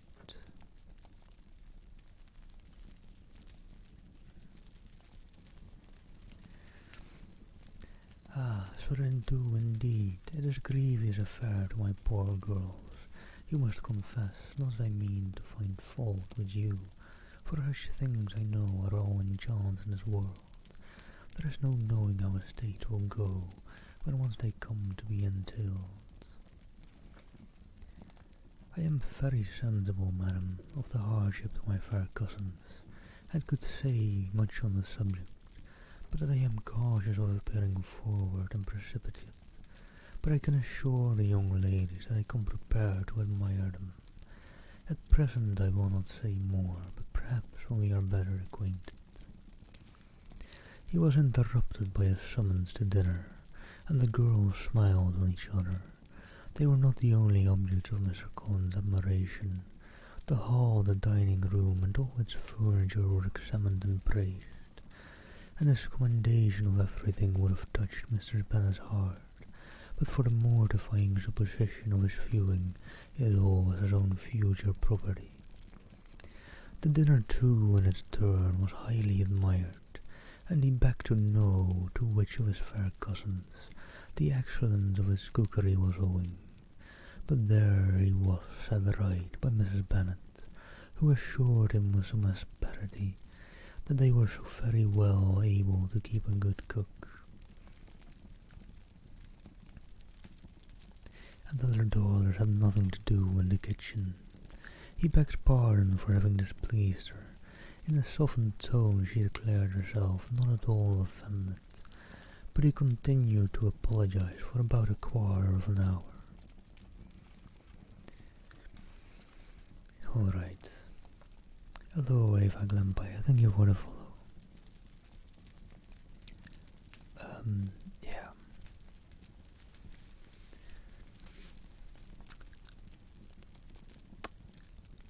After me, or kind of my cat, spilling my tea, my head's a bit out of it, so the next chapter is quite short. I'll do the next chapter as well. But I think after that I'll call it for now, then go get dinner, try and regather my spirits and all, because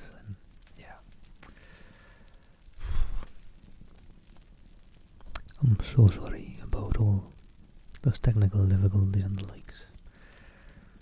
Time to see if my keyboard wants to work, since that's what my tea spilled over.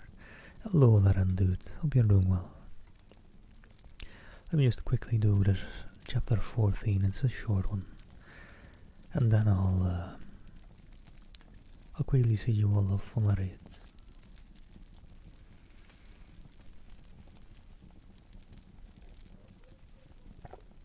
Try and regather my spirits to continue the story a bit later tonight, then thereafter,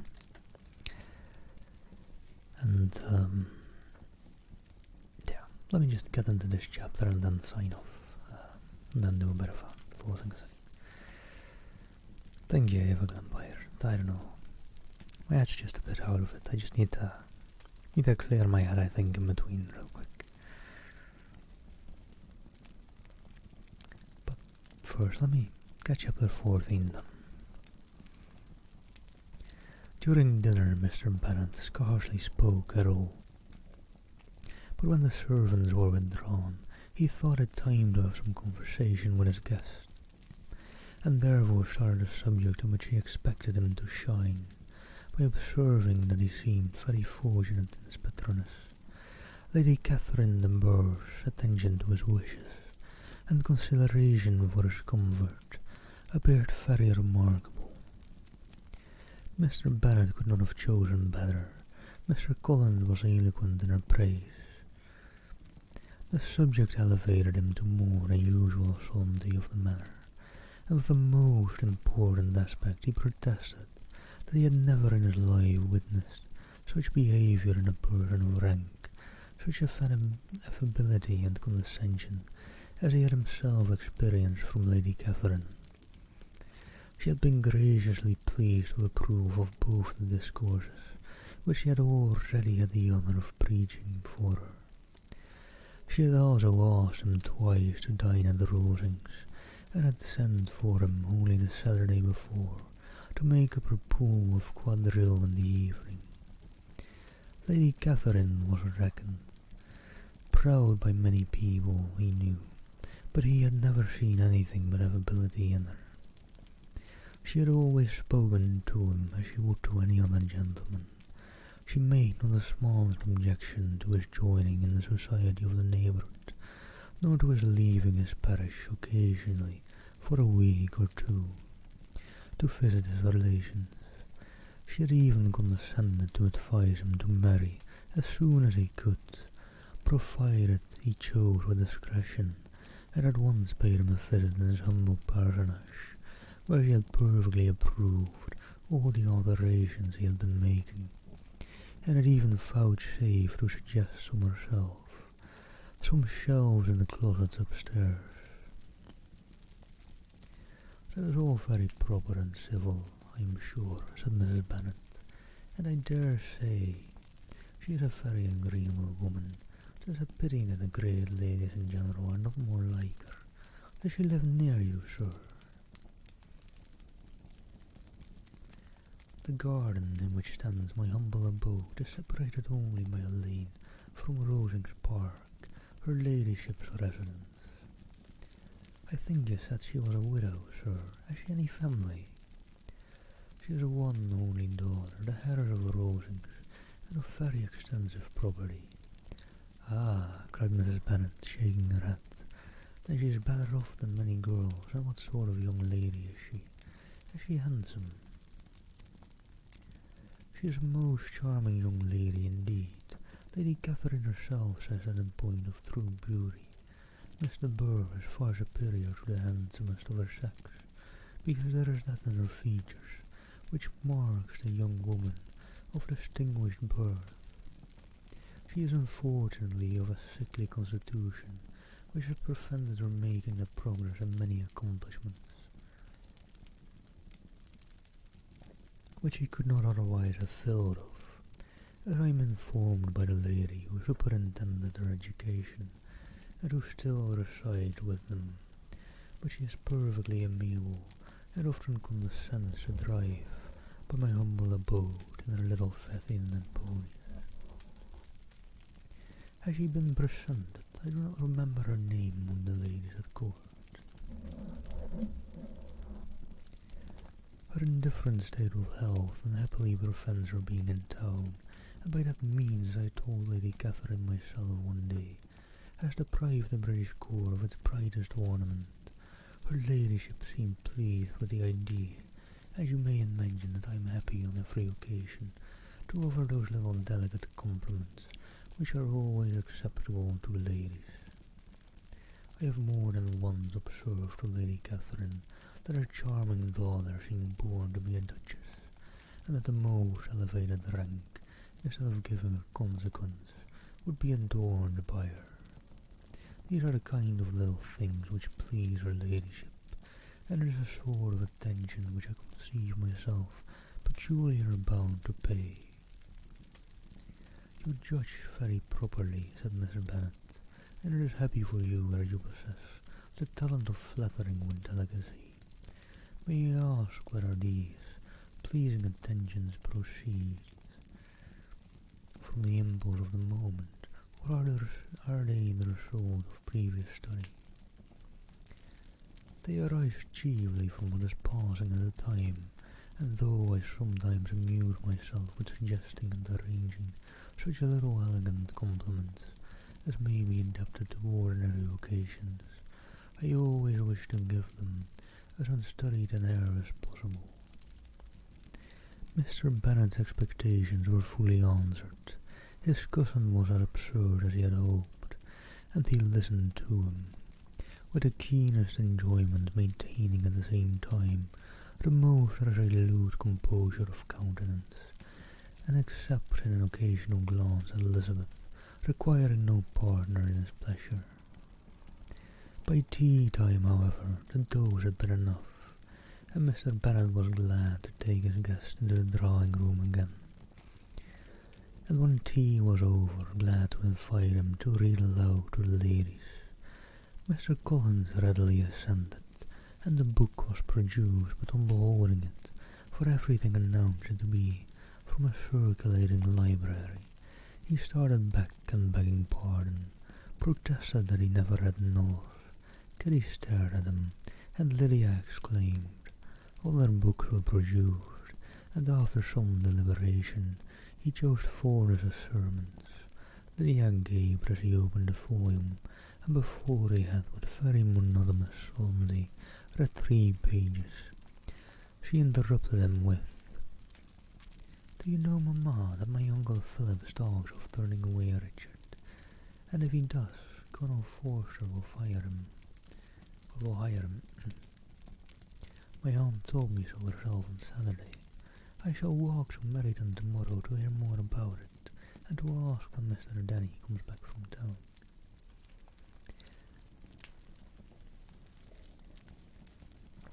Lydia was bid by her 2 elder sister to hold her tongue, but Mr. Collins, much offended, laid aside his book and said, I have often observed how little young ladies are interested by books of a serious stamp, though written solely for their benefit. It amazes me, I confess, for certainly there can be nothing so advantageous to them as instruction, but I will no longer importune my young cousin. Then turning to Mr. Bennet, he offered himself as his antagonist. At backgammon, Mr. Bennet accepted the challenge, observing that he acted very wisely in leaving the girls to their own trifling amusements. Mrs. Bennet and their daughters apologized most civilly for Lydia's interruption, and promised that it should not occur again if he would resume his book. But Mr. Collins, after assuring them that he bore his young cousin no ill will, and should never resent her behaviour as any affront, seated himself at another table with Mr. Bennet and prepared for backgammon. Alright, and that is the end of that chapter. I'm so sorry, my head's a bit out of it after having spilled that tea. I'm gonna try and recoup, but I'll rate you all over in the meantime. If I can recoup and get my head back in it a little bit, I'll be back with chapter 15 and further in about 1.5 hours probably. So I'm sorry about all those technical difficulties and all the mess ups I've done after that because of my head being out of it. Let me see. I do have the on-screen keyboard somewhat available. Let me see if I can find someone to rate. If someone would be so kind to tell them that I am currently without proper keyboard, that would be amazing and very kind of you. The lovely Bluesberry is live. I'll put it on. I'll be listening to the stream, but I won't really be able to type because of my keyboard being kind of that. I'll try and see if my keyboard is wants to respond to anything. So, anyhow, let me start at the rate. So again, sorry you all for spilling my tea and all the technical difficulties and things that ensued. And thank you for the follow, Lord Orchid, by the way. If I can recoup my mind and all and spirits, I'll be back in about 1.5 hours or something like that for another about 2 to 3 hours of reading. But I'll have to see. So yeah, sorry again for all that, the technical difficulties and the mess that ensued. I'll maybe hopefully be back. I'll get my head back in it, I hope. Thank you all for having been here, and big thanks to all the people that stay there through that.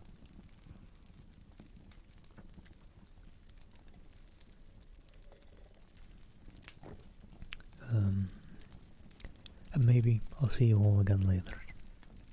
If not later today, I wanna finish the book tomorrow, so then hopefully tomorrow. Who knows? We'll see. Take care all. Take care.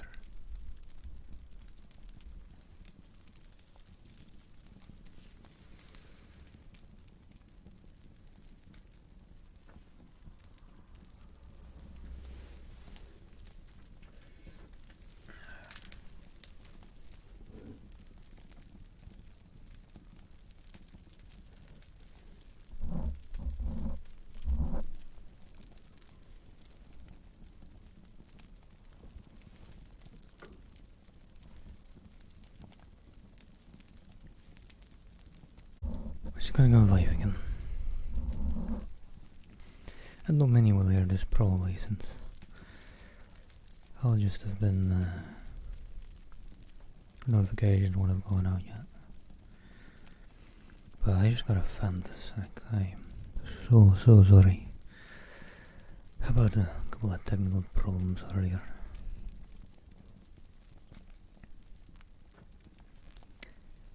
I don't know. I'm just feeling really bad about it. See, I mean, and whenever I mention that, people always say, everyone does. Whenever I mention that I have like fear of failure and letting people down. But no, I actually have it, like the actual phobia with that, because yeah, I just felt sickeningly bad about it just a bit ago. Still kinda do, but I don't know. I just wanna give people a place to be as well this weekend, so just gonna go on and read. And try and forget a little bit about how badly I felt everyone that was here then. Try to, at least. There we go. Notifications are going out quick right now, apparently. So there is that.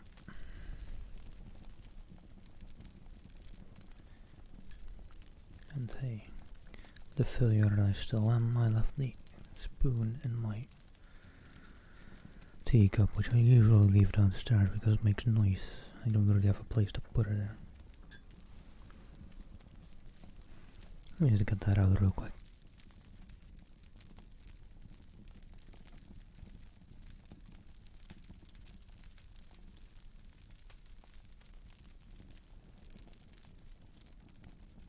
Alright.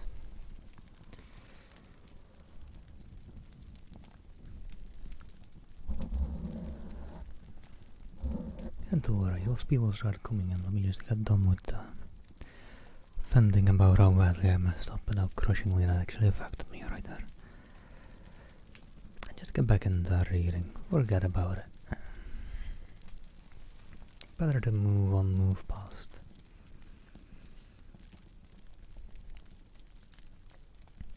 And just go on.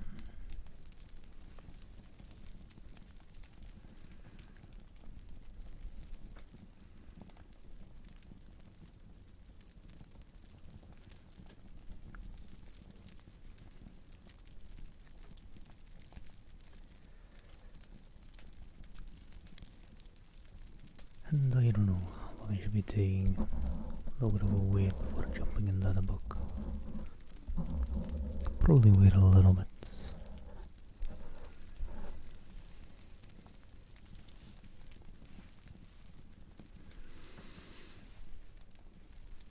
I'm looking at myself right now. If I look like a hot mess right now, yeah, that's because I am. It's because I am. Let's see though, I wanna try getting some more reading done to get to a point where I feel like if everything goes well tomorrow, which I'm now even more nervous about after earlier today, should be able to finish the book tomorrow, hopefully. It's a point I wanna try and get to this evening. I have about 3 hours for that, which isn't most, but I think hopefully that should get me to a point where I can finish the book tomorrow. Hopefully. Hello, Getsuko. How are you doing? Hope you're doing well.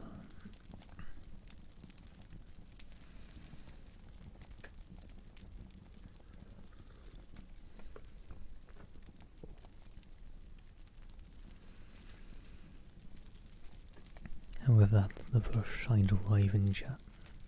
I'll probably get into reading in a bit.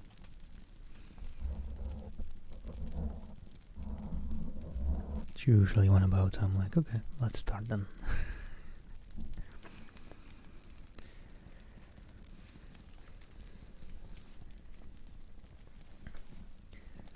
For those who don't know,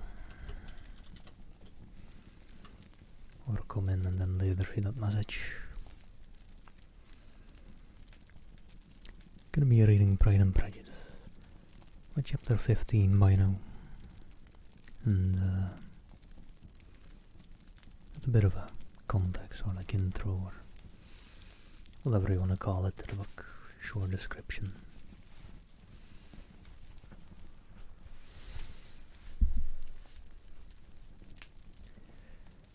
But let me just jump into chapter 15 then. My head's still a little bit out of it after all that, but oh well. Just gonna push on through.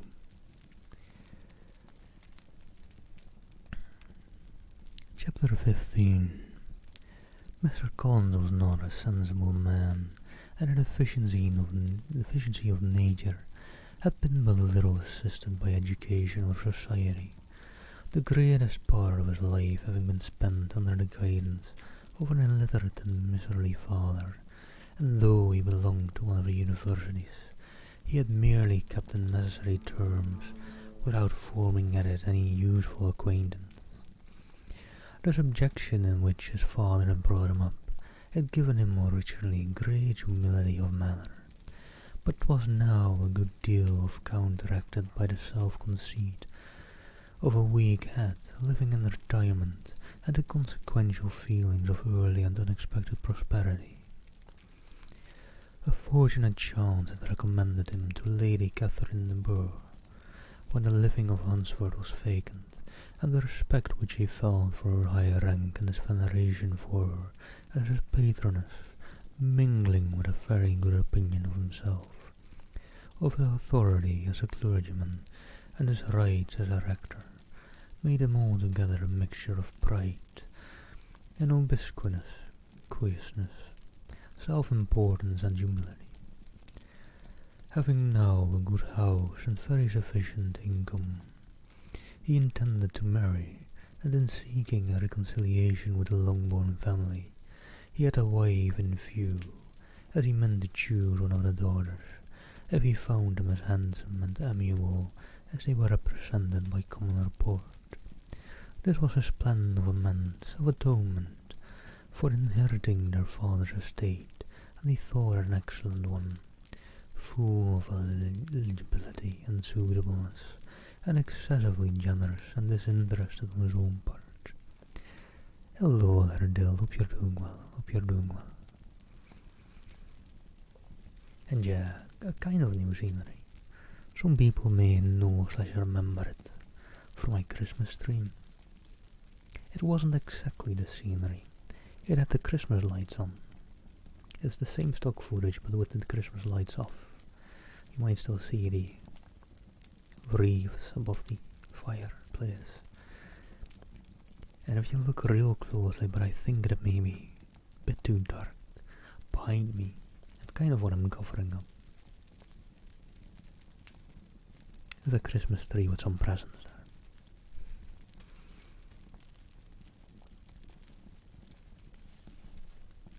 But I thought this might be a bit more fitting for a Valentine's special.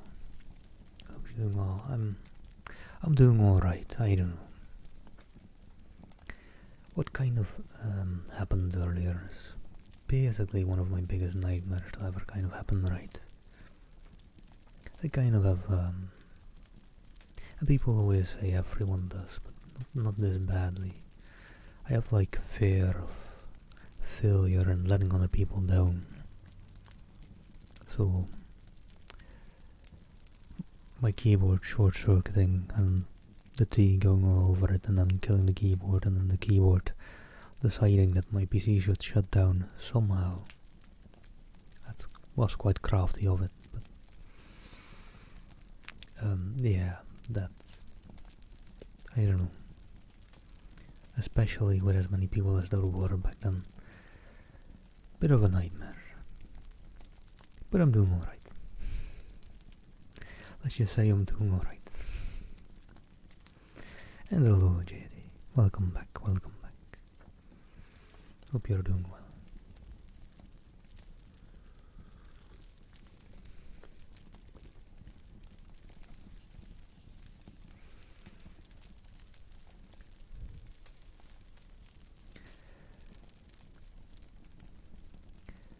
plan did not vary on seeing them.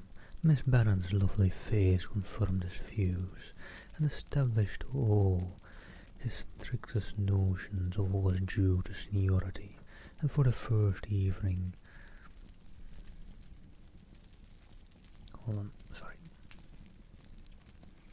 She was his settled choice.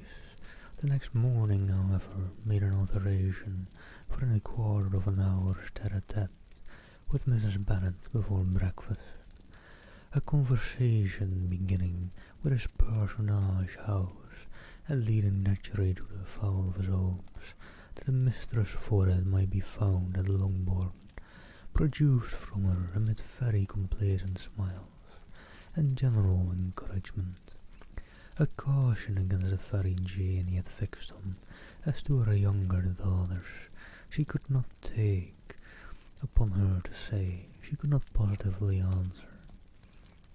But she did not know of any proposition her eldest daughter she must just mention. She felt it incumbent on her hint was likely to be very soon engaged. Mr. Collins had only to change from Jane to Elizabeth, and it was soon done while Mrs. Bennet was stirring the fire. Elizabeth, equally next to Jane in birth and beauty, succeeded her, of course. Mrs. Bennet treasured up the hint, and trusted that she might soon have 2 daughters married, and the man whom she could not bear to speak of the day before was now high in her good graces. Lydia's intention of walking to Meryton was not forgotten. Every sister except Mary agreed to go with her, and Mr. Collins was to attend them, at the request of Mr. Bennet, who was most anxious to get rid of him and have his library to himself, for thither Mr. Collins had followed him after breakfast, and there he would continue. Nominally engaged with one of the largest follies in the collection, but really talking to Mr. Bennet, with little cessation of his house and garden at Hunsford. Such doings discomposed Mr. Bennet exceedingly.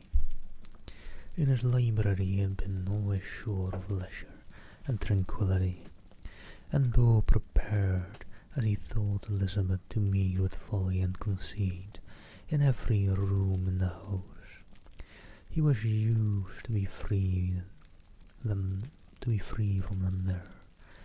His affiliate, therefore, was most prompt in inviting Mr. Collins to join his daughters in their walk, and Mr. Collins, being in fact much better fitted for a walker than a reader, was extremely well pleased to close his large book and go.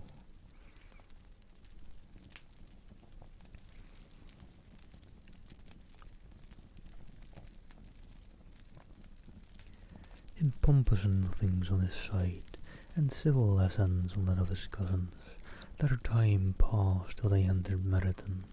The attention of the younger ones was then no longer to be gained by him. Their eyes were immediately wandering up in the street in quest of the officers, and nothing less than a very smart bonnet indeed, or a really new muslin in a shop window, could recall them.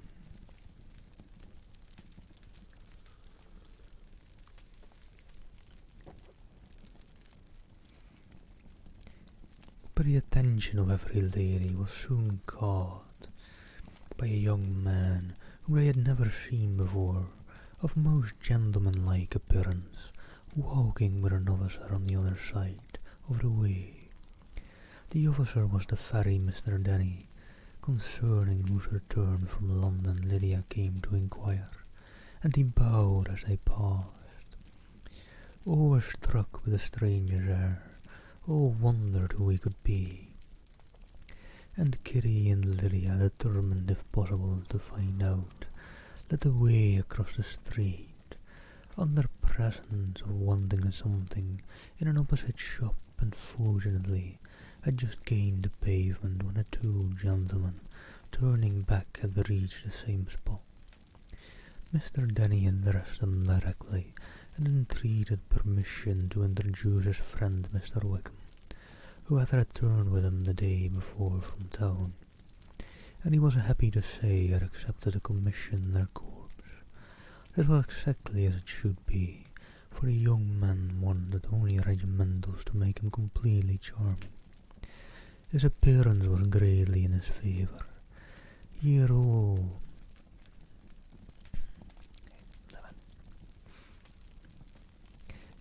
the best part of beauty, a fine countenance, a good figure, and very pleasing address.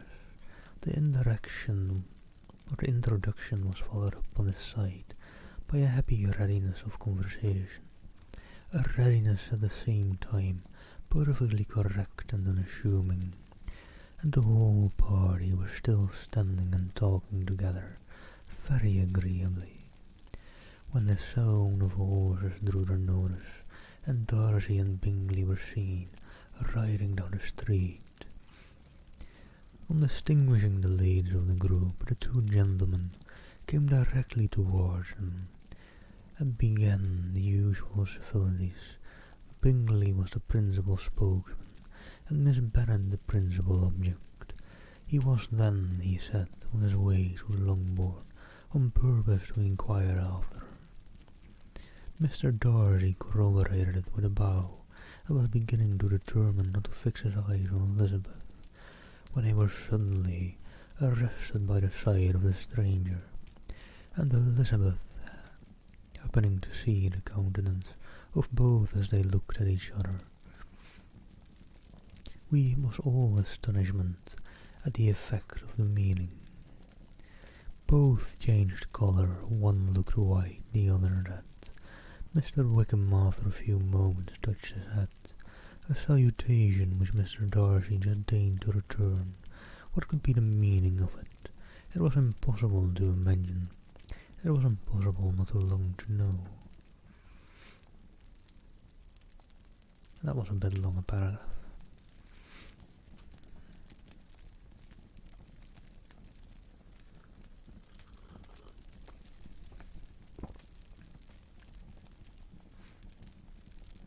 Also, sorry about how much of a hot mess I am. Hope it's not too bad.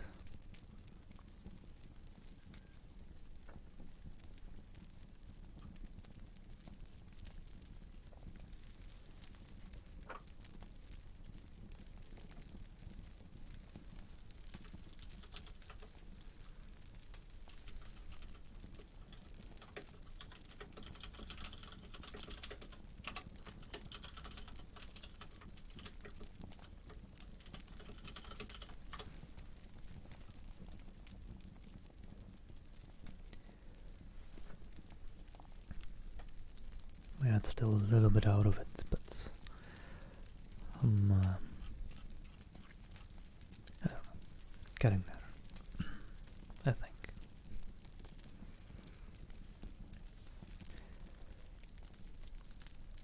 In another minute, Mr. Bingley, but without seeming to have noticed what passed, took leave and rode on with his friend.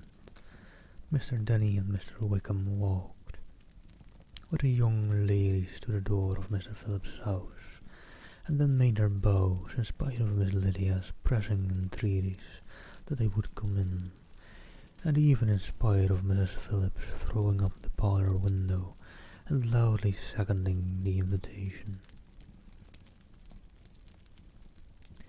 Mrs. Phillips was always glad to see her nieces, and the two eldest from their recent absence were particularly welcome, and she was eagerly expressing her surprise at their sudden return home, which, as their own carriages had not fetched them, she should have known nothing about, if she had not happened to see Mr. Jones's shop boy in the street, who had told her that they were not to send any more draughts to Netherfield, because the Miss Bennets were come away. When her civility was claimed towards Mr. Collins by Jane's introduction of him, she received him with very best politeness, which he returned with as much more, apologizing for his intrusion, without any previous acquaintance with her. which he could not help flattering himself, however he might be justified by his relationship to the young ladies who introduced him to her notice. Thank you, Katsuki. I don't know. I am.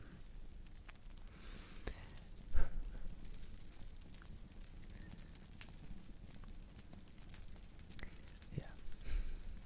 Just getting through it.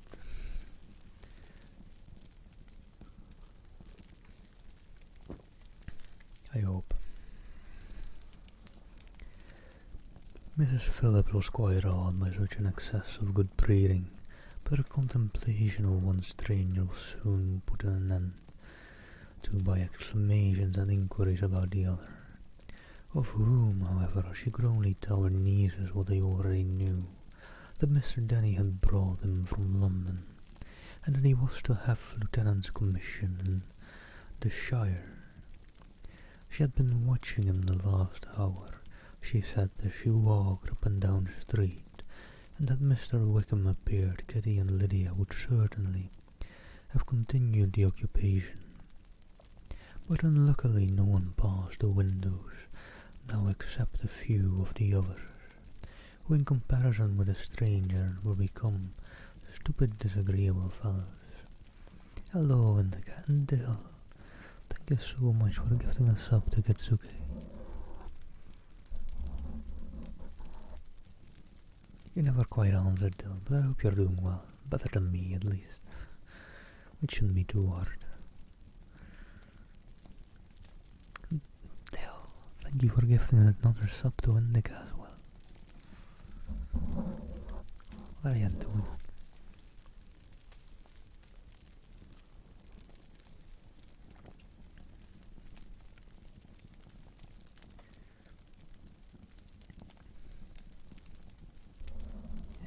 Thank you so much, Del.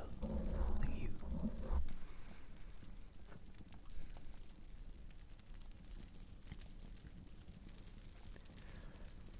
Wait.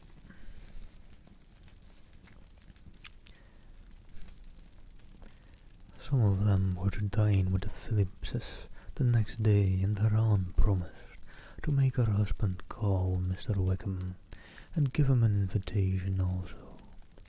If the family from Longbourn would come in the evening, this was agreed to, and Mrs. Phillips protested that they would have a nice, comfortable, noisy game of lottery tickets, and a little bit of hot supper afterwards. The prospect of such delight was very cheering, and they parted in mutual good spirits. Mr. Collins repeated his apologies in quitting the room, and was assured with unvarying civility that they were perfectly needless. As they walked home, Elizabeth related to Jane what she had seen pass between the two gentlemen, but though Jane would have defended either or both, and he appeared to be wrong, she could no more explain such behaviour than her sister. Mr. Collins on his return highly gratified Mrs. Bonnet by admiring Mrs. Phillips's manners and politeness. He protested that except Lady Catherine and her daughter, he had never seen a more elegant woman, for she had not only received him with the utmost civility, but had even pointedly included him in their invitation for the next evening, although utterly unknown to her before. Well, thank you, Jess. Just glad I'm back to streaming after what happened earlier. I don't think you were there, were you? Let me finish the chapter and I'll maybe get into that again for a sec. Hello, Jess, by the way, hope you're doing well. Mr. Collins on his return highly gratified Mrs. Bennet by admiring Mrs. Phillips's manners and politeness. He protested that except Lady Catherine and her daughter, he had never seen a more elegant woman. Wait, did I already finish the chapter? See, my head's still a bit out of it.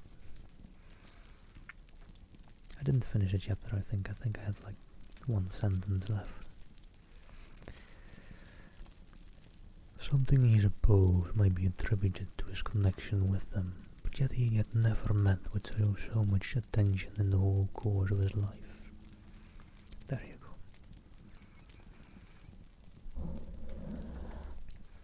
I'm doing alright. I don't know. I have like a very, very big fear of like failure and letting people down. So the technical difficulties earlier were like basically my biggest nightmare, especially seeing how many people there were then after a couple of raids. So yeah, I kinda, after those technical difficulties, just had to end for a bit and just get my head back in it. But I don't know, we're just reading again for a bit.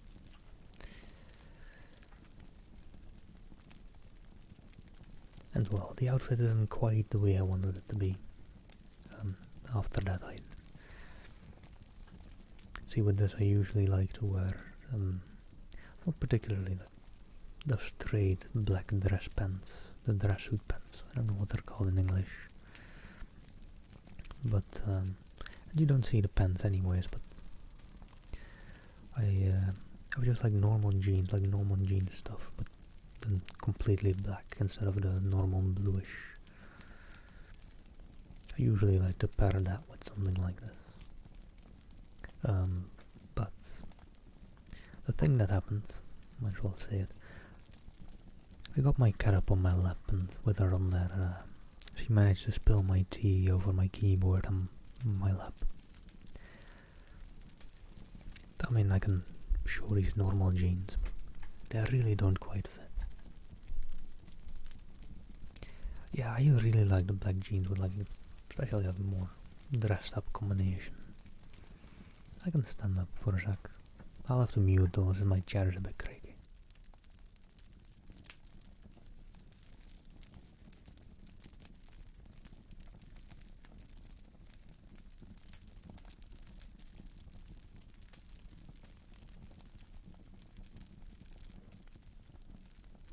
There's also not much to see, to be honest. Just some normal jeans. But, well, I'll see if I can properly get those black jeans cleaned again before tomorrow, and I'll have them back on. Maybe I shouldn't, maybe they're just bad luck, but yeah. I mean, most things haven't really been fitting me well, especially pants, because I've been losing a decent bit of weight lately. So most of my pants without the belt, I've kind of been leaving them behind me every now and then. Oh, the onesie. I could put on the onesie again for some time. But I don't know, I figured I'd dress up a bit for the Valentine's Day stream at least. And I'm kind of making the Valentine's Day stream into a Valentine's weekend stream. So. Also, if you're wondering about the top button, no, that's not because I have that much confidence in my looks that I leave the top button open. I actually can't close it if I really wanted to. I have a thick neck, so most blouses, they're just I can close them, but it'd be very uncomfortable. Not quite a good idea.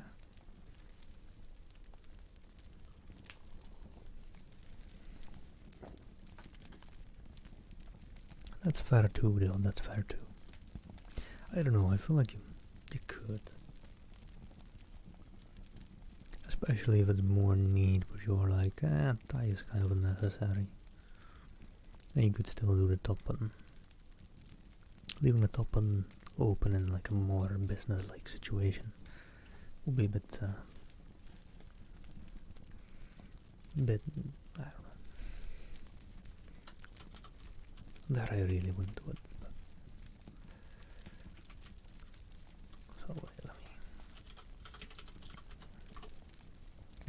quickly check something or I'm in between chapters anyways, and catching my breath and all.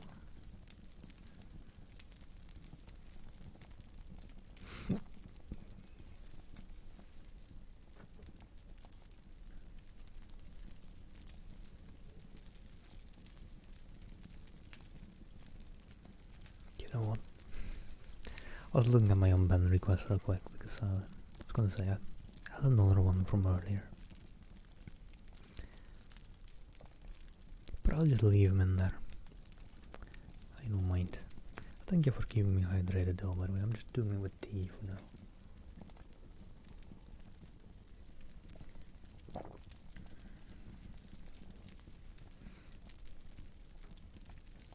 I mean, I'll look at my unbanned requests and see if there's someone in there that deserves being unbanned if they have a good apology, but they won't really get banned if they...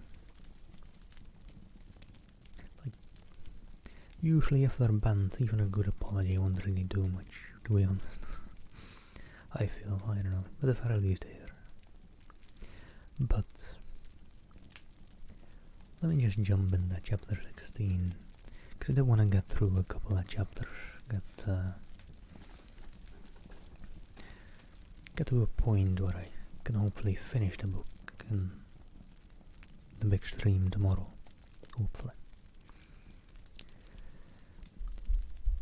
As no objection was made to the young people's engagement with their aunt, and though Mr. Collins's scruples of leaving Mr. and Mrs. Bennet for a single evening during his visit were most steadily resisted, the coach conveyed him and his 5 cousins at a suitable hour to Meryton, and the girls had the pleasure of hearing, as they entered the drawing-room, that Mr. Wickham had accepted their uncle's invitation, and was then in the house. When this information was given, and they had all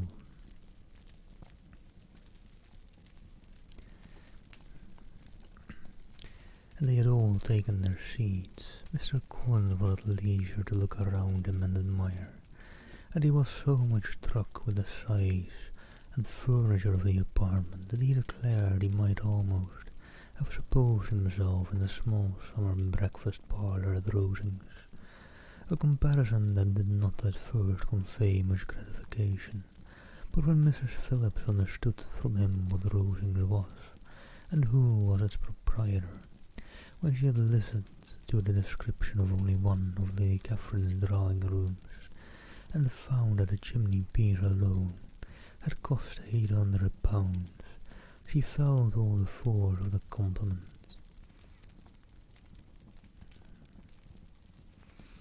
and would hardly have resented the comparison with the housekeeper's room. In describing to her all the grandeur of Lady Catherine and her mansion, with occasional digressions in praise of her own humble abode, and the improvements it was receiving, he was happily employed until the gentlemen joined them, and he found in Mrs. Phillips a very attentive listener, whose opinion of his consequence increased with what she heard, and who was resolving to retell it all among her neighbours as soon as she could.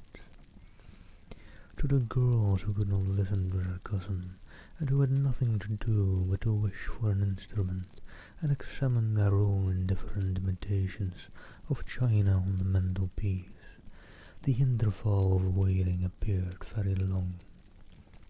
It was over at last, however. The gentleman did approach, and when Mr. Wickham walked into the room, Elizabeth felt that she had neither been seeing him before, nor thinking of him since, with the smallest degree of unreasonable admiration. The officers of the shire were in general a very credible gentlemanlike set, and the best of them were of the present party, but Mr. Wickham was as far beyond them all in person, countenance, air, and walk as they were superior to the broad-faced stuffy Uncle Phillips, breathing port wine, who followed them into the room.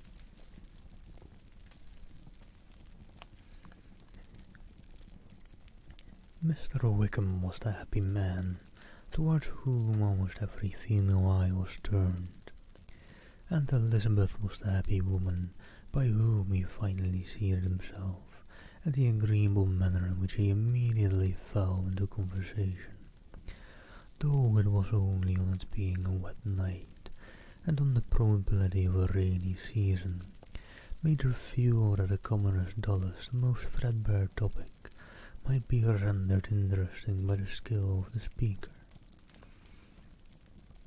With such rivals for the notice of the fair as Mr. Wickham and the officers, Mr. Collins seemed likely to sink into insignificance. To the young ladies he certainly was nothing, but he had still at intervals a kind listener in Mrs. Phillips, and was, by her watchfulness, most abundantly supplied with coffee and muffin. When the card tables were placed, he had an opportunity of obliging her in return by sitting down to whist. "I know little of the game at present," said he, "but I shall be glad to improve myself, for in my situation in life, Mrs. Phillips was very thankful for his compliance, but could not wait for his reason."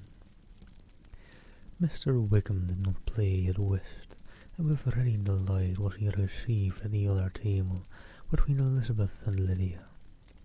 At first there seemed danger of Lydia's engrossing him entirely, for she was a most determined talker, but being likewise extremely fond of lottery tickets, she soon grew too much interested in the game, too eager in making bets and exclaiming after prizes, to have attention for anyone in particular. Allowing for the common demands of the game, Mr. Wickham was therefore at leisure to talk to Elizabeth, and she was very willing to hear him. Though what she chiefly wished to hear, she could not hope to be told the history of his acquaintance with Mr. Darcy. She dared not even mention that gentleman. Her curiosity, however, was unexpectedly relieved. Mr. Wickham began the subject himself. He inquired how far Netherfield was from Meryton, and after receiving her answer, asked in a hesitating manner how long Mr. Darcy had been staying there.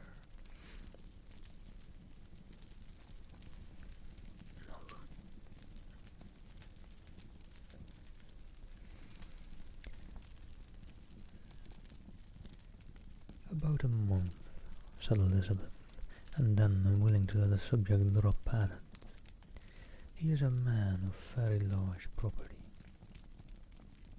In Derbyshire, I understand."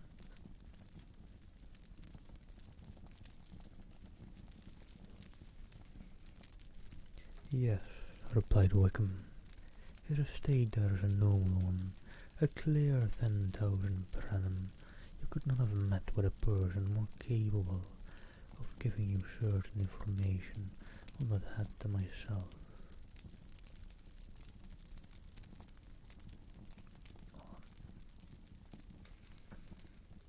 "For I have been connected with his family in a particular manner from my infancy."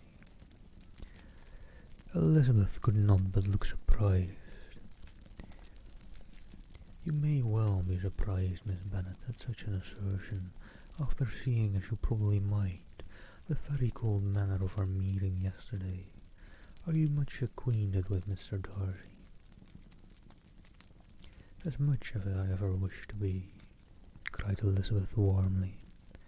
"I have spent 4 days in the same house with him, and I think him very disagreeable."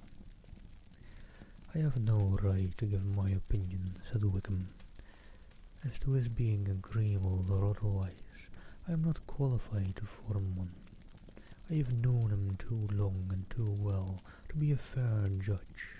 It is impossible for me to be impartial, but I believe your opinion of him would in general astonish, and perhaps you would not express it quite so strongly anywhere else. Here you are in your own family. Upon my word, I say no more here than I might say in any other house, in a neighbourhood except in Netherfield. He is not at all liked in Hertfordshire. Everybody is disgusted with his pride. You will not find him more favourably spoken of by anyone. I cannot pretend to be sorry, said Wickham, after a short interruption, that he or any man should not be estimated beyond their deserts, but with him I believe it does not often happen. The world is blinded by his fortune and consequences, or frightened by his high and imposing manners, and sees him only as he chooses to be seen. I should take him, even on my slight acquaintance, to be an ill-tempered man. Wickham only shook his head. I wonder, said he, at the next opportunity of speaking, whether he is likely to be in this country much longer. I do not at all know, but I heard nothing of his going away when I was at Netherfield.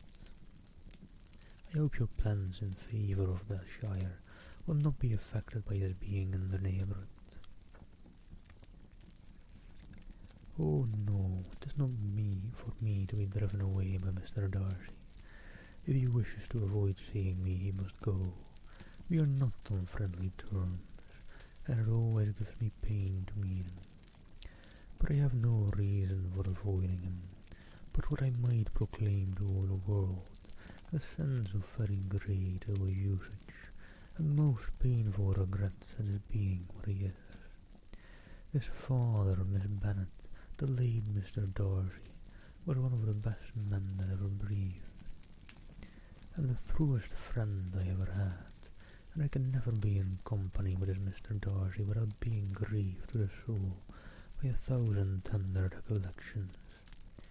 His behaviour to myself has been scandalous, but I verily believe I could forgive him anything and everything, rather than his disappointing the hopes and disgracing the memory of his father.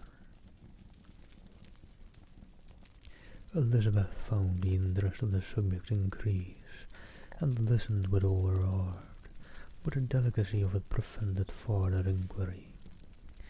Mr. Wickham began to speak on more general topics, Meryton, the neighbourhood, the society, appearing highly pleased with all that he had yet seen, and speaking of the latter especially, with gentle but very intelligible gallantry.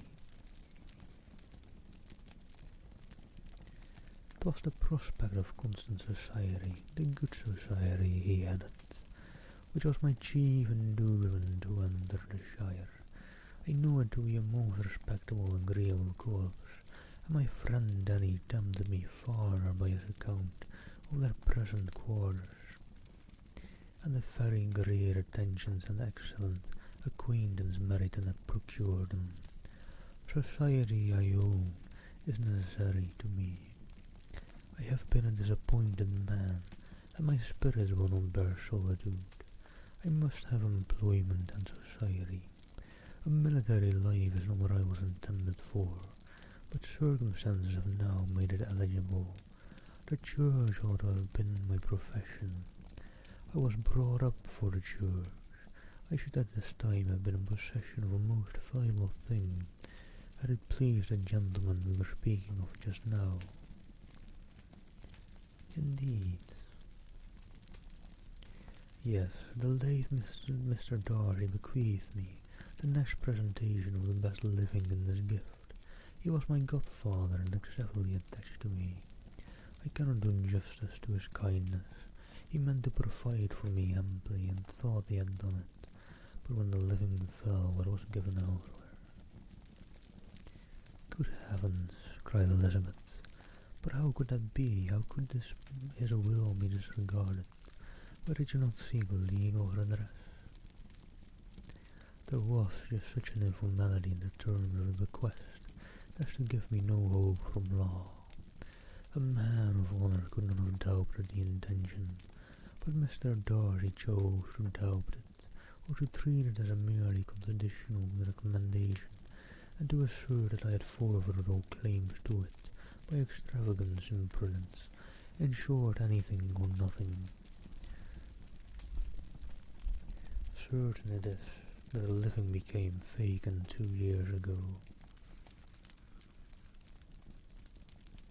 exactly as I was of an age to hold it, and that it was given to another man, and no less certain is it that I cannot excuse myself of having really done anything to deserve to lose it.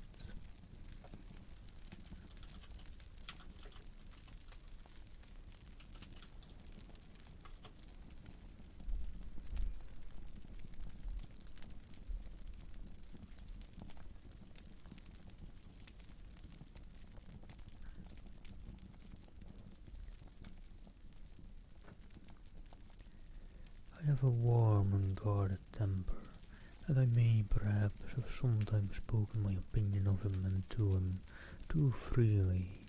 I can recall nothing worse, but the fact is that we are very different sort of men, and he hates me.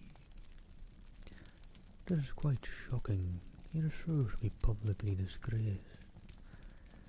Some time or other he will be, but it shall not be by me. Till I can forget this father, I can never defy or expose him. Hello there, Giorgio. Thank you for the follow.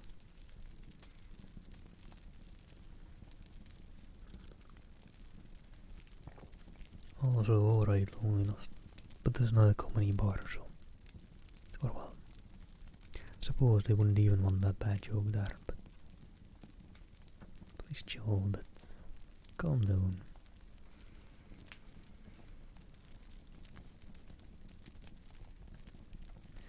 Elizabeth honoured him for such feelings, and thought him handsomer than ever as he expressed them.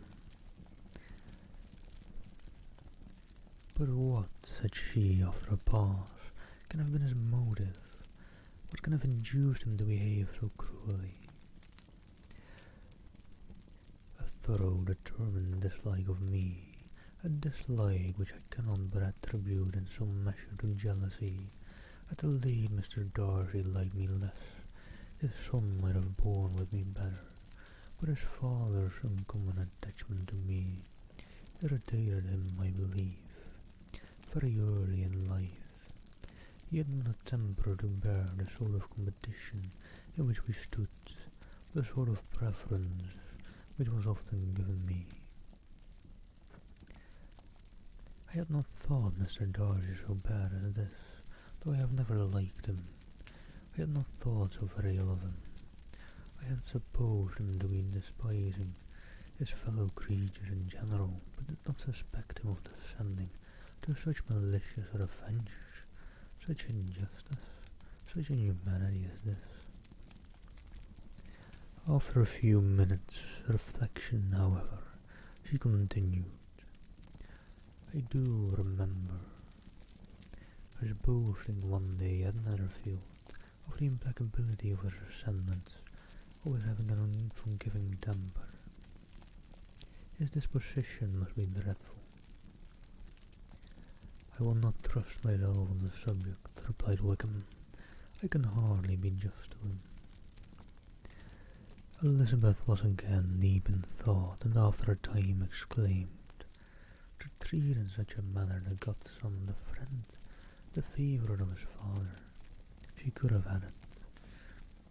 A young man too, like you, whose very countenance may vouch for your being amiable. But she contented herself with, and one too, who had probably been his own companion from childhood, connected together, as I think you said, in the closest manner. Hold on.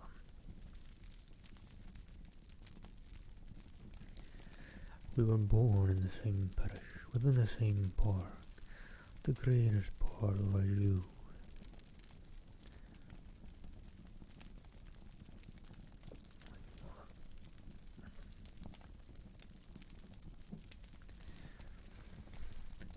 The greatest part of our youth was passed together, inmates of the same house, sharing the same amusements, objects of the same parental care. My father began life in the profession which your uncle, Mr. Phillips, appears to do so much credit to, but he gave up everything to be of use to late Mr. Darcy, and devoted all his time to the care of the Pemberley property. He was most highly esteemed by Mr. Darcy, a most intimate, confidential friend. Mr. Darcy often acknowledged himself to be under the greatest obligations to my father's active superintendence, and when immediately before my father's death, Mr. Darcy gave him a voluntary promise of providing for me, I am convinced that he felt it to be as much a debt of gratitude to him as of affection to myself. How strange, cried Elizabeth. How abominable! I wonder that the very pride of this Mr. Darcy has not made him just to you, if from no better motive, that he should not have been too proud to be dishonest. For dishonesty I must call it. It is wonderful, replied Wickham, for almost all his actions may be traced to pride, and pride has often been his best friend. It has connected him nearer with virtue than any other feeling. But we are none of us consistent, and in his behaviour to me there are stronger impulses even than pride. Can such abominable pride as his have ever done him good? Yes, it has often led him to be liberal and generous, to give his money freely, to display hospitality, to assist his tenants, and relieve the poor. Family pride and filial pride, for he is very proud of what his father was, have done this, not to appear to disgrace his family, to degenerate from the popular qualities or lose the influence of the Pemberley house. Is a powerful motive. He has also brotherly pride, which with some brotherly affection makes him a very kind and careful guardian of his sister, and you will hear him generally cried up as the most attentive and best of brothers. What sort of a girl is Miss Darcy? He shook his head. I wish I could call her amiable. It gives me pain to speak ill of Darcy, but she is too much like her brother. Very proud, very proud. As a child she was affectionate and pleasing, and extremely fond of me, and I have devoted hours and hours to her amusement, but she is nothing to me now. She is a handsome girl, about 15 or 16, and I understand highly accomplished. Since her father's death her home has been London, where a lady lives with her and superintends her education.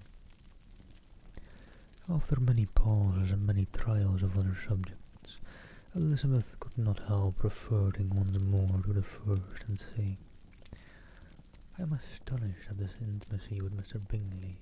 How can Mr. Bingley, who seems good humour itself, and this I really believe truly amiable, be in friendship with such a man? How can they suit each other? Do you know Mr. Bingley? Not at all. He is a sweet-tempered, amiable, charming man. He cannot know what Mr. Darcy is. Probably not, but Mr. Darcy can please where he chooses. He does not want abilities. He can be a conversable companion if he thinks it worth his while.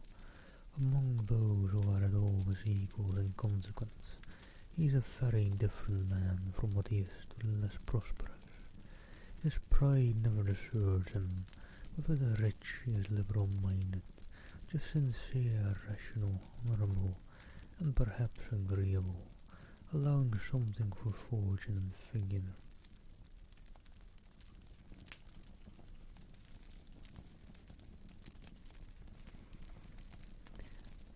The whist party soon afterwards breaking up, The players gathered around the other table, and Mr. Collins took his station between his cousin Elizabeth and Mrs. Phillips. The usual inquiries as to his success were made by the latter.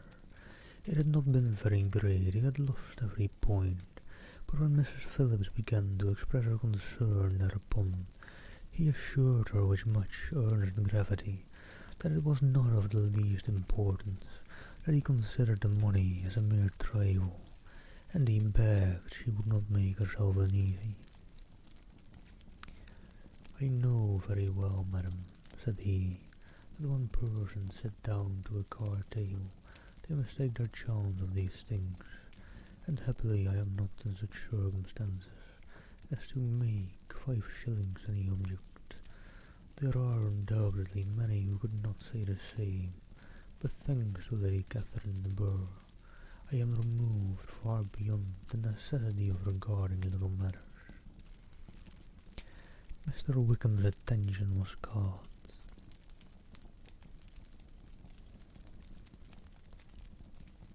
And after observing Mr. Collins for a few moments, he asked Elizabeth in a low voice whether her relation were very intimately acquainted with the family of the Borough. Maybe I should pronounce it as the Borough.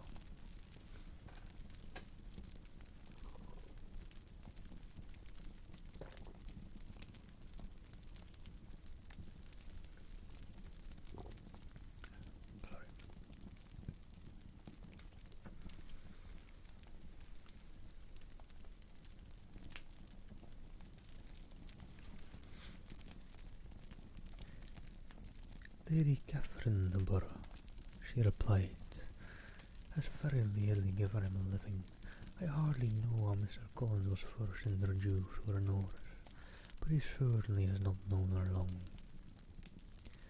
You know, of course, that Lady Catherine de Bourgh and Lady Anne Darcy were sisters, consequently that she is aunt to the present Mr. Darcy." "No, indeed, I did not. I knew nothing at all of Lady Catherine's connections. I never heard of her existence till the day before yesterday. Her daughter, Miss de Bourgh, will have too a very large fortune, and it is believed that she and her cousin will unite the 2 estates." This information made Elizabeth smile, as she thought of poor Miss Bingley. Vain, indeed, must be all her intentions, vain and useless her affection for her sister, and her praise of himself if he were already self-destined to another. "Mr. Collins," said she, "speaks highly both of Lady Catherine and her daughter, but from some particulars he has related to her ladyship, I suspect his gratitude misleads him, and that in spite of her being his patroness, she is an arrogant, conceited woman. "I believe her to be both in a great degree," replied Wickham. "I have not seen her for many years, but I very well remember that I never liked her, and that her manners were dictatorial and insolent. She has the reputation of being remarkably sensible and clever, but I rather believe she derives part of her abilities from her rank and fortune, part from her authoritative manner, and the rest from the pride of her nephew, who chooses that every one connected with him should have an understanding of the first class." Elizabeth allowed that he had given a very rational account of it, and they continued talking together with mutual satisfaction till supper put an end to cards, and gave the rest of the ladies their share of Mr. Wickham's attentions. There could be no conversation in the noise of Mrs. Phillips's supper party, but his manners recommended him to everybody. Whatever he said was said well, and whatever he did done gracefully. Elizabeth went away with her head full of him. She could think of nothing but of Mr. Wickham, and of what he had told her, all the way home, but there was not time for her even to mention his name as they went, for neither Lydia nor Mr. Collins were once silent.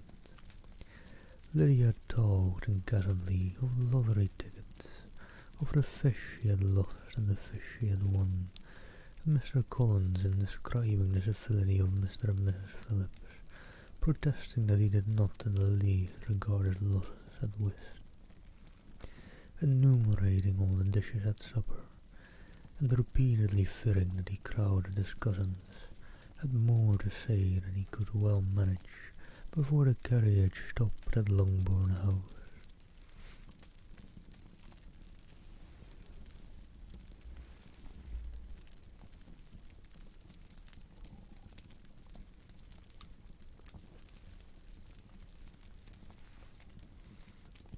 Alright, and let me see.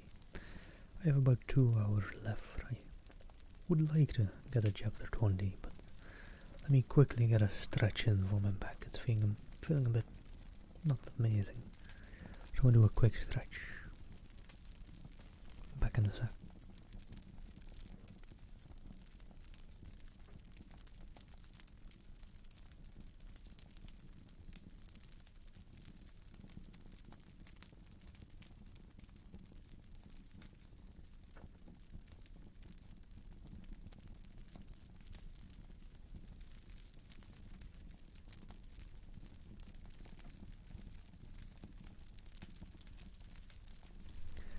Alright, sorry about that. We're back. For those wondering what chapter I'm at, about to start chapter 17.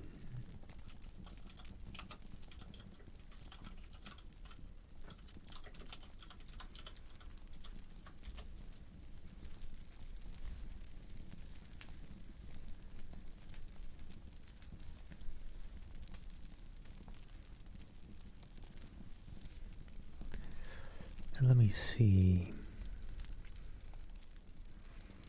I was kinda interested in maybe seeing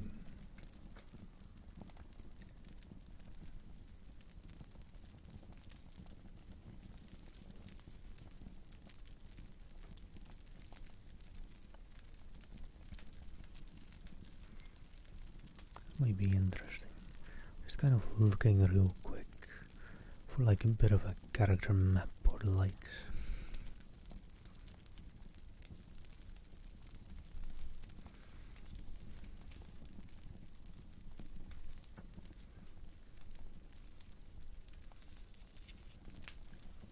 I think for now, maybe this character map.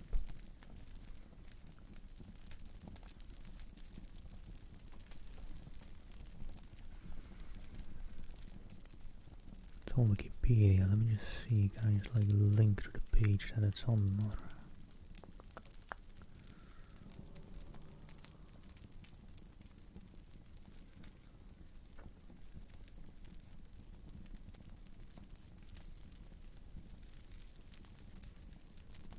I don't know.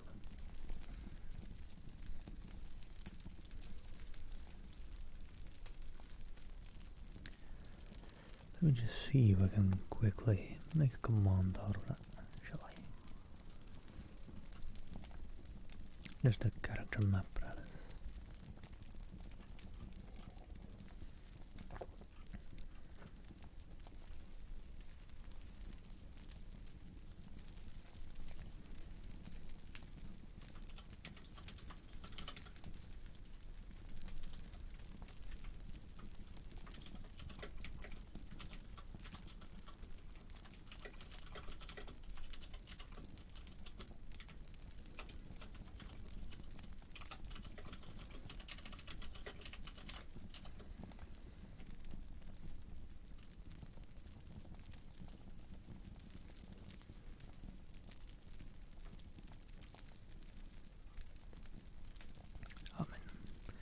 That works, I feel.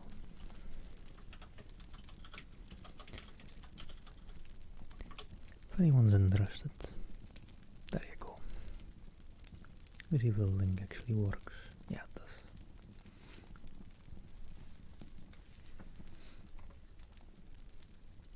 Might make it a bit easier if people wanna follow along with who's talking and all as well.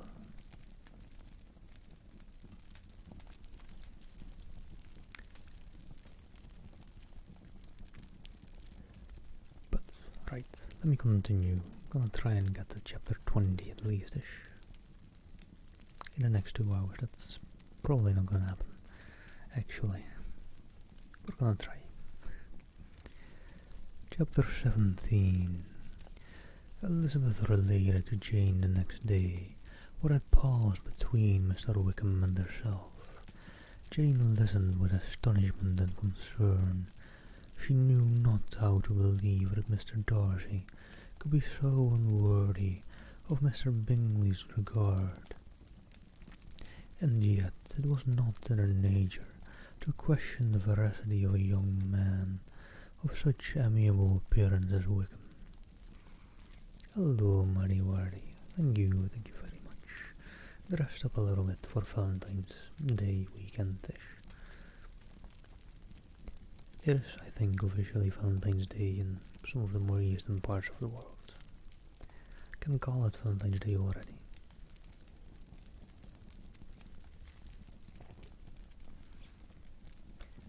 The possibility of his having really endured such unkindness was enough to interest all her tender feelings,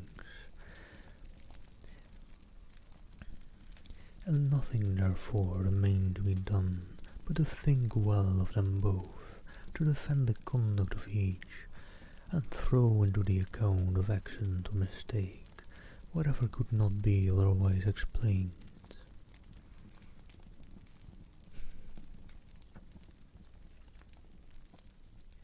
They have both, said she, been deceived, I dare say, in some way or other, of which we can form no idea. Interested people have perhaps misrepresented each to the other. It is in short impossible for us to conjecture the causes or circumstances which may have alienated them without actual blame on either side. Oh, nice. Yeah, I mean, it is part of a proper three-piece suit as well. Actually, the blouse isn't quite for a three-piece suit. Because I'm supposed to wear a black blouse as well.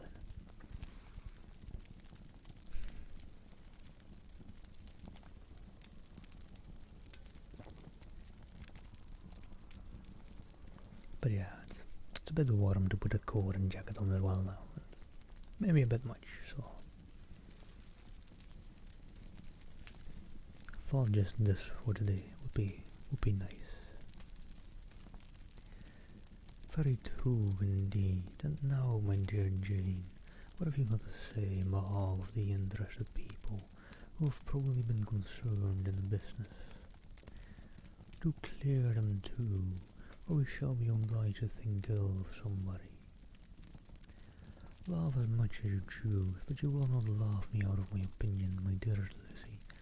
Do but consider it what a disgraceful lie it pleases Mr. Darcy to be treating his father's favourite in such a manner, one whom his father had promised to provide for. It is impossible no man of common humanity, no man with any value for his character, could be capable of it. Can his most intimate friends be so excessively deceived in him? Oh no. And hello there, Suspicious. Hope you're doing well as well. And thank you.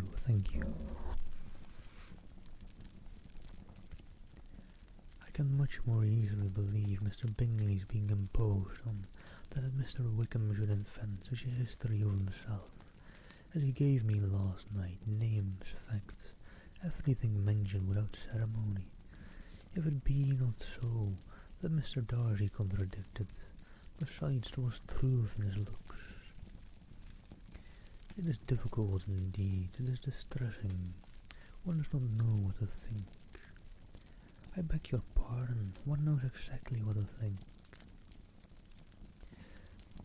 But Jane could think with certainty on only one point, that Mr. Bingley, if he had been imposed, would have much to suffer when the affair became public.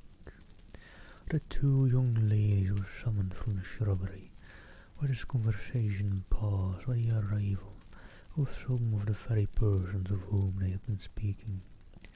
Mr. Bingley and the sisters came to give their personal invitation for a long-expected ball at Netherfield, which was fixed for the following Tuesday. The two ladies were delighted to see their dear friend again, caught in age since they had met, and repeatedly asked what she had been doing with herself since their separation. To the rest of the family they paid little attention, avoiding Mrs. Bennet as much as possible, saying not much to Elizabeth, and nothing at all to the others. They were soon gone again, rising from their seat with an activity which took their brother by surprise, and hurrying off, as if eager to escape from Mrs. Bennet's civilities. The prospect of the Netherfield ball was extremely agreeable to every female of the family. Mrs. Bennet chose to consider it as given in compliment to her eldest daughter, and was particularly flattered by receiving the invitation from Mr. Bingley himself, instead of a ceremonious card. Jane pictured to herself a happy evening in the society of her two friends, and the attentions of their brother, and Elizabeth thought with pleasure of dancing a great deal with Mr. Wickham, and of seeing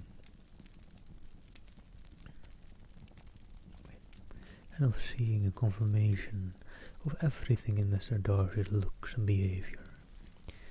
The happiness anticipated by Catherine and Lydia depended less on any single event or any particular person, for though they each, like Elizabeth, meant to dance half the evening with Mr. Wickham, he was by no means the only partner who could satisfy them, and the ball was at any rate a ball, and even Mary could assure her family that she had no disinclination for it.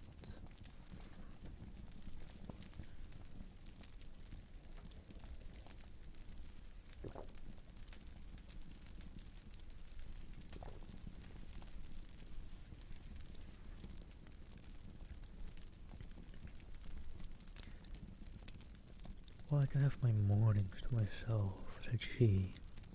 "It is enough, I think, and no sacrifice to join occasionally in evening engagements.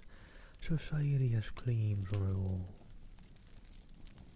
and I profess myself one of those who consider intervals of recreation and amusement as desirable for everybody." Elizabeth's spirits were so high on the occasion that though she did not often speak unnecessarily to Mr. Collins, she could not help but asking him whether he intended to accept Mr. Bingley's invitation, and if he did, whether he would think it proper to join in the evening's amusement. And she was rather surprised to find that he entertained no scruple whatever on that head, and was very far from dreading a rebuke either from the Archbishop or Lady Catherine de Bourgh by venturing to dance. "I am by no means of opinion, I assure you," said he, "that a ball of this kind, given by a young man of character to respectable people, can have any evil tendency, and I am so far from objecting to dancing myself, that I shall hope to be honoured with the hands of all my fair cousins in the course of the evening, and I take this opportunity of soliciting yours, Miss Elizabeth, for the first two dances especially, a preference which I trust my cousin Jane will attribute to the right cause, and not to any disrespect for her." Elizabeth felt herself completely taken in. She had fully proposed being engaged by Wickham for those very dances, and to have Mr. Collins instead. Her liveliness had never been worse timed. There was no help for it, however. Mr. Wickham's happiness and her own was perforce delayed a little longer, and Mr. Collins's proposal accepted with as good a grace as she could. She was not the better pleased with his gallantry from the idea it suggested of something more. It now first struck her that she was selected from among her sisters as worthy of being the mistress of Hunsford Parsonage, and of assisting to form a quadrille table at the Rosings, in the absence of more eligible visitors.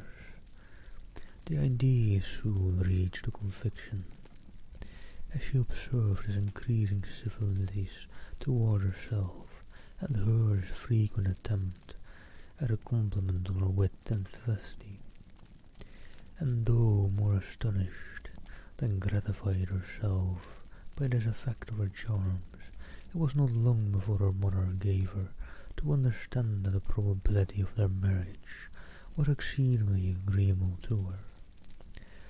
Elizabeth, however, did not choose to take the hint, being well aware that a serious dispute must be the consequence of any reply.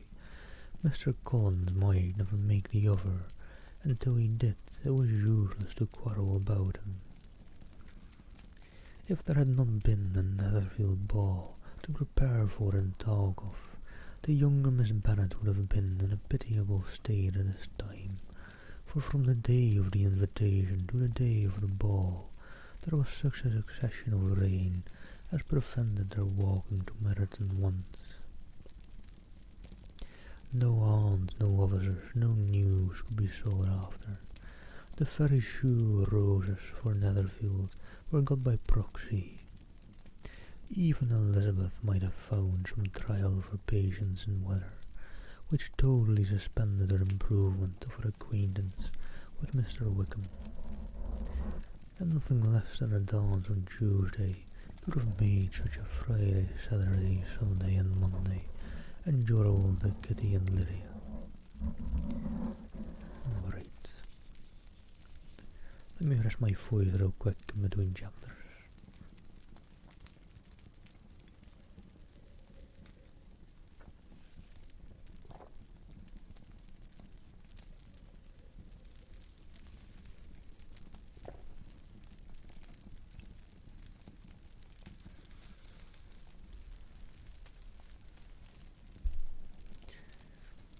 But a bit of good news to, I don't know, get across as well. Starting to feel a bit better after those technical difficulties earlier. That's nice. Getting my head back into the book again.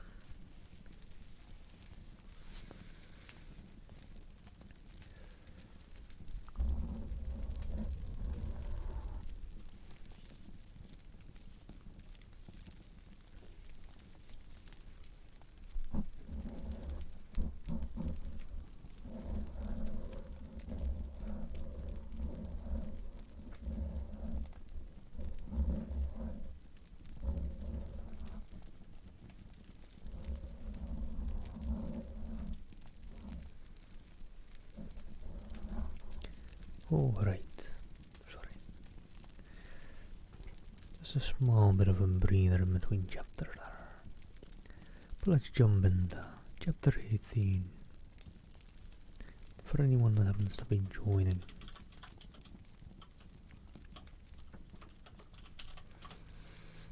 Got some info on the book in chat right there, if you're interested.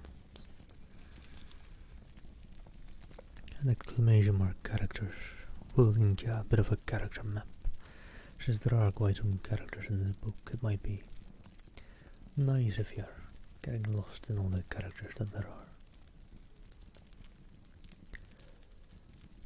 Till Elizabeth entered the drawing room at Netherfield, and looked in vain for Mr. Wickham among the cluster of red coats that assembled. A doubt of his being present had never occurred to her. The certainty of meeting him had not been checked by any of those recollections that might not unreasonably have alarmed her.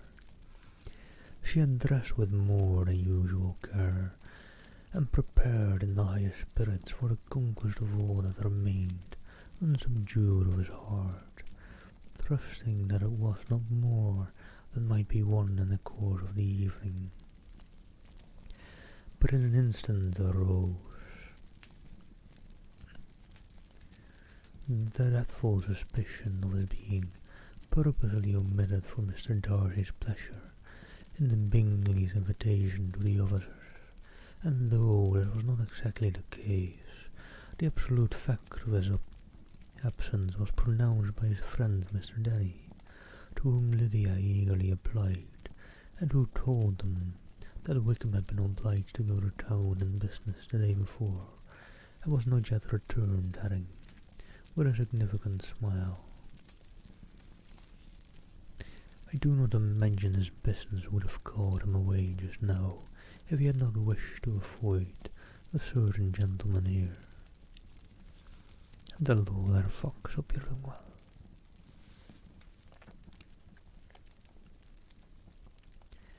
This part of his intelligence, though unheard by Lydia, was caught by Elizabeth, and it assured her that Darcy was not less answerable for Wickham's absence than if her first surmise had been just.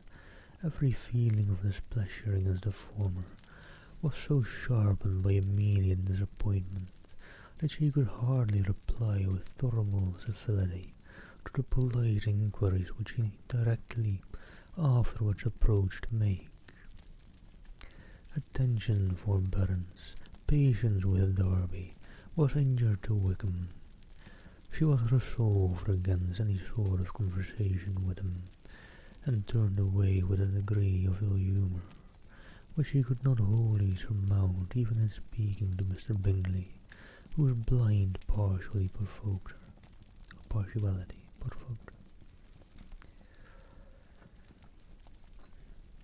Get some more water real quick.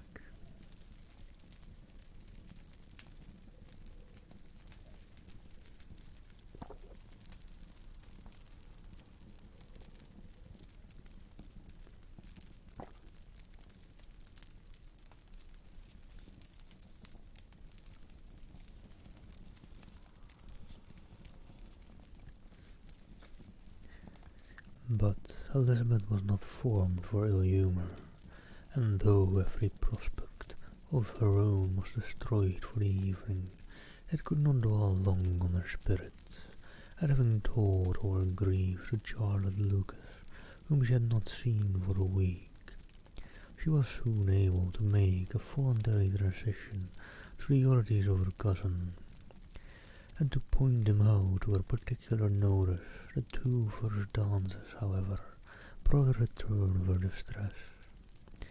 They were dances of mortification, Mr. Collins awkward and solemn, apologizing instead of attending, and often moving or wrong without being aware of it, gave her all the shame and misery which a disagreeable partner for a couple of dances can give.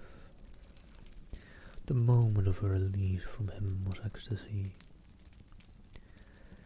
She danced next to with an officer, and had the refreshment of talking of Wickham, and of hearing that he was universally liked.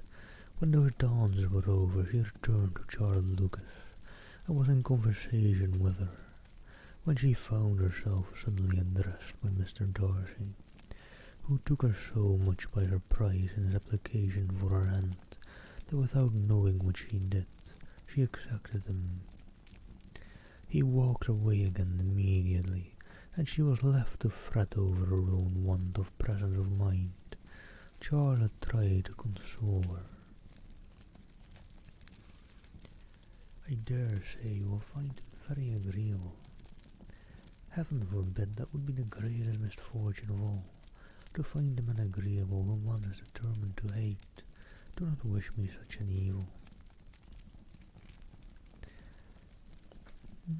When the dancing recommenced, however, and Darcy approached to claim her hand, Charlotte could not help cautioning her in a whisper not to be a simpleton, and allow her fancy for Wickham to make her appear unpleasant in the eyes of a man of 10 times his consequence. Elizabeth made no answer, and took her place in the set, amazed at the dignity to which she was arrived in being allowed to stand opposite to Mr. Darcy, and reading in her neighbours' looks their equal amazement in beholding it. They stood for some time without speaking a word, and she began to imagine that their silence was to last through the 2 dances, and at first was resolved not to break it, till suddenly fancying that it would be a greater punishment to her partner to oblige him to talk. She made some slight observation on the dance. He replied and was again silent. After a pause of some minutes, she addressed him a second time with, "It is your turn to say something now, Mr. Darcy. I talked about a dance, and you ought to make some kind of remark on the size of the room or the number of couples." He smiled and assured her that whatever she wished him to say should be said. "Very well, that reply will do for the present. Perhaps by and by I may observe that private balls are much pleasanter than public ones, but now we may be silent. Do you talk by rule then while you are dancing?" "Sometimes one must speak a little, you know. It would look odd to be entirely silent for half an hour together, and yet for the advantage of some conversation ought to be so arranged as that they may have the trouble of saying as little as possible. Are you consulting your own feelings in the present case, or do you imagine that you are gratifying mine?" "Both," replied Elizabeth archly, "for I have always seen a great similarity in the turn of our minds. We are each of an unsocial, taciturn disposition, unwilling to speak unless we expect to say something that will amaze the whole room and be handed down to posterity with all the eclat of a proverb. This is no very striking resemblance of your own character, I am sure," said he. "How near it may be to mine I cannot pretend to say. You think it a faithful portrait, undoubtedly. I must not decide on my own performance.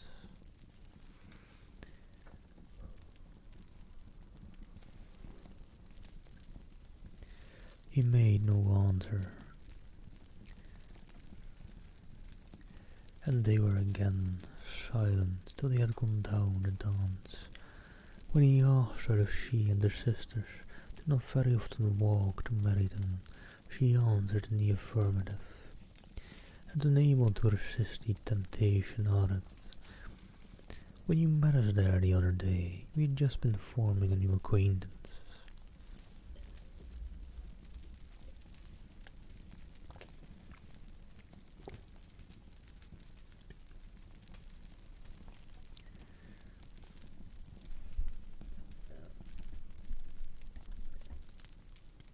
The effect was immediate. A deeper shade of hauteur overspread his features, but he said not a word, and Elizabeth, though blaming herself for her own weakness, could not go on at length. Darcy spoke, and in a constrained manner said, "Mr. Wickham is blessed with such happy manners as may ensure his making friends. Whether he may be equally capable of retaining them is less certain. He has been so unlucky as to lose your friendship," replied Elizabeth with emphasis, "and in a manner which he is likely to suffer from all his life." Darcy made no answer, and seemed desirous of changing the subject. At that moment Sir William Lucas appeared close to them, meaning to pass through the set to the other side of the room, but on perceiving Mr. Darcy he stopped, with a bow of superior courtesy, to compliment him on his dancing and his partner. "I have been most highly gratified indeed, my dear sir. Such very superior dancing is not often seen. It is evident that you belong to the first circles. Allow me to say, however, that your fair partner does not disgrace you, and that I must hope to have this pleasure often repeated, especially when a certain desirable event, my dear Miss Eliza," glancing at her sister and Bingley, "shall take place. What congratulations will then flow in. I appeal to Mr. Darcy, but let me not interrupt you, sir. You will not thank me for detaining you from the bewitching converse of the young lady. whose bright eyes are also upbraiding me. The latter part of this address was scarcely heard by Darcy, but Sir William's allusion to his friend seemed to strike him forcibly, and his eyes were directed with a very serious expression towards Bingley and Jane, who were dancing together. Recovering himself, however, shortly, he turned to his partner and said, "Sir William's interruption has made me forget what we were talking of. I do not think we were speaking at all. Sir William could not have interrupted any two people in the room who had less to say for themselves. We have tried 2 or 3 subjects already without success, and what we are to talk of next I cannot imagine." "What think you of books?" said he, smiling. "Books? Oh no, I'm sure we never had the same, or not with the same feelings. I am sure you think so, but if that be the case, there can at least be no want of subject. We may compare our different opinions." "No, I cannot talk of books in a ballroom. My head is always full of something else." "The present always occupies you in such scenes, does it?" said he, with a look of doubt. "Yes, always," she replied, without knowing what she said, for her thoughts had wandered far from the subject, as soon afterwards appeared by her suddenly exclaiming, "I remember hearing you once say, Mr. Darcy, that you hardly ever forgave that your resentment once created was unappeasable. You are very cautious, I suppose, as to it being created." "I am," said he with a firm voice, "and never allow yourself to be blinded by prejudice." "I hope not." "It is particularly incumbent on those who never change their opinion to be secure of judging properly at first. May I ask to what these questions lead?" "Merely to the illustration of your character," said she, endeavouring to shake off her gravity. "I am trying to make it out." "And what is your success?" She shook her head. "I do not get on at all. I hear such different accounts of you as puzzle me exceedingly." "I can readily believe," answered he gravely, "that the report may vary greatly with respect to me, and I could wish, Miss Bennet, that you were not to sketch my character at the present moment, as there is reason to fear that the performance would reflect no credit on either. But if I do not take your likeness now, I may never have another opportunity." "I would by no means suspend any pleasure of yours," he coldly replied. She said no more, and they went down the other dance, and parted in silence, on each side dissatisfied, though not to an equal degree, for in Darcy's breast there was a terrible, powerful feeling towards her, which soon procured her pardon and directed all his anger against her. "Hello there, Alex, hope you're doing well. And or happened to be lurking. Let me stand up for a quick stretch again. I don't know what's wrong with my back right now. I hope I don't have as much trouble with it tomorrow. Let me quickly stand up and stretch. 1 sec.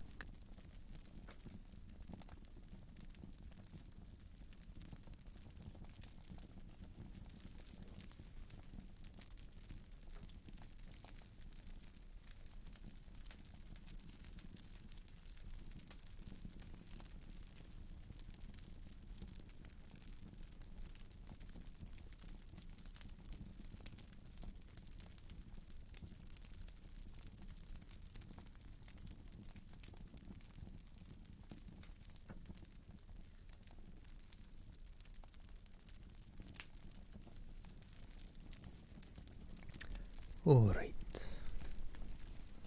Nice to have done a little stretch though. They had not long separated when Miss Bingley came towards her, and with an expression of civil disdain thus accosted her.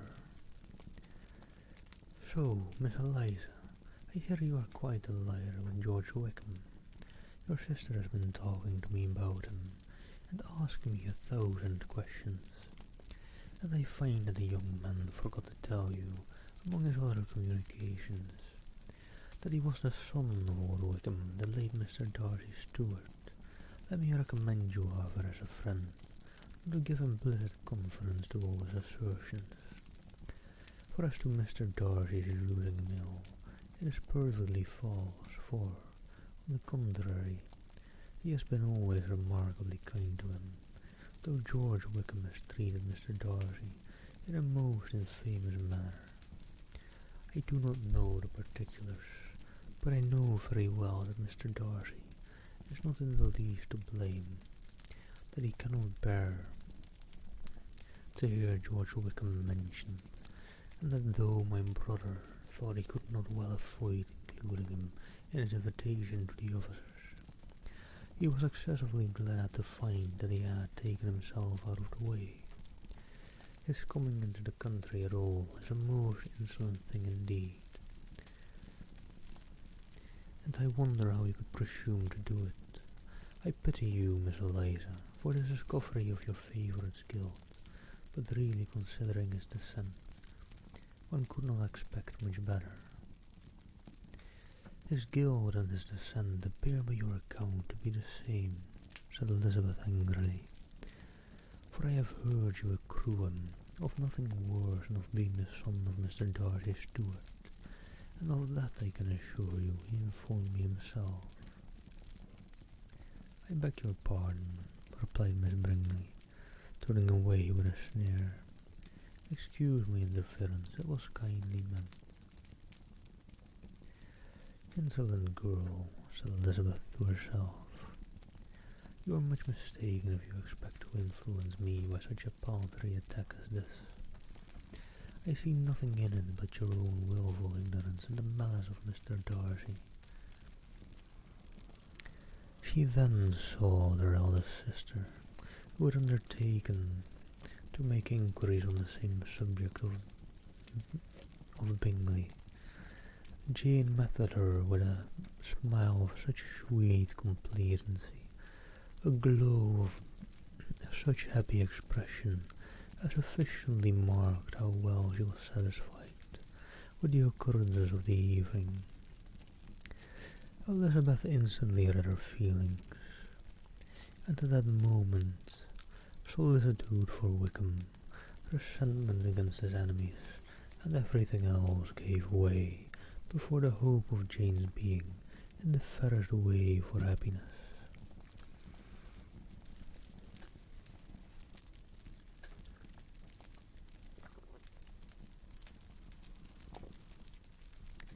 I want to know, said she, with a countenance no less smiling than her sister's, what you have learned about Mr. Wickham, but perhaps you have been too pleasantly engaged to think of any third person, in which case you may be sure of my pardon. No, replied Jane, I have not forgotten him, but I have nothing satisfactory to tell you. Mr. Bingley does not know the whole of his history, and is quite ignorant of the circumstances which have principally offended Mr. Darcy. But he will vouch for the good conduct, the probity and honour of his friend, and is perfectly convinced that Mr. Wickham had deserved much less attention from Mr. Darcy than he has received. And I am sorry to say that by his account as well as his sister's, Mr. Wickham is by no means a respectable young man. I am afraid he has been very imprudent and has deserved to lose Mr. Darcy's word.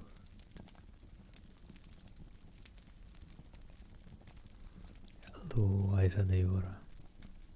Hope you're doing well. Welcome, welcome. Thank you for the follow. Mr. Bingley does not know Mr. Wickham himself. No, he never saw him until the other morning at Meryton. This account then is what he has received from Mr. Darcy. I am perfectly satisfied, but what does he say of the living? He does not exactly recollect the circumstances, though he has heard them from Mr. Darcy more than once, but he believes I was left to him conditionally alone. I have not a doubt of Mr. Bingley's sincerity, said Elizabeth warmly, but you must excuse me not being convinced by assurances only. Mr. Bingley's defence of his friend was a very able one, I dare say, but since he is unacquainted with several parts of the story, and has learned the rest from that friend himself, I shall venture still to think of both gentlemen as I did before.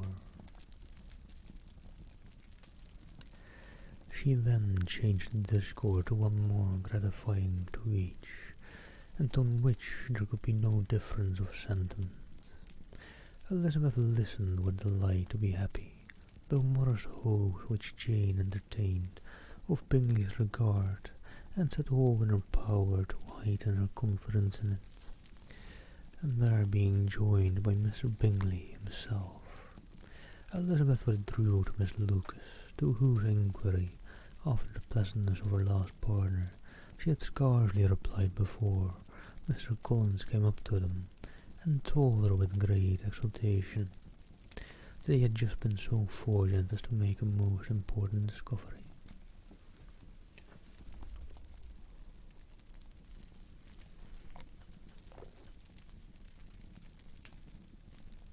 I have found out, said he, by a singular accident, that there is now in the room a near relation of my patroness. I happened to overhear the gentleman himself mentioning the young lady who does the honours of this house, the names of his cousin Mr. Borough, and of her mother Lady Catherine. Now wonderfully these sort of things occur. Who would have thought of my meeting with perhaps a nephew of Lady Catherine de Boroughs in this assembly? I am most thankful that the discovery is made in time for me to pay my respects to him, which I am now going to do, and trust he will excuse me not having done it before. My total ignorance of the connection must plead my apology. You're not going to introduce yourself to Mr. Darcy? Indeed I am. I shall entreat his pardon for not having done it earlier. I believe him to be Lady Catherine's nephew. It will be in my power to assure him that her ladyship was quite well yesterday night.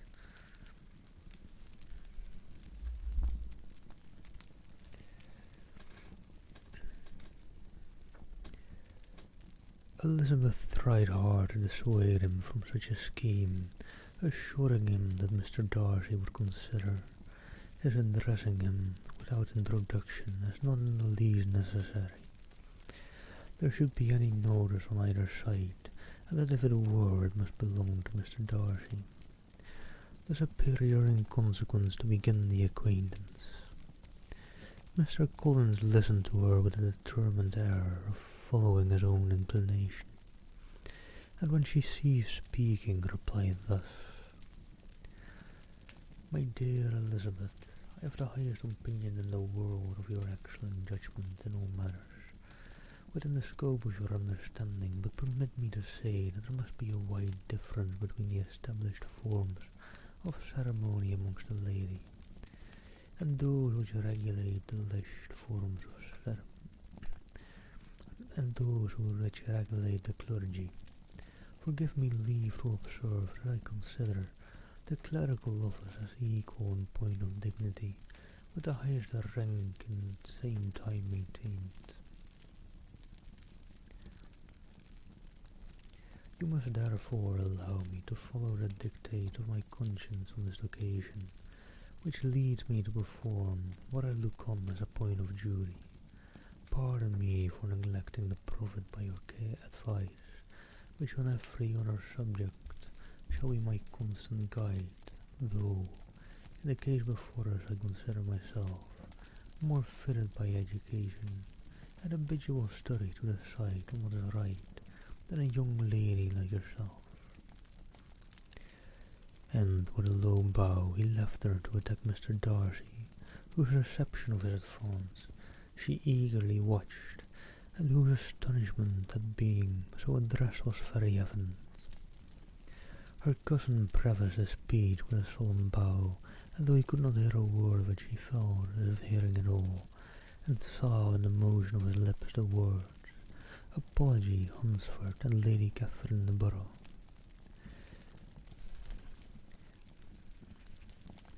It vexed her to see him expose himself to such a man. Mr. Darcy was eyeing him with unrestrained wonder, and when at last Mr. Collins allowed him time to speak, replied with an air of distant civility. Mr. Collins, however, was not discouraged from speaking again, and Mr. Darcy's contempt seemed abundantly increasing with the length of his second speech, and at the end of it he only made him a slight bow and moved another way. Mr. Collins then returned to Elizabeth. "I have no reason, I assure you," said he, "to be dissatisfied with my reception. Mr. Darcy seemed much pleased with the attention. He answered me with the utmost civility, and even paid me the compliment of saying that he was so well convinced of Lady Catherine's discernment as to be certain she could never bestow a favour unworthily. It was really a handsome thought. Upon the whole, I am not much pleased with him." As Elizabeth had no longer any interest of her own to pursue, she turned her attention almost entirely on her sister and Mr. Bingley, and the train of agreeable reflections while observations gave birth to made her perhaps almost as happy as Jane. She saw her in idea settled in that very house, in all the felicity which a marriage of true affection could bestow, and she felt capable under such circumstances of endeavouring even to like Bingley's two sisters. Her mother's thoughts, as she plainly saw, were bent the same way, and she determined not to venture nearer, lest she might hear too much. "Hello there, Lizzie, hope you're doing well." When they sat down to supper, therefore, she considered it a most unlucky perverseness which placed them within one of each other, and deeply was she vexed to find that her mother was talking to that one person, Lady Lucas, freely, openly, and of nothing else but of her expectation that Jane would be soon married to Mr. Bingley. It was an animating subject, and Mrs. Bennet seemed incapable of fatigue while enumerating the advantages of the match. "And hello again, Eva Glampire and Robinson Crusoe, hope you're doing well." His being such a charming young man, and so rich and living, but 3 miles from them, were the first points of self-gratulation.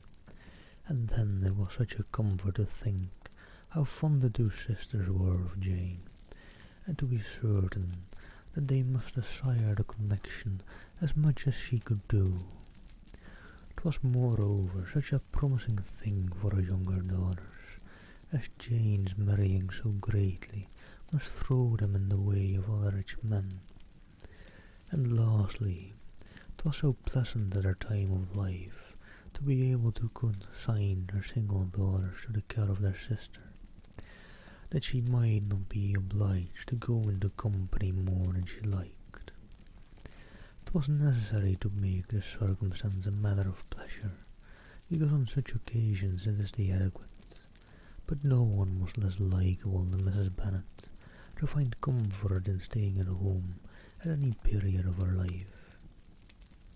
She concluded with many good wishes that Lady Lucas might soon be equally fortunate, though evidently and triumphantly believing there was no chance of it.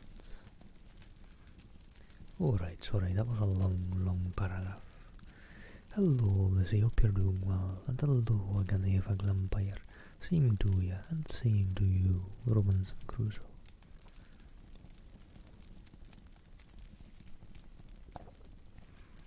Hope you're all having an amazing weekend so far.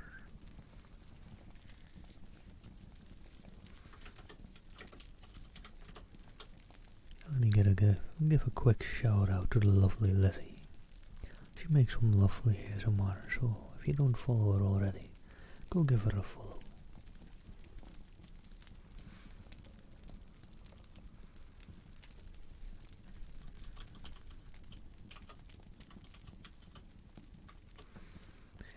Also, I don't know, I have a hard time kind of picturing a person by how they're describing Mr. Bingley. So, I mean, I have a hard time really picturing people from just written books, kind of.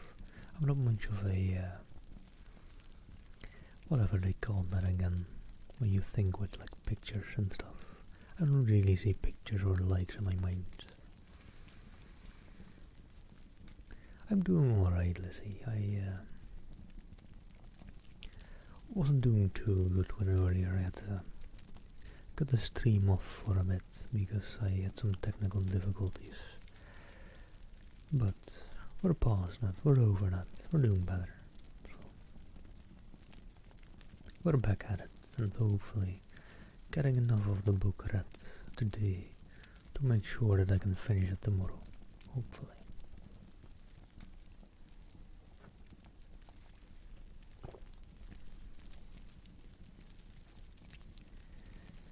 In vain did Elizabeth endeavour to check the rapidity of her mother's words, or persuade her to describe her felicity in a less audible whisper, for to her inexpressible vexation, she could perceive that the chief of it was overheard by Mr. Darcy, who sat opposite to them. Her mother only scolded her for being nonsensical.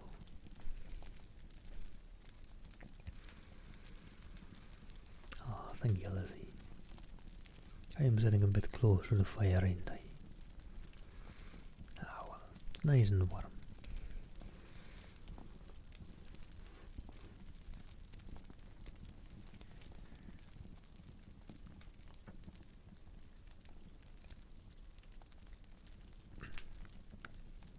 What is Mr. Darcy to me, pray, that I should be afraid of him? I am sure we owe him no such particular civility as to be obliged to say nothing he may not like to hear. For heaven's sake, madam, speak lower. What advantage can it be to you to offend Mr. Darcy? You will never recommend yourself to his friend by so doing. Nothing that she could say, however, had any influence. Her mother would talk of her views in the same intelligible tone.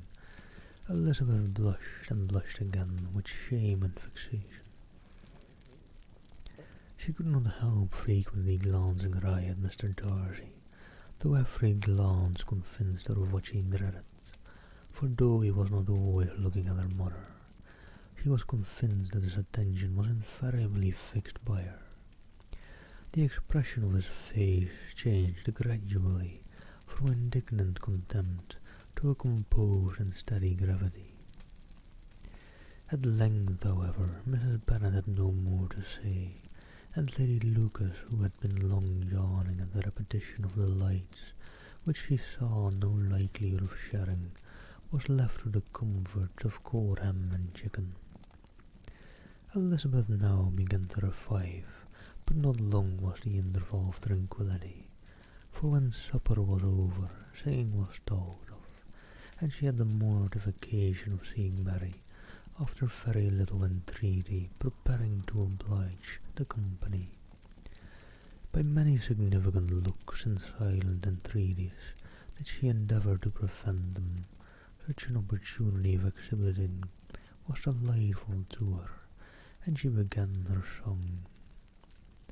And hello there, Moxus. Hope you're doing well. Thank you for the follow. And hello there, Penny, as well, by the way. Thank you for the follow as well. Same to you.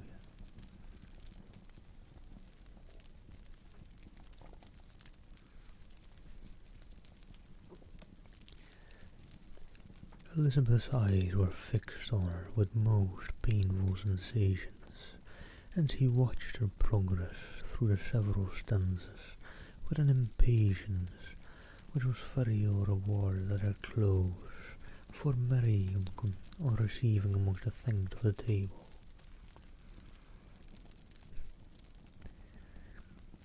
The hint of a hope that she might be prevailed on to favour them again, after the pause of half a minute, began another.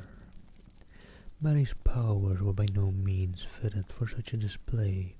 Her voice was weak and her manner affected. Elizabeth was in agonies. She looked at Jane to see how she bore it, but Jane was very composedly talking to Bingley.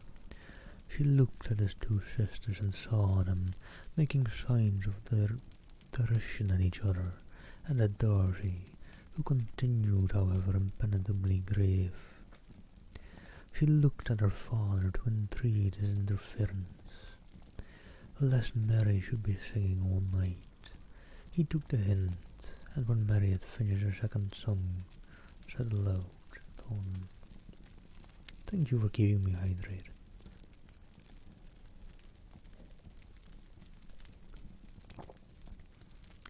But when Mary had finished her second song, he said aloud, "That will do extremely well, child. You have delighted us long enough. Let the other young ladies have time to exhibit." Mary, though pretending not to hear, was somewhat disconcerted, and Elizabeth, sorry for her and sorry for her father's speech, was afraid her anxiety had done no good. Others of the party were now applied to. "If I," said Mr. Collins, "were so fortunate as to be able to sing, I should have great pleasure, I am sure, in obliging the company with an air, for I consider music as a very, very innocent diversion, and perfectly compatible with the profession of a clergyman. I do not mean, however, to assert that we can be justified in devoting too much of our time to music, for there are certainly other things to be attended to. The rector of a parish has much to do. In the first place, he must make such an agreement for tithes as may be beneficial to himself, and not offensive to his patron. He must write his own sermons, and the time that remains will not be too much for his parish duties, and the care and improvement of his dwellings, which he cannot be excused from making as comfortable as possible. And I do not think of it light of importance that he should have attentive and conciliatory manners towards everybody, especially towards those whom he owes his preferment. I cannot acquit him of that duty, nor could I think well of the man who should omit an occasion of testifying his respect towards anybody connected with the family." And with a bow to Mr. Darcy, he concluded his speech, which had been spoken so loud as to be heard by half the room. Many stared, many smiled, but none looked more amused than Mr. Bennet himself, while his wife seriously commended Mr. Collins for having spoken so sensibly, and observed in a half whisper to Lady Lucas that he was a remarkably clever, good kind of young man.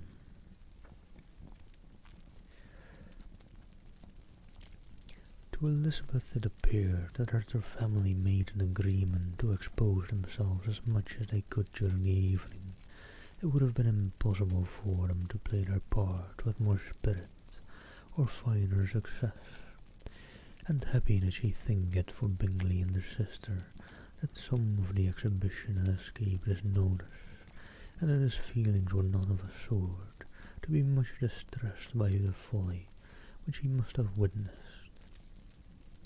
That his two sisters and Mr. Darcy, however, should have such an opportunity of ridiculing her relations was bad enough, and she could not determine whether the silent contempt of the gentlemen or the insolent smiles of the ladies were more intolerable.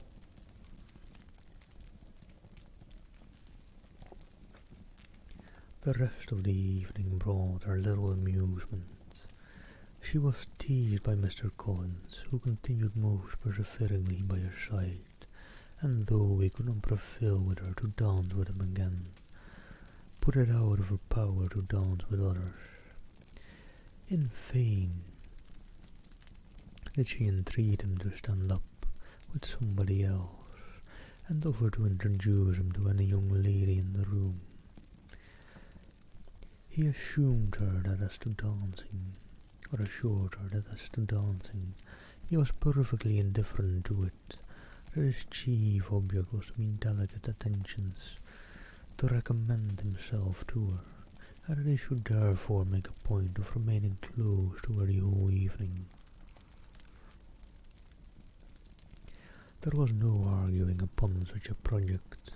She owed her greatest relief to her friend Miss Lucas, who often joined them, and good-naturedly engaged Mrs. Collins' conversation to herself. She was at least free from the offence of Mr. Darcy's farther notice, though often standing within very short distance of her, quite disengaged, he never came near enough to speak. She felt it to be the probable consequence of her allusions to Mr. Wickham, and rejoiced in it. The Longbourn party were the last of all the company to depart, and by a manoeuvre of Mrs. Bennet had to wait for their carriages a quarter of an hour after everybody else was gone, which gave them time to see how heartily they were wished away by some of the family. Mrs. Hurst and her sister scarcely opened their mouths except to complain of fatigue, and were evidently impatient to have the house to themselves. They repulsed every attempt of Mrs. Bennet at conversation, and by doing so threw a languor over the whole party, which was very little relieved by the long speeches of Mr. Collins, who was complimenting Mr. Bingley and his sisters on the elegance of their entertainment, and the hospitality and politeness which had marked their behaviour to their guests. Darcy said nothing at all. Mr. Bennet, in equal silence, was enjoying the scene. Mr. Bingley and Jane were standing together, a little detached from the rest, and talked only to each other. Elizabeth preserved a steady, a silence that either Mr. Hurst or Miss Bingley, and even Lydia was too much fatigued to utter more than the occasional exclamation of "Lord, how tired I am," accompanied by a violent yawn. When at length they arose to take leave, Mrs. Bennet was most pressingly civil in her hope of seeing the whole family soon at Longbourn, and addressed herself particularly to Mr. Bingley to assure him how happy he would make them by eating a family dinner with them at any time without the ceremony of a formal invitation. Bingley was all grateful pleasure, and he readily engaged for taking the earliest opportunity of waiting on her.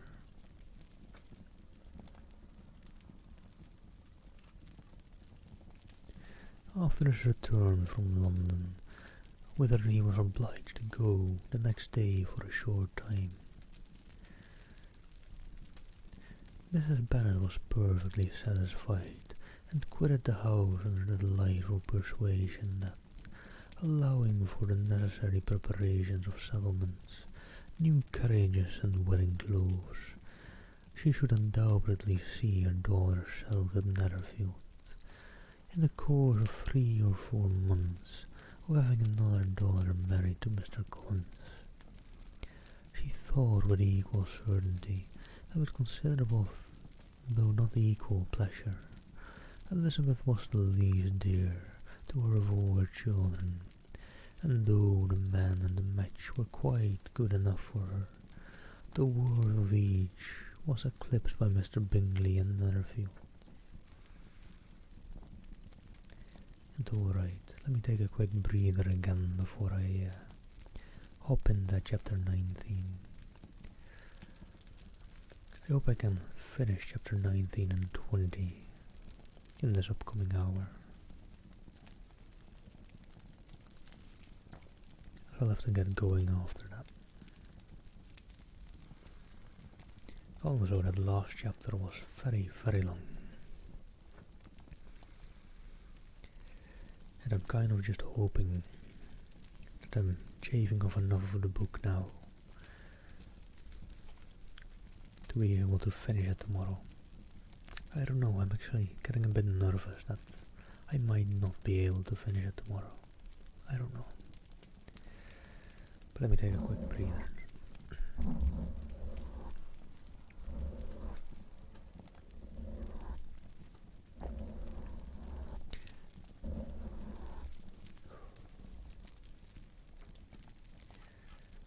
Let me actually have a quick look how long chapter 19 and 20 are. Okay, not terribly long. They're not short, but they're not as long as that last chapter, basically.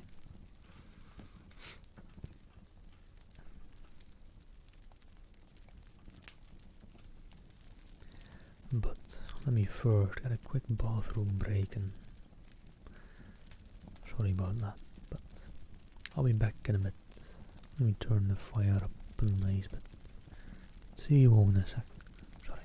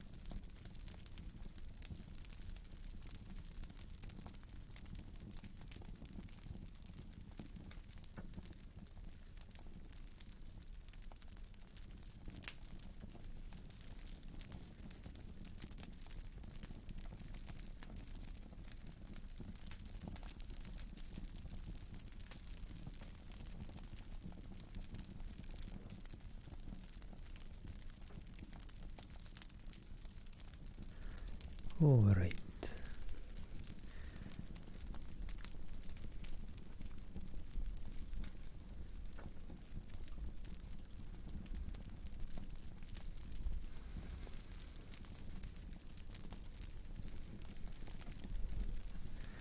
Just catching my breath real quick before I jump into chapter 19.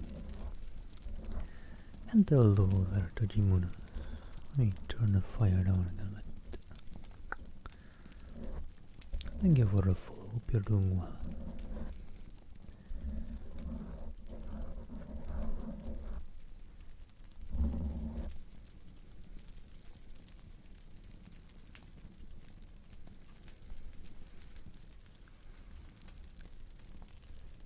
Alright.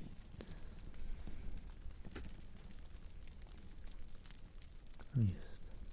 Happy Valentine's weekend to all. Let me jump into chapter 19.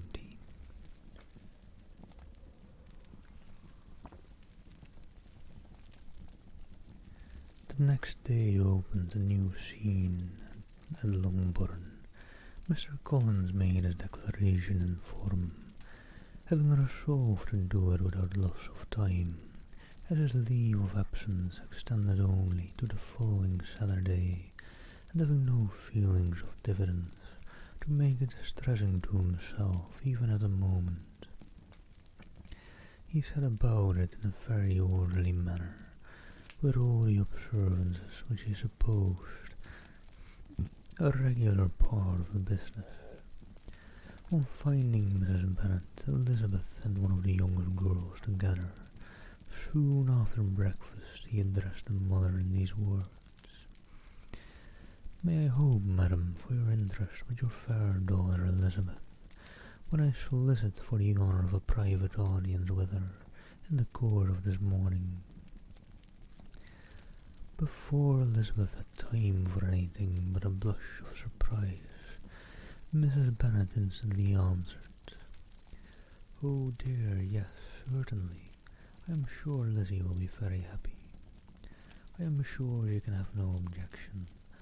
Come, Kitty, I want you upstairs."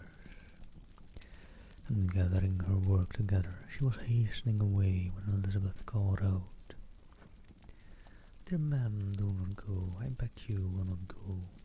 Mr. Collins must excuse me. He can have nothing to say to me that anybody need not hear. I am going away myself." "No, no, nonsense, Lizzie. I desire you will stay where you are." And upon Elizabeth seemingly really, with vexed and embarrassed looks, about to escape, she added,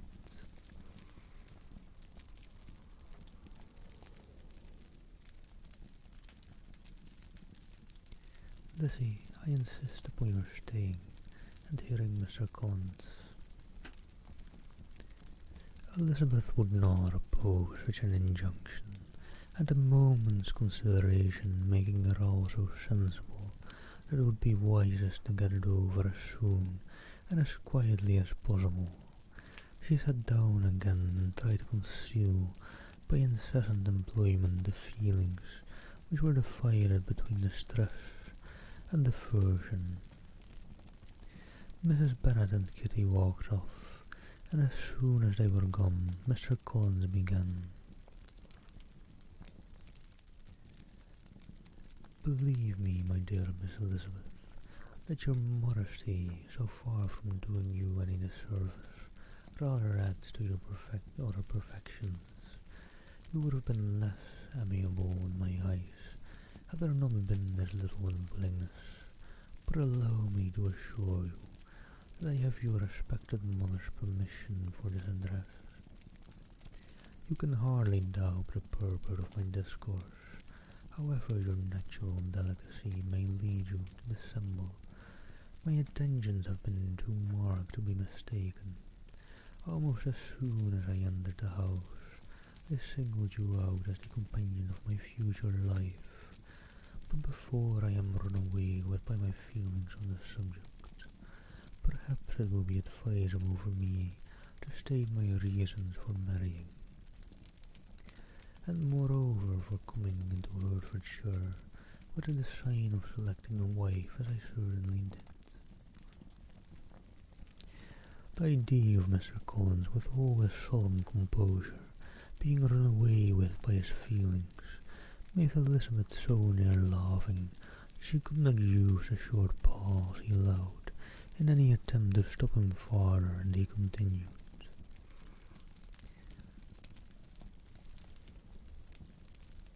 Okay, that's really long. Let me just keep that in the middle, actually, instead of panning it to the left.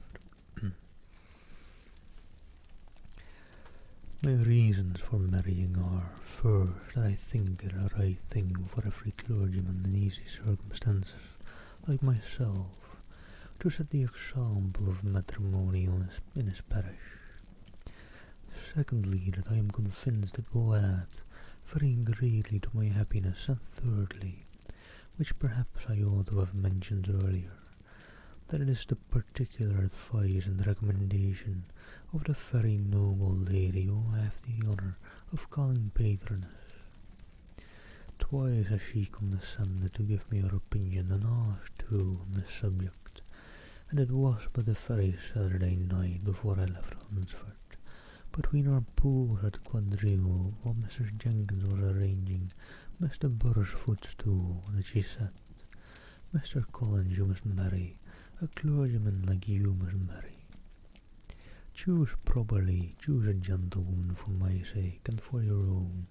Let her be an active, useful sort of person, not brought up high, but able to make a small income go a good way. This is my advice. Find such a woman as soon as you can. Bring her to Hunsford, and I will visit her."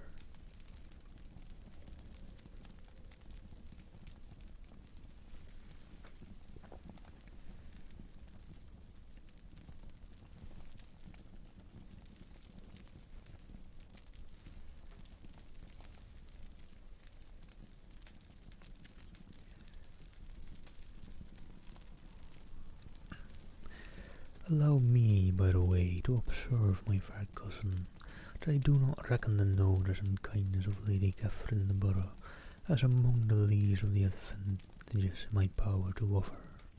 You will find her manners beyond anything I can describe, and your wit and vivacity I think must be acceptable to her, especially when tempered with the silence and respect which her rank will inevitably excite. Thus much for my general intention in favour of matrimony. It remains to be told why my views were directed to Longbourn instead of my own neighbourhood, where I assure you there are many amiable young women. But the fact is, that being as I am, to inherit this estate after the death of your honoured father, who, however, may live many years longer, I could not satisfy myself without resolving to choose a wife from among his daughters, that the loss to them might be as little as possible when the melancholy event takes place, which, however, as I have already said, may not be for several years. This has been my motive, my fair cousin, and I flatter myself it will not sink me in your esteem. And now nothing remains for me but to assure you in the most animated language of the violence of my affection. To fortune I am perfectly indifferent, and shall make no demand of that nature on your father, since I am well aware it should not be complied with, and that £1,000 and the 4% which will not be yours till after your mother's decease is all that you may ever be entitled to. On that head, therefore, I shall be uniformly silent, and you may assure yourself that no ungenerous reproach shall ever pass my lips when we are married.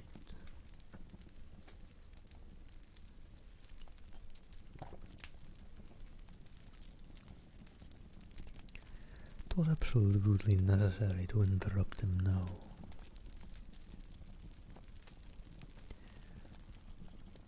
Let me start penning now then. "You are too hasty, sir," she cried, You forget that I have made no answer. Let me do it without farther loss of time.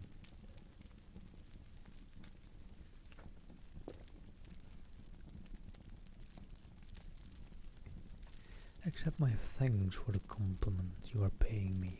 I am very sensible of the honour of your proposals, but it is impossible for me to do otherwise than decline them. I am not now to learn, replied Mr. Collins with a formal wave of the hand, that it is usual with young ladies to reject the address of the man whom they secretly mean to accept when he first applies for their favour, and that sometimes the refusal is repeated a second or even a third time. I am therefore by no means discouraged by what you have just said, and shall hope to lead you to the altar ere long. Okay, let's read on. Upon my word, sir, cried Elizabeth, your hope is rather an extraordinary one after my declaration. I do assure you that I am not one of those young ladies, if such young ladies there are, who are so daring as to risk their happiness on the chance of being asked a second time. I am perfectly serious in my refusal. You could not make me happy, and I am convinced that I am the last woman in the world who would make you so. Nay, were your friend Lady Catherine to know me, I am persuaded she would find me in every respect ill qualified for the situation. Were it certain that Lady Catherine would think so, said Mr. Collins very gravely, but I cannot imagine that her ladyship would at all disapprove of you, and you may be certain that when I have the honour of seeing her again, I shall speak in the highest terms of your modesty, economy, and other amiable qualifications. Indeed, Mr. Collins, all praise of me will be unnecessary. You must give me leave to judge for myself, and pay me the compliment of believing what I say. I wish you very happy and very rich, and by refusing your hand, do all in my power to prevent your being otherwise. In making me the offer, you must have satisfied the delicacy of your feelings with regard to my family, and may take possession of the long-born estate whenever it falls, without any self-reproach. This matter may be considered, therefore, as finally settled.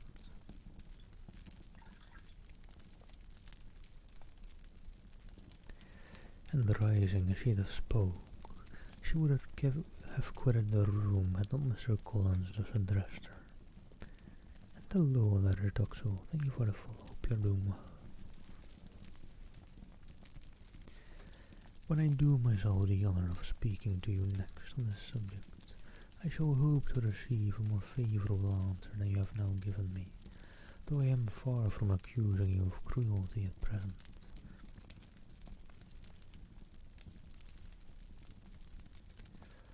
Because I know to be the established custom of your sex to reject a man on the first application, and perhaps you have even now said as much to encourage my suit as would be consistent with the true delicacy of the female character.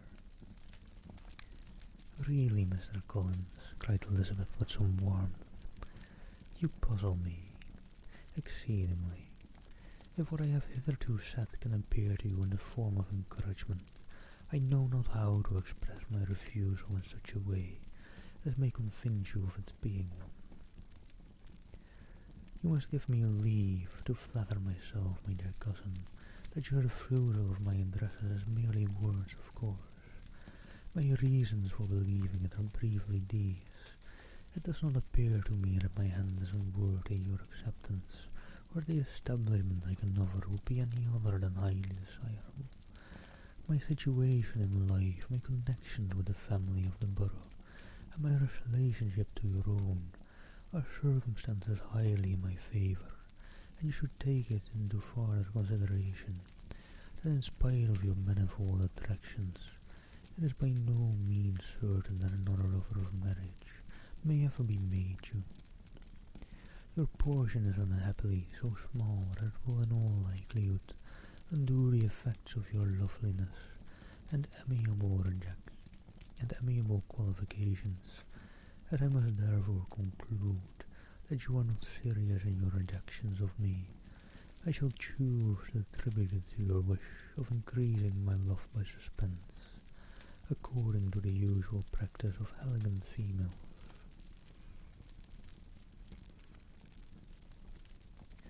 I do assure you, sir, that I have no pretension whatever to that kind of elegance which consists in tormenting a respectable man. I would rather be paid the compliment of being believed sincere. I thank you again and again for the honour you have done me in your proposals, but to accept them is absolutely impossible. My feelings in every respect forbid it. Can I speak plainer? Do not consider me now as an elegant female intending to plague you.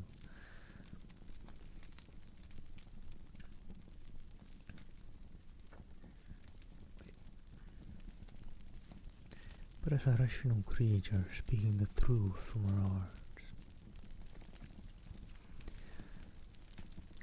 You are uniformly charming, cried he, with an air of awkward gallantry, and I am persuaded that when sanctioned by the express authority of both your excellent parents, my proposals will not fail of being acceptable. To such perseverance and wilful self-reception Elizabeth would make no reply, and immediately and in silence withdrew, determined, if he persisted, in considering her repeated refusals as flattering encouragement, to apply to her father, whose negative might be uttered in such a manner as must be decisive, and whose behaviour, at least, could not be mistaken for the affection and coquetry of an elegant female. Alright, let me take a quick breather before I jump into chapter 20.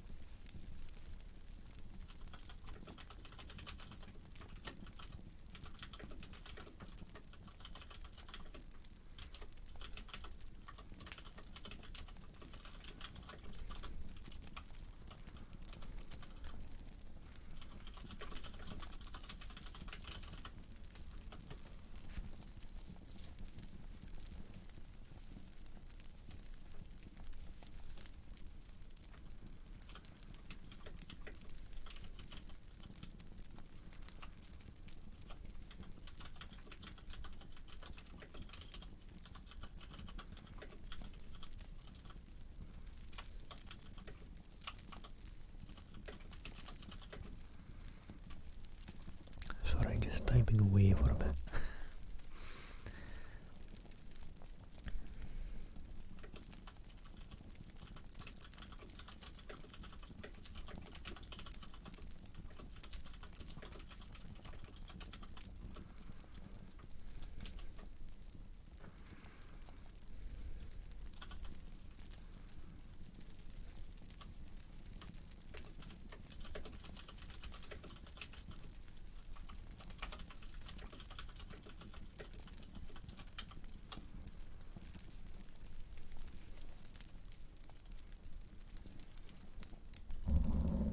And alright, let me then jump into chapter 20. I think I actually have plenty of time, and I wanted to see if maybe I could do chapter 21 as well. Maybe. I think I have a decent bit of time left. Mr. Collins was not left long to the silent contemplation of his successful love. For Mrs. Bennet, having dawdled about in the vestibule to watch for the end of the conference, no sooner saw Elizabeth open the door and with quick step pass her towards the staircase, than she entered the breakfast room and congratulated both of him and herself in warm terms on the happy prospect of their nearer connection. Mr. Collins received and returned these felicitations with equal pleasure, and then proceeded to relate the particulars of their interview, with a result of which he trusted he had every reason to be satisfied, since the refusal which his cousin had steadfastly given him would naturally flow from her bashful modesty and the genuine delicacy of her character. This information, however, startled Mrs. Bennet. She would have been glad to be equally satisfied that her daughter had meant to encourage him by protesting against his proposals, but she dared not to believe it.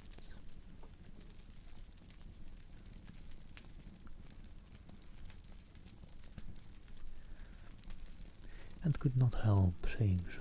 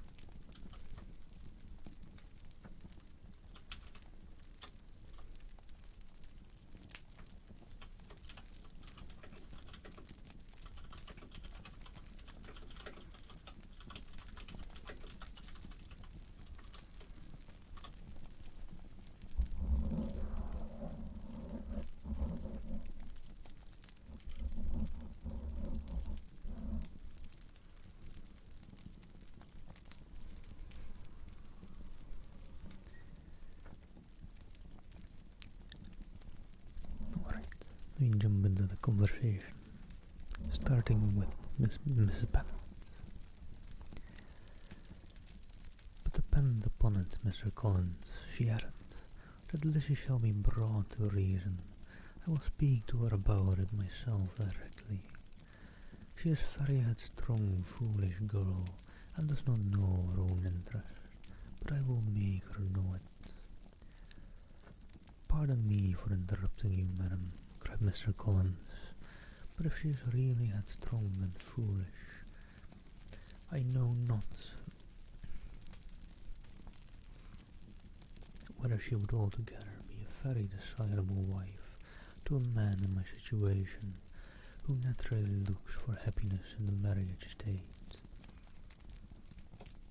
If therefore she actually persists in rejecting my suit, perhaps it were better not to force her into accepting me, because if liable to such defects of temper, she could not contribute much of my felicity. Sir, you quite misunderstand me, said Mrs. Bennet, alarmed. Lizzie is only headstrong in such matters as these. In everything else she is as good a natured girl as ever lived. I will go directly to Mr. Bennet, and we shall very soon settle it with her, I am sure.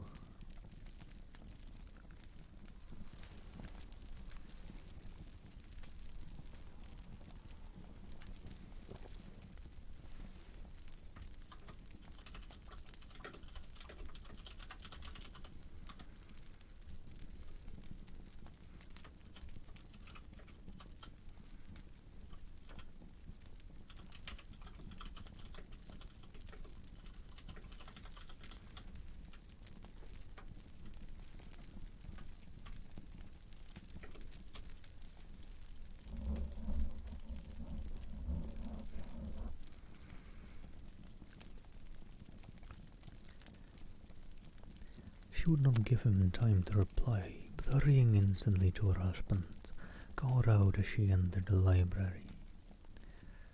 "Oh, Mr. Bennet, you are wanted immediately. We are all in an uproar. You must come and make Lizzie marry Mr. Collins, for she vows she will not have him, and if you do not make haste, he will change his mind and not have her." Mr. Bennet raised his eyes from his book as she entered, and fixed them on her face with a calm and concern which was not in the least altered by her communications. "I have not the pleasure of understanding you," said he when she had finished her speech. "Of what are you talking?"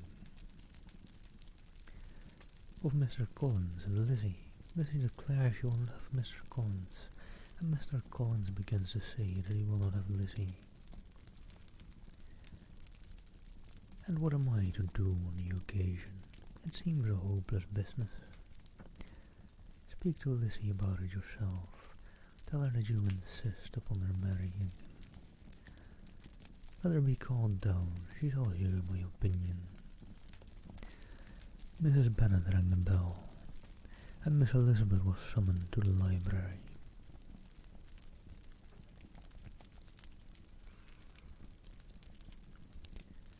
"Come here, child. Come here, child," cried her father as she appeared. "I have sent for you on an affair of importance. I understand that Mr. Collins has made you an offer of marriage. Is it true?" Elizabeth replied that it was. "Very well, and this offer of marriage you have refused?" "I have, sir." "Very well, we now come to the point. Your mother insists upon your accepting it. Is not it so, Mrs. Bennet?" "Yes, for I will never see her again." "An unhappy alternative is before you, Elizabeth. From this day you must be a stranger to one of your parents.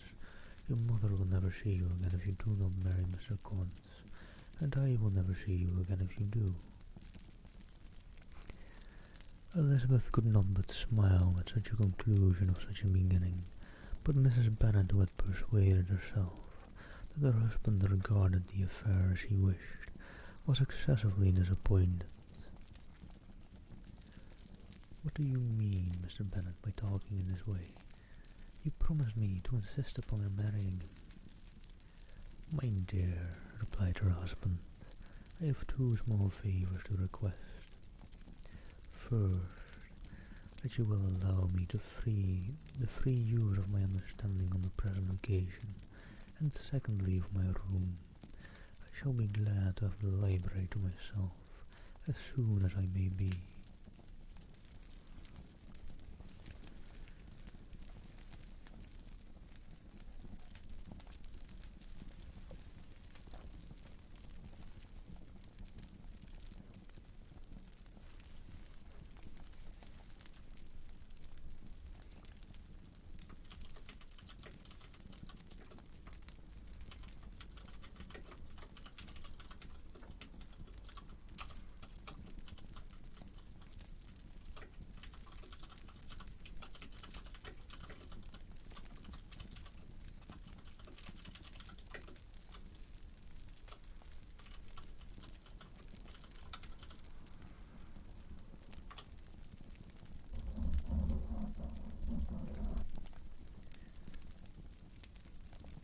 Not yet, however, in spite of her disappointment in her husband, did Mrs. Bennet give up the point. She talked to Elizabeth again and again, coaxed and threatened her by turns. She endeavoured to secure Jane in her interest, but Jane, with all possible mildness, declined interfering, and Elizabeth sometimes with real earnestness, and sometimes with playful gaiety, replied to her attacks. Though her manner varied, however, her determination never did.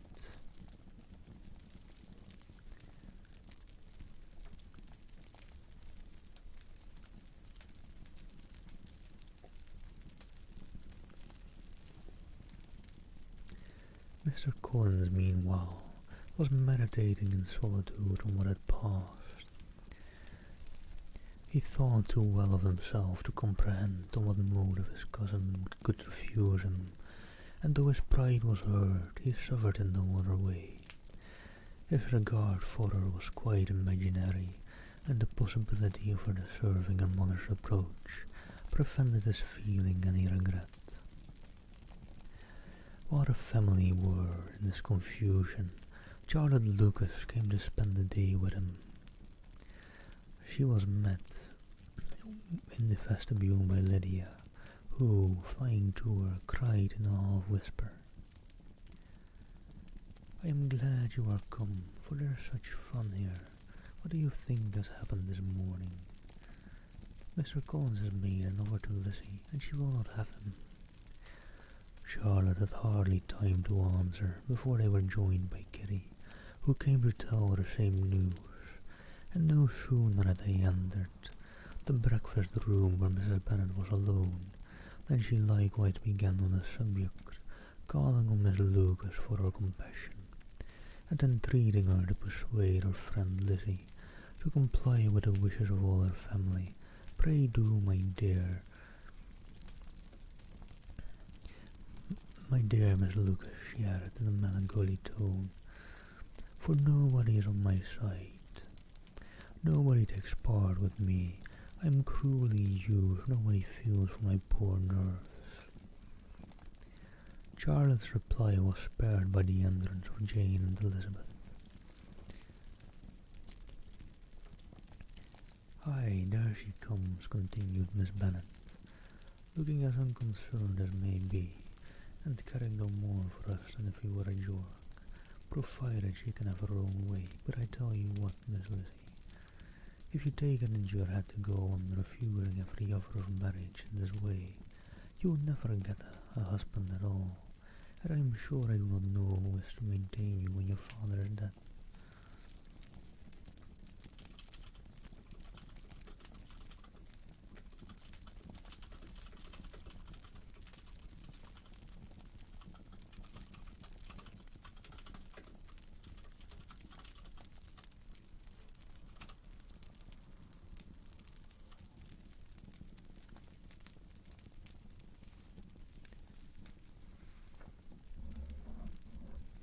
"I shall not be able to keep you, and so I warn you.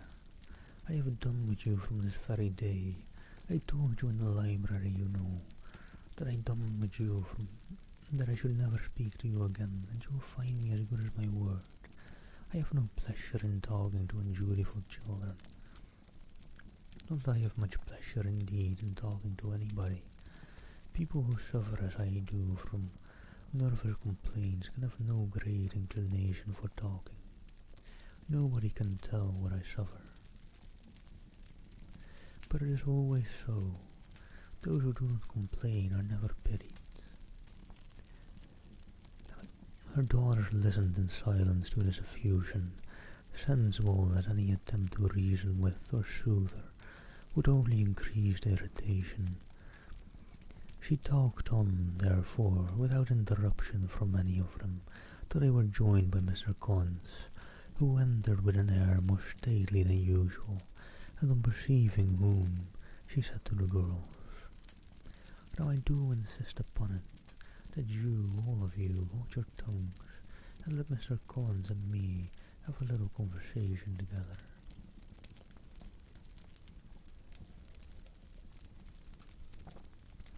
Elizabeth passed quietly out of the room.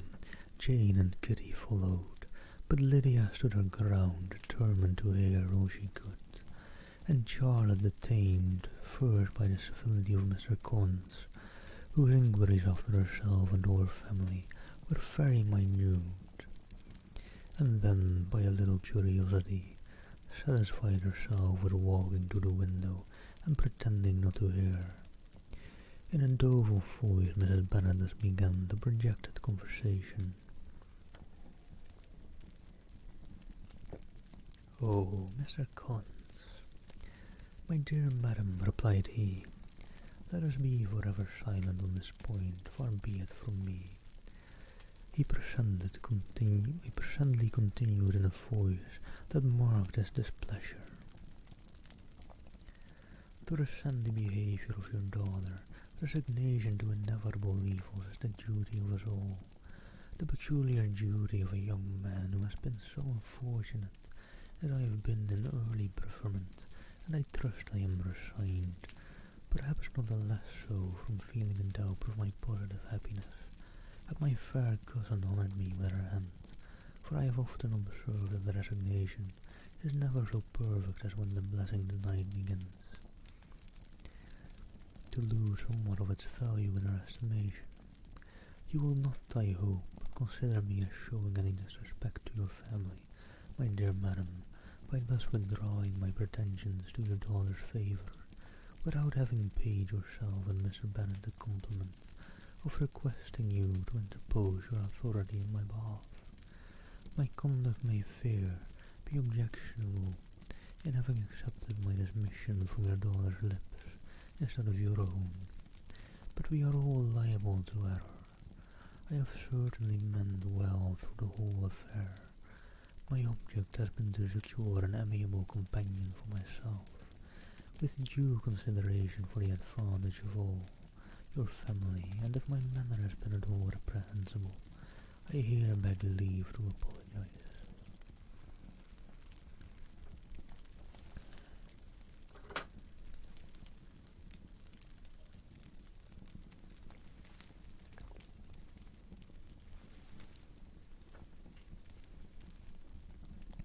Hello, madam. Hold on, I'm just gonna take a bit of a breather in between chapters. I think I'll start and do chapter 21 as well.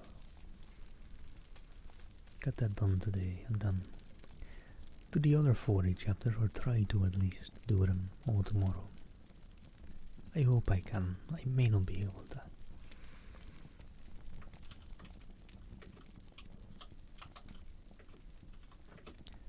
Probably soon, Mariwari. At least in 30 minutes-ish.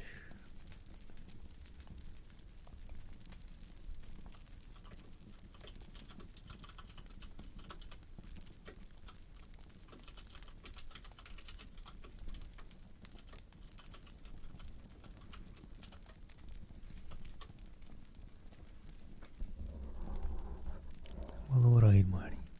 Enjoy your lurk. And let me just start on chapter 21, I suppose. The discussion of Mr. Collins's offer was now nearly at an end, and Elizabeth had only to suffer from the uncomfortable feelings necessarily attending it, and occasionally from some peevish allusion of her mother.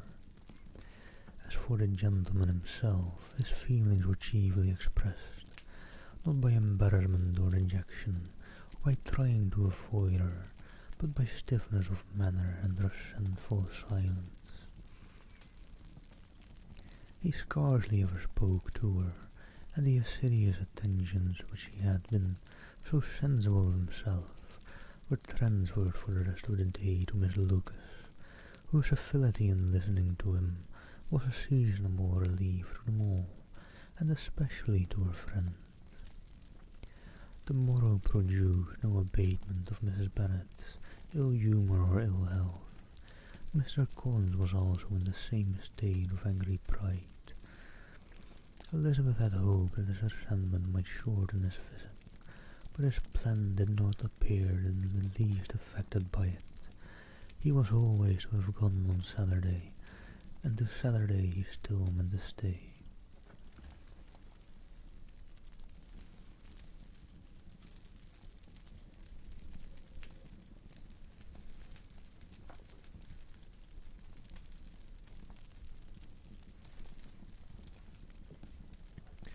After breakfast the girls walked to Meryton to inquire if Mr. Wickham were returned, and to lament over his absence from the Netherfield ball. He joined them on their entering the town, and attended them to their aunts, where his regret and vexation and the concern of everybody was well talked over. To Elizabeth, however, he voluntarily acknowledged that the necessity of his absence had been self-imposed. "I found," said he, as time drew near, "that I had better not meet Mr. Darcy, that to be in the same room, the same party with him for so many hours together, might be more than I could bear, and that scenes might arise unpleasant to more than myself." She highly approved his forbearance, and they had leisure for a full discussion of it, and for all the commendation which they civilly bestowed on each other. As Wickman and another officer walked back with them to Longbourn, and during the walk he particularly attended to her. His accompanying them was a double advantage. She felt all the compliments it offered to herself, and it was most acceptable as an occasion of introducing him to her father and mother. Soon after their return, a letter was delivered to Miss Bennet. It came from Netherfield and was opened immediately. The envelope contained a sheet of elegant, little hot-pressed paper, well covered with a lady's fair flowing hand, and Elizabeth saw her sister's countenance change as he read it, and saw her dwelling intently on some particular passages. Jane recollected herself soon, and putting the letter away, tried to join with her usual cheerfulness in the general conversation, but Elizabeth felt an anxiety on the subject which drew off her attention even from Wickham. And no sooner had he and his companion taken leave than a glance from Jane invited her to follow her upstairs. When they had gained their own room, Jane, taking out a letter, said, "This from Caroline Bingley. What it contains has surprised me a good deal. The whole party have left Netherfield by this time, and are on their way to town, and without any intention of coming back again. You shall hear what she says." She then read the first sentence aloud, which comprised the information of their having just resolved to follow their brother to town directly, and of their meaning to dine that day in Grosvenor Street, where Mr. Hurst had a house. The next was in these words: "I do not pretend to regret anything I shall leave in Hertfordshire, except your society, my dearest friend, but we will hope at some future period to enjoy many returns of the delightful intercourse we have known, and in the meanwhile may lessen the pain of separation by a very frequent and most unreserved correspondence. I repent to you for that." And to these high-flown expressions Elizabeth listened with all the insensibility of distrust, and thought the suddenness of their removal surprised her. She felt nothing in it really to lament. It was not to be supposed that their absence from Netherfield would prevent Mr. Bingley's being there, and as to the loss of their society, she was persuaded that Jane must soon cease to regard it in the enjoyment of it. "'Tis unlucky," said she, after a short pause, "that you should not be able to see your friends before they leave the country, but we may not hope that the period of future happiness to which Miss Bingley looks forward may arrive earlier than she is aware, and the delightful intercourse you have known as friends will be renewed with yet greater satisfaction as sisters. Mr. Bingley will not be detained in London by them." "Caroline decidedly says that none of the party will return into Hertfordshire this winter. I will read it to you. When my brother left us yesterday, he imagined that the business which took him to London might be concluded in 3 or 4 days, but as we are certain it cannot be so, and at the same time convinced that when Charles gets to town he will be in no hurry to leave it again, we have determined on following him thither, that he may not be obliged to spend his vacant hours in a comfortless hotel. Many of my acquaintance are already there for the winter. I wish I could hear that you, my dearest friend, had any intention of making one in the crowd. But of that I despair. I sincerely hope your Christmas in Hertfordshire may abound in the gaieties which that season generally brings, and that your beaux will be so numerous as to prevent your feeling the loss of the 3 of whom we shall deprive you.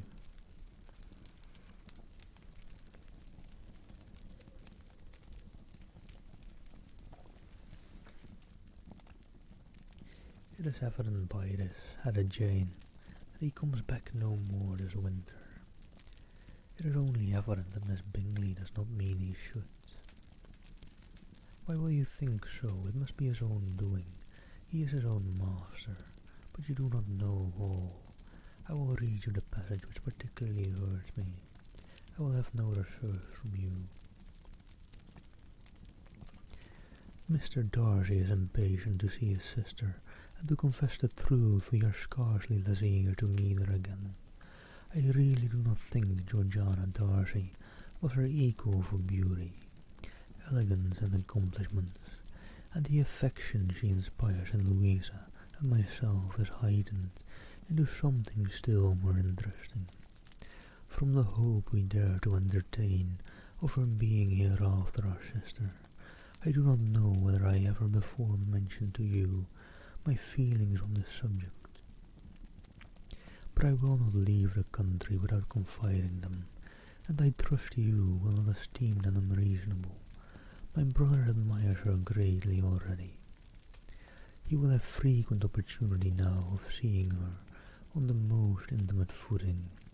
Her relations all wish the connection as much as his own, and the sister's partiality is not misleading me, I think, when I call Charles most capable of engaging any woman's heart, with all these circumstances, to favour an attachment and nothing to prevent it. Am I wrong, my dearest Jane, in indulging the hope of an event which will secure the happiness of so many? What think you of this sentence, my dear Lizzie? Said Jane as she finished it. Is it not clear enough? Does it not expressly declare that Caroline neither expects nor wishes me to be her sister? That she is perfectly convinced of her brother's indifference, and that if she suspects the nature of my feelings for him, she means most kindly to put me on my guard. Can there be any other opinion on the subject? Yes, there can, for mine is totally different. Will you hear it? Most willingly. You shall have it in few words, Miss Bingley. Sees that her brother is in love with you, and wants him to marry Miss Darcy. She follows him to town in the hope of keeping him there, and tries to persuade you that he does not care about you.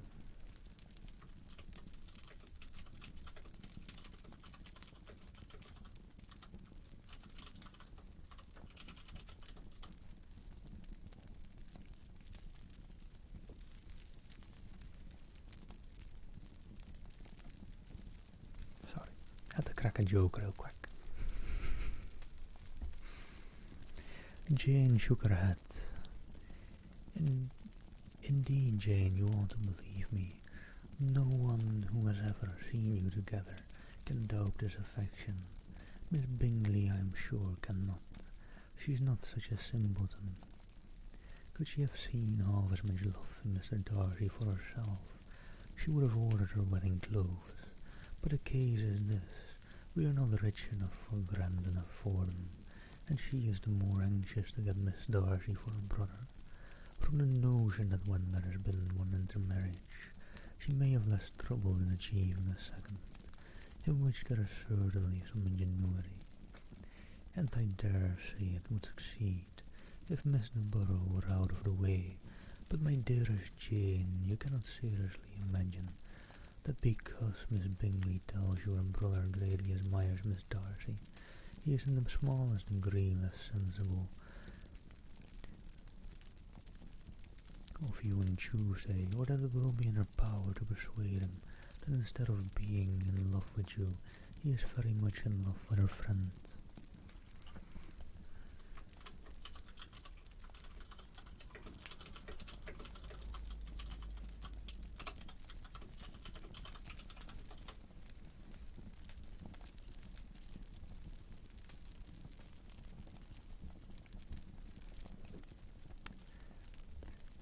If he thought alike of Miss Bingley, replied Jane, your representation of all this might make me quite easy, but I know the foundation is unjust. Caroline is incapable of wilfully deceiving anyone, and all that I can hope in this case is that she has deceived herself. That is right, you could not have started a more happy idea, since you will not take comfort in mine. Believe her to be deceived by all means. You have now done your duty by her, and must fret no longer.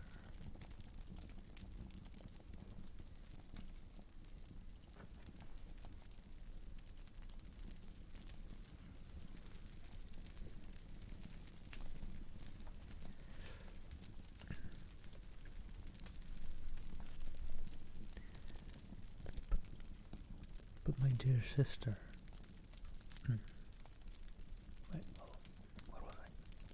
But my dear sister, can I be happy, even supposing the best in accepting a man whose sisters and friends are all wishing him to marry elsewhere? You must decide for yourself, said Elizabeth, and if upon mature deliberation you find that the misery of disobliging his two sisters is more than equivalent to the happiness of being his wife, I advise you by all means to refuse him. How can you talk so? Said Jane, faintly smiling. You must know that though I should be exceedingly grieved at their disapprobation, I could not hesitate. I did not think you would, and that being the case, I cannot consider your situation with much compassion. But if he returns no more this winter, my choice will never be required. 1,000 things may arise in 6 months. The idea of his returning no more, Elizabeth treated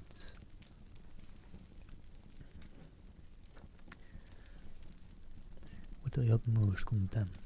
It appeared to her merely the suggestion of Caroline's interested wishes, and she could not for a moment suppose that those wishes, however openly or artfully spoken, could influence a young man so totally independent of everyone. She represented to her sister as forcibly as possible what she felt on the subject, and had soon the pleasure of seeing its happy effect. Jane's temper was not desponding, and she was gradually led to hope, though the difference of affection sometimes overcame the hope that Bingley would return to Netherfield and answer every wish of her heart. They agreed that Mrs. Bennet should only hear of the departure of the family, without being alarmed on the score of the gentleman's conduct, but even this partial communication gave her a great deal of concern, and she bewailed it as exceedingly unlucky that the ladies should happen to go away, just as they were all getting so intimate together. After lamenting it, however, at some length, she had the consolation of thinking that Mr. Bingley would be soon down again and soon dining at Longbourn, and the conclusion of all was the comfortable declaration that, though he had been invited only to a family dinner, she would take care to have 2 full courses. Alright, let me see. Next chapter is of reasonable size as well, so I don't think I'll get into that today.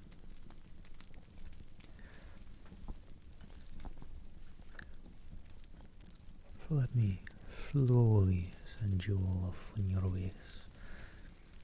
I'll be ending stream in about 15 minutes probably, which might be enough for that other chapter as well, to be honest. But I don't quite know for certain, so I'll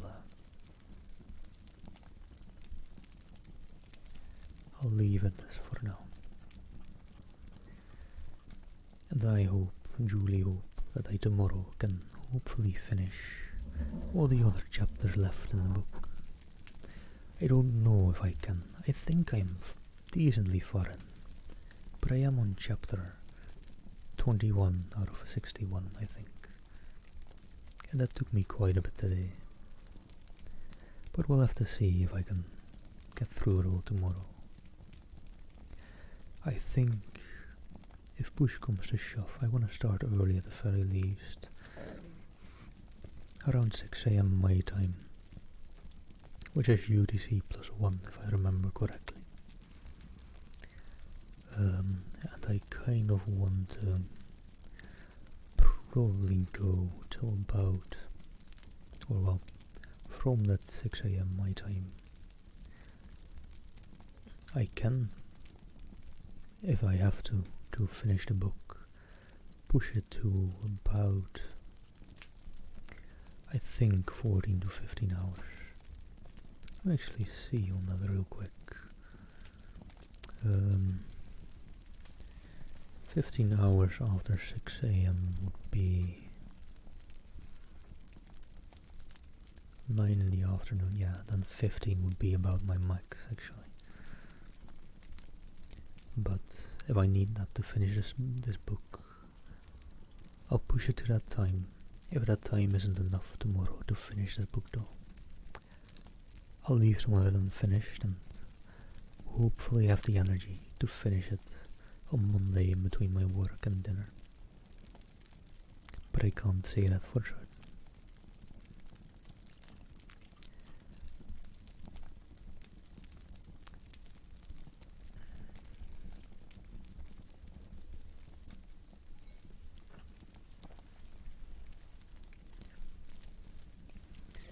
Let me see. Maybe do a bit of a closer, just talking about the book for a little bit. Whilst I wait on the last couple of minutes to count on down. I'm actually quite enjoying the book so far. I don't know. It's got quite a bit of drama. But I don't know, it's plenty of fun so far. It's a good book. It's well written. Just sometimes some paragraphs really drag out. And I don't know how good a book it is to stream. Like some of the other books were a bit better suited for streaming, I feel. Because every other chapter just kind of gave you a good idea of what things were happening in general and what things were going on and the likes. And this book is very much one continual line kind of through the chapters, and the chapters themselves don't hold up too well without context, I feel. Not as well as some of the other books I've read. So it doesn't work as well for streaming, I feel. But whatever, I'll be uploading the VoDs anyways as well to YouTube, so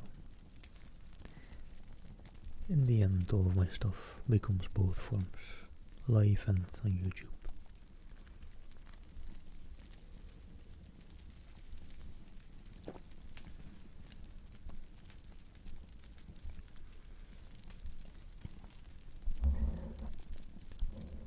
Yeah, I don't know. It's been a very good book so far. Been enjoying the writing of Jane Austen. The writing style is pretty well.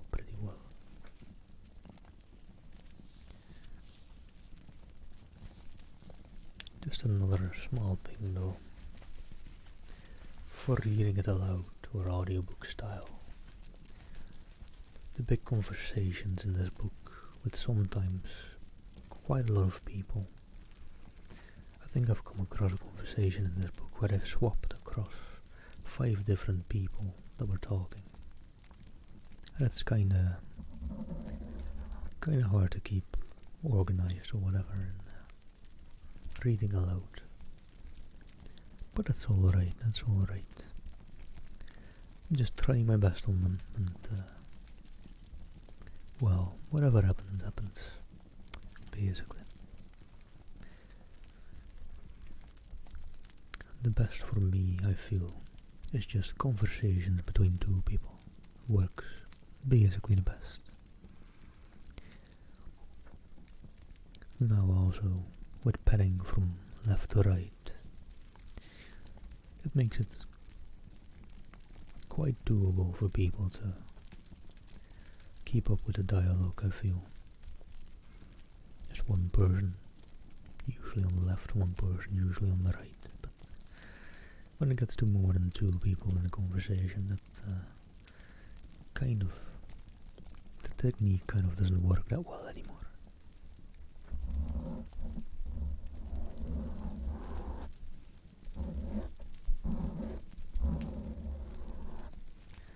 But I will.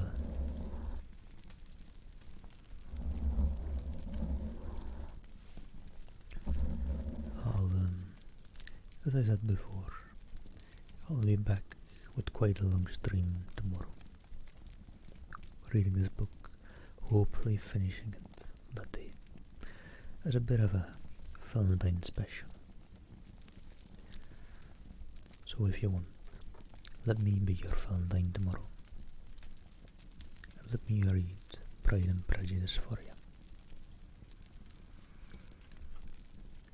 And if you don't, then well, you also don't have them.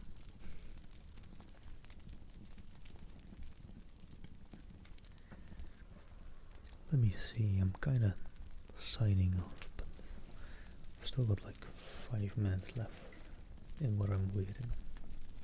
So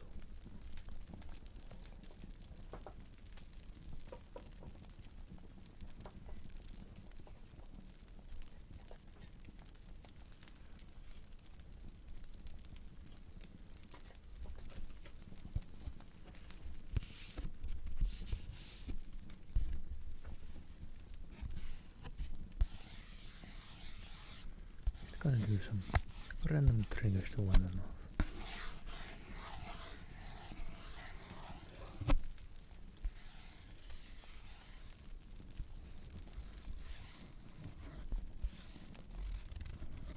Which I mean probably kind of works against what people are here for. Since normally I don't. And I normally just keep it to my voice. So now people might just be like, what are you doing? Yeah, I don't know either, to be honest.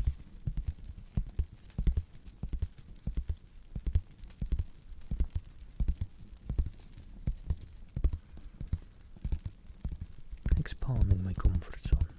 Let's go with that.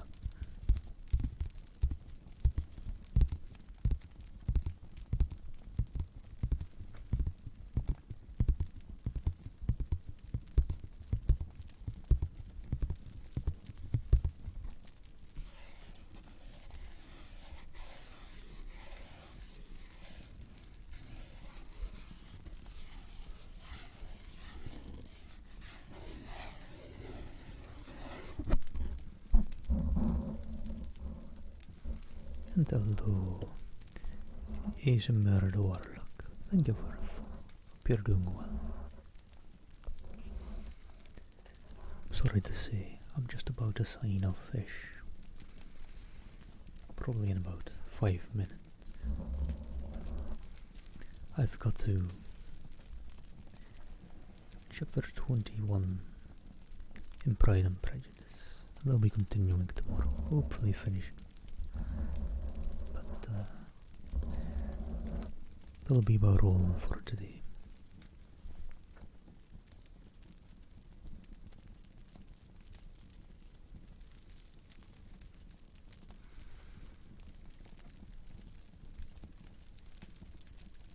But I'm just kinda waiting on something real quick before I start the raid over somewhere else.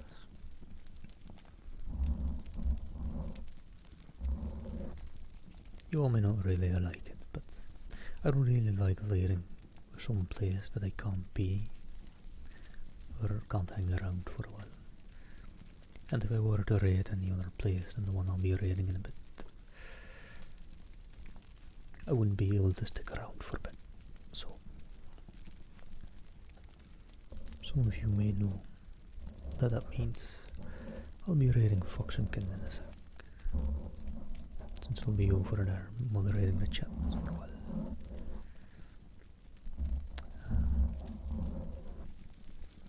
And yeah, since I'll be there doing that, I won't be able to attend another chat if I'm reading someone else, which I don't know,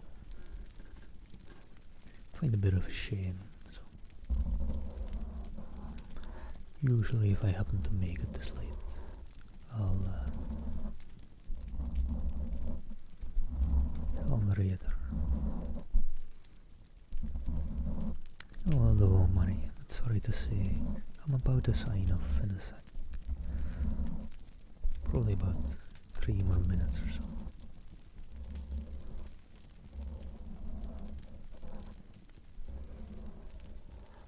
But hey, I'll be reading you all over to someone I really love. And he is an artist I can personally quite recommend. Maybe it'll help anyway. And hello, Stefan and Maximka. Thank you for the follows. Hope you're doing well. But yeah, as I'm saying, I'm probably starting the raid soon.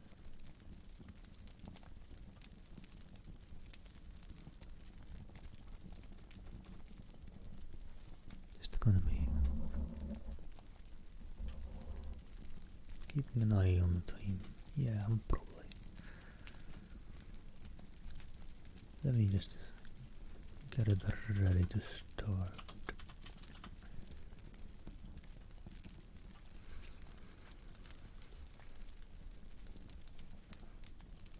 Yeah, there we go. Alright guys, thank you all for having been there, and thank you all for listening to me reading Jane Austen. Hope you're all doing well. But I'm gonna sign off for today. I hope you all enjoy Foxenkin ASMR. I'll be over there moderating the chat. And that's why I'm reading that place. Otherwise I'd read someone a bit smaller than that, but I'd like to stick around in chat if I'm reading. Hey, thank you, Piscons. Thank you. See you all. Take care. See you another day. I'll be back tomorrow.